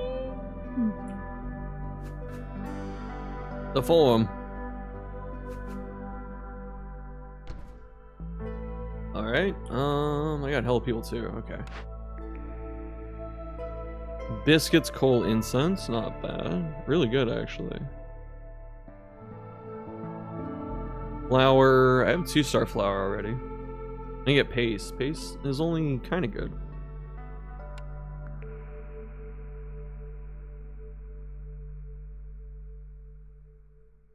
Oh, that's usually the win, is the fucking guild house.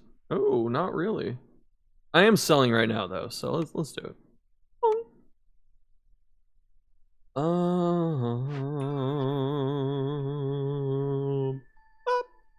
Actually, you know what? I'm gonna delete this because I don't have any way to make training tools or training gear. So we're gonna do the guild house, and I shall put 3 beavers inside its halls.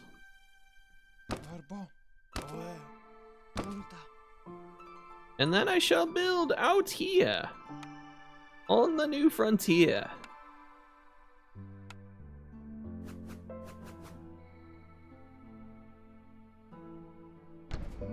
And I shall build a warehouse with my modest amount of parts.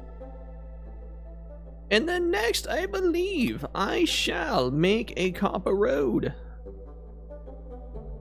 through the settlements.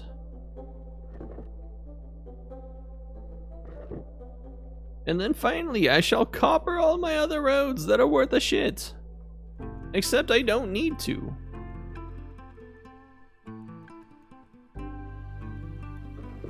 But it's vanity, so why not?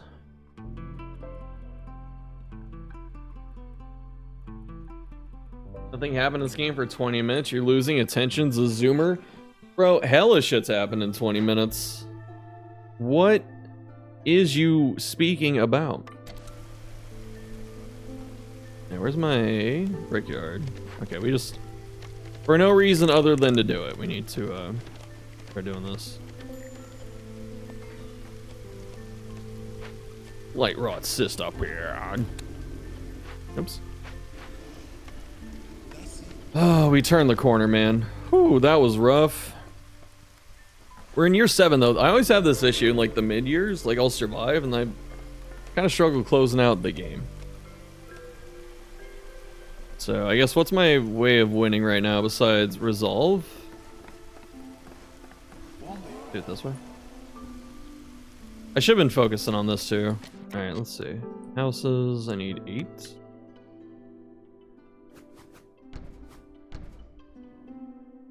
That's 7 8s. Frog houses, I need 9. Boom. Actually, how many people are living here? ATM. I need 1 more. Beavors. Excellent. Then we need every deco we can just stuff into this garbage.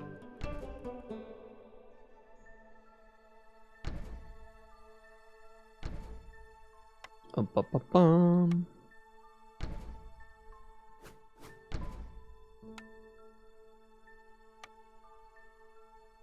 Wait, I don't need the fountain though. Okay. And now build my minions. Build. Build.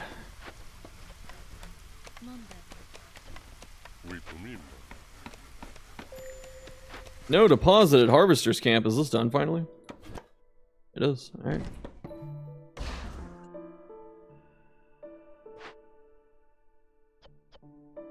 My berries are gone. Alright, I need the Harvester Camp or Herb Camp. G Herbalist Campo.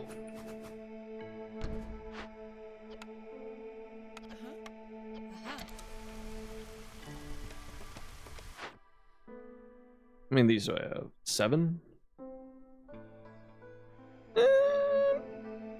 I'll wait for a better one. Wait till next season. Oh yeah, 20% a minute.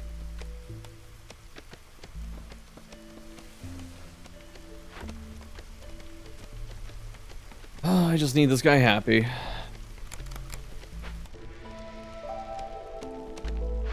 Alright, new season, new me. Stone, got a boatload of stone, what the fuck? I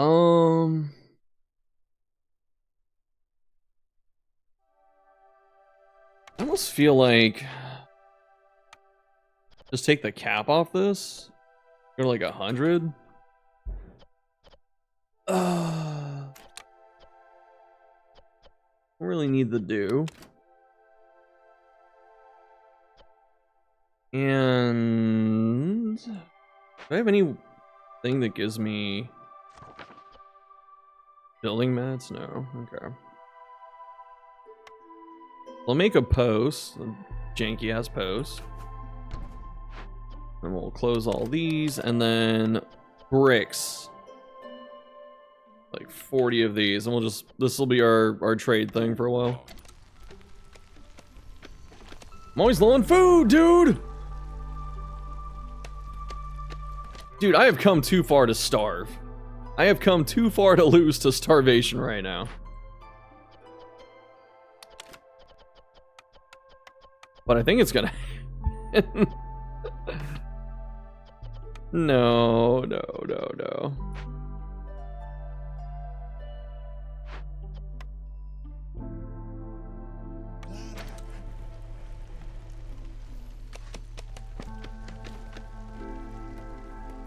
I said this was an easy dub. It was until I noticed it wasn't.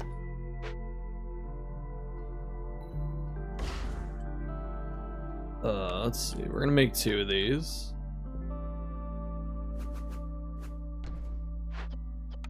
We're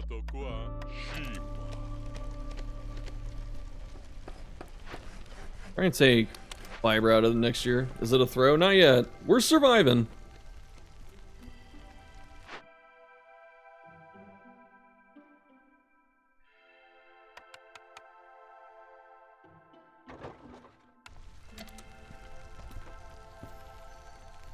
It's not over. It's just because I'm using like what 2 or 3 farms, I spend all my food by the harvest season, and then they have to harvest all of it before the storm. And that's when because I went down to 0 and I'm back up to 42s. And if you look here, I've got a lot of berry bushes. Actually, this might be a good extra farm. I have greenhouses. Ooh. I mean, excuse to put drizzle pipes.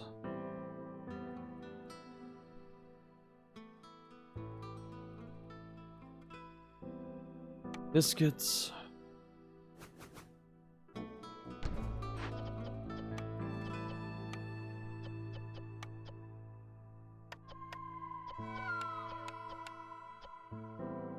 $40, and then that's a really horrible ratio for coal, but like, I guess I can do like 50. Okay.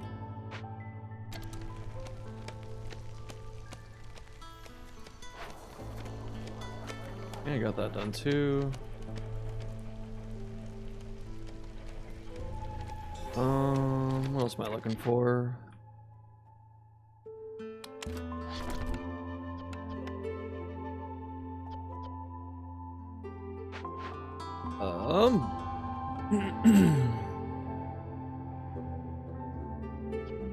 I need my drizzle pipes.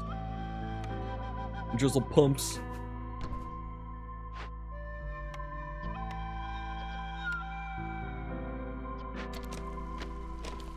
Okay. What's the other? Slowly using stormwater.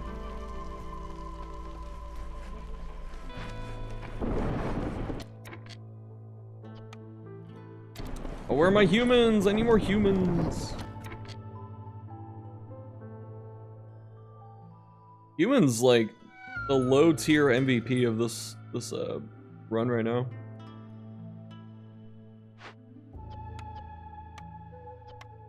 Ooh.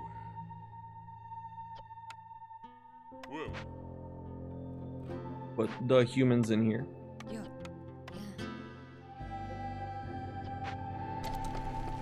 Friendship with the against the storm has ended. Frostpunk 2 is out. You take that back.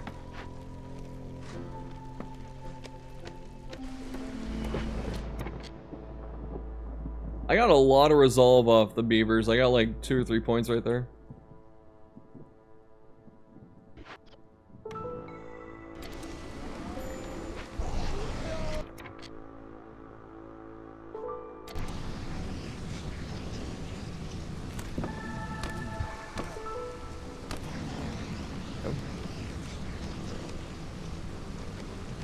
Everything's fine.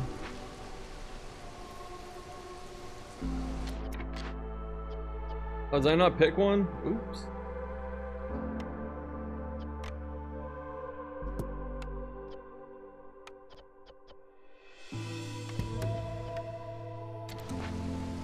Bum, bum, bum, bum, bum.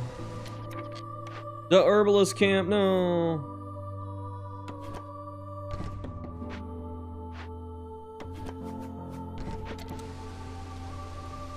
Pretty good macro this game. I'm trying to like toot my own horn, but usually I don't do this well. What's up, Examine? How you doing, man?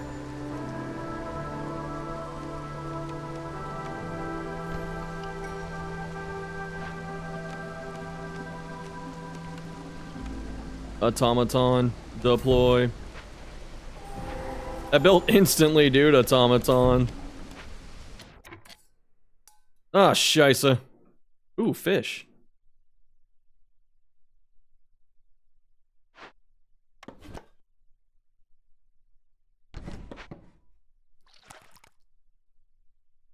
I take more people. 32 parts? Game's like, yes, you need this.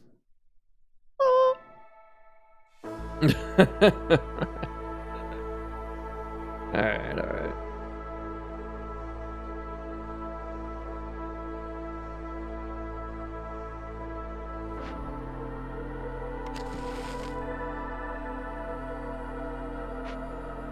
Easy clap. Yeah, it's pretty fucking funny. That much.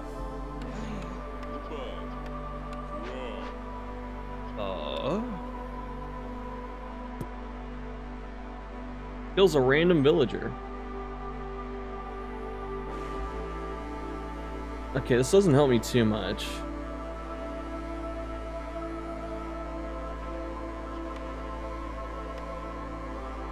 This helps me because stacking the tablets is good for me. I haven't lost a lot of people.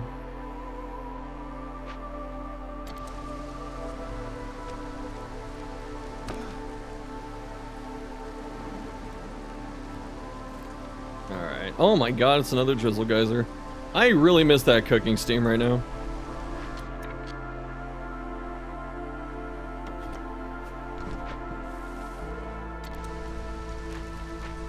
Yeah, we need houses. Eats. 10. And what? 6. Alright, that's GG right there. Just look at this beautiful shit. Trade outs are worth 1 more amber.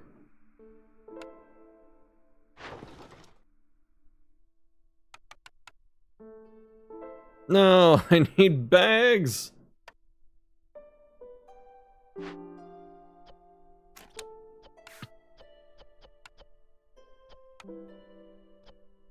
Alright.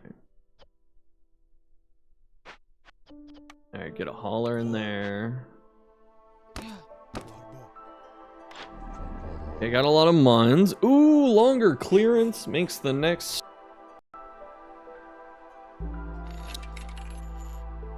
I can just sell my shit to this guy, right? I don't get quite as much as I would trading it, but it's still not bad. Um.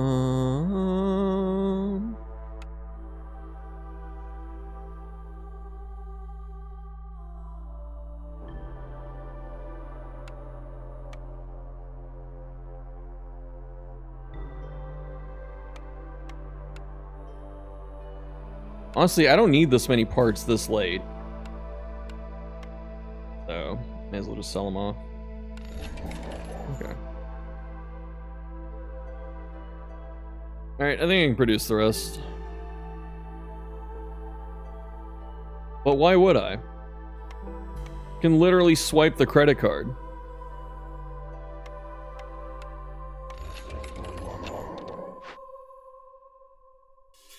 Bum ba bum ba da ba da bum ba da.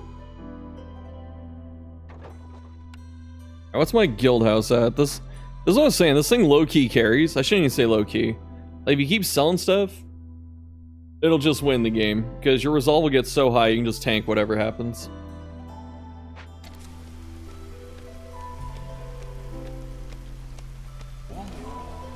Boost them up, boosting them up.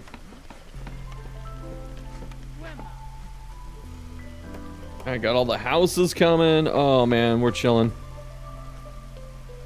I think I take this off actually. I let the frogs get the result too.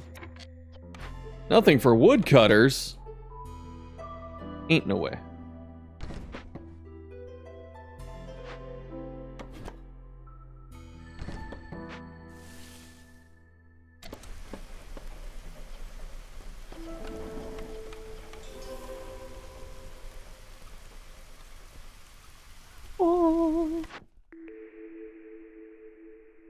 Don't really need this. Neither one was good, so I just don't care.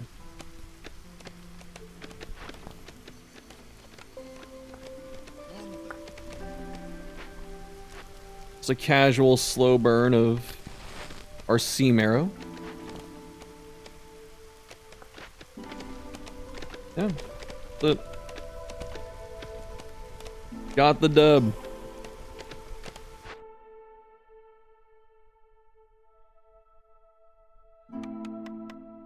20 off that. It's not coming for a while though.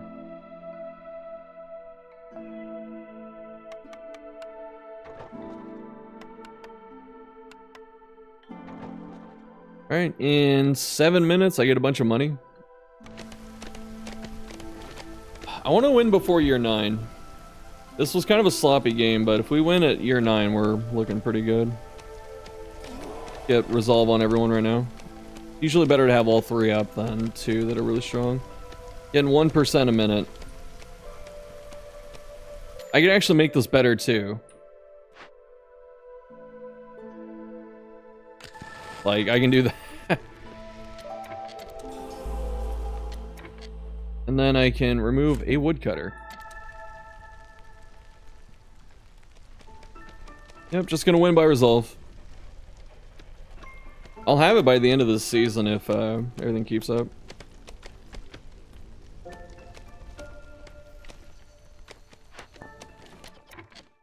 Oh, finally, a use for my tools.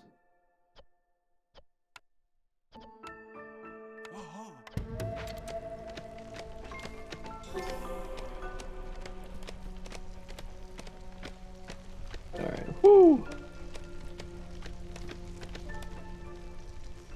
8 years is okay. Wish it was higher, but whatever. Or faster, but I'll take it. Yeah, got 2 minutes. It's fine. But we're at like ×3 speed, so that's about what, 40 seconds. Don't have any orders to turn in. Do I have any? Can I break a cache open? I just don't think I have the capability. I don't have the tools. I never made tools. It's rare. Usually I find some way to make tools.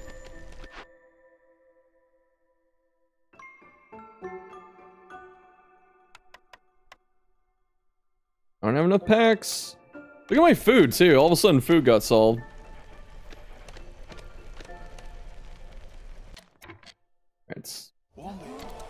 Alright, beavers, take me home.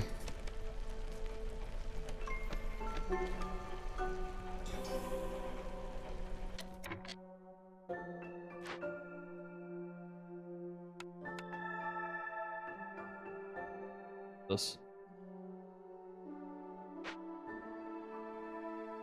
Oh man, I need to if I don't scrape up this last point here in a sec, I will not be able to win until next year in the game because the storm's coming, and I really dislike knowing that. Oh no, I get this. All right, we're good.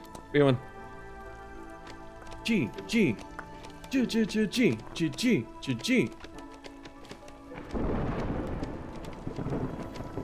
Oh no, the storm's coming. Pick faster.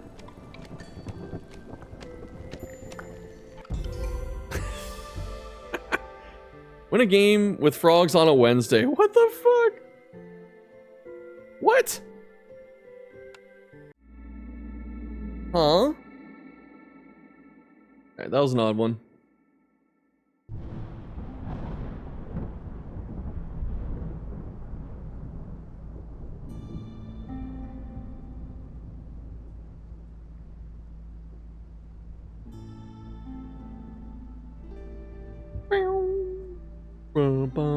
Bum.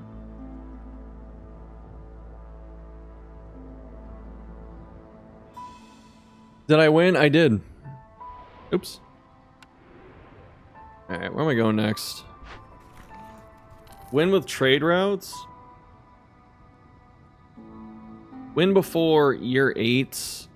Completing trade routes worth 150 amber. If you succeed, every caravan will gain 10 amber and 3 parts. That's huge. What's the difficulty out here? Is it settler? Am I still in the settler territory? Oh, bro. I can't do settler, though. I have to actually win. Alright, you know what we're gonna do? Twitch homies.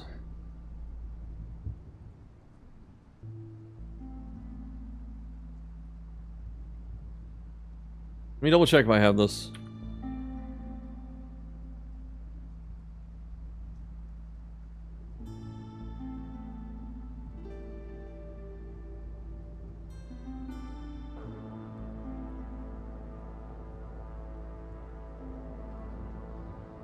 Let me double check.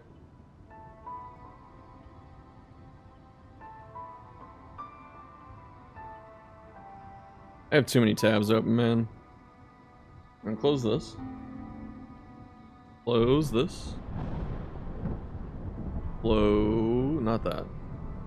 Close this. I can close this too. Boop. Alright.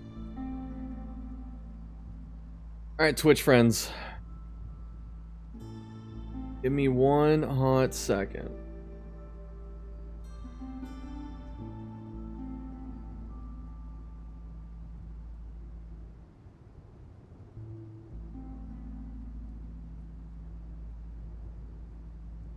I have, I believe, one ATS key, and I think it has the DLC. So,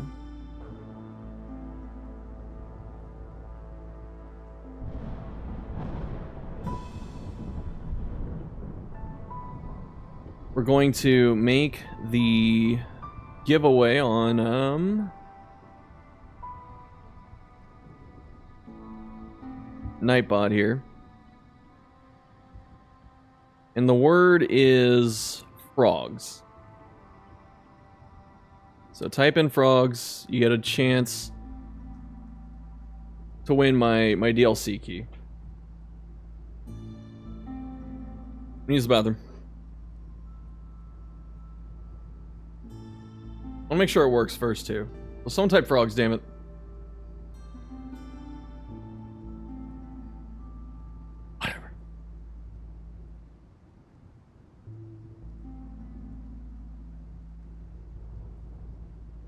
Is it not working? Did I screw it up?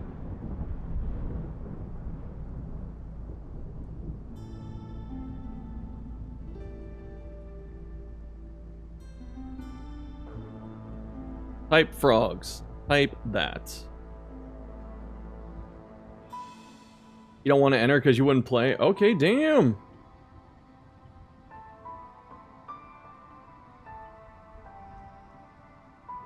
I appreciate your restraint.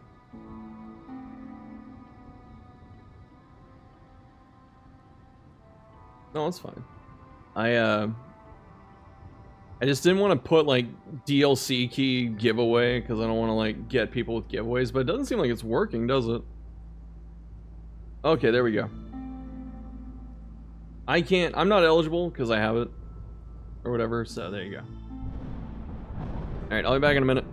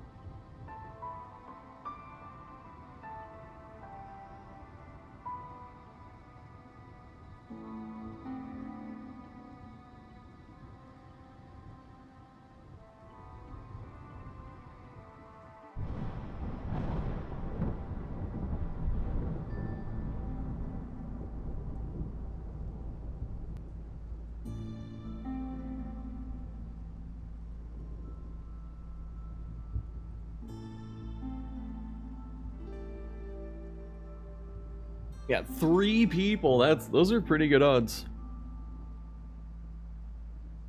Pretty good odds.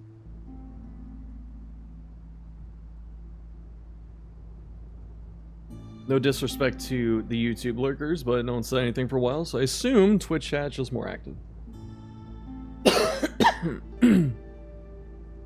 Alright. I'm gonna roll it.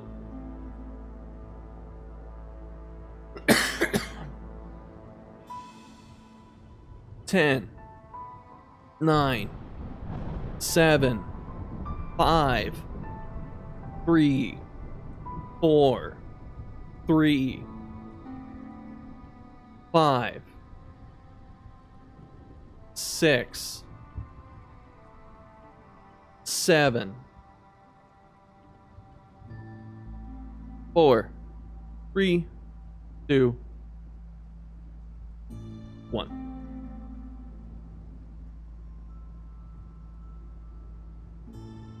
I'll move, hacker. Alright. Thank you, Move. I will send you the key on Discord. Rigged. You didn't even enter, dude. Alright.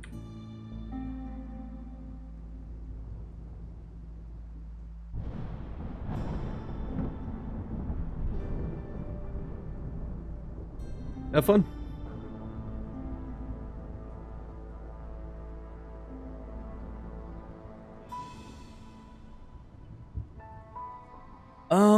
Okay.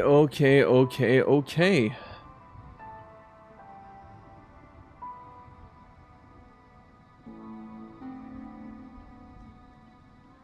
think I'm done today. I want to keep going, but 3 o'clock my time is like the worst time to stream at. Like 3 to 5. Because everyone in America is not really online yet, and then everyone in Europe is going to bed. Or other parts of the world, so. Thanks for watching. We'll be back tomorrow. Not sure what we're playing yet, but we'll be there. I'm gonna put the Q&A up immediately after this. So thanks everyone for hanging out. You're beautiful. And see you tomorrow.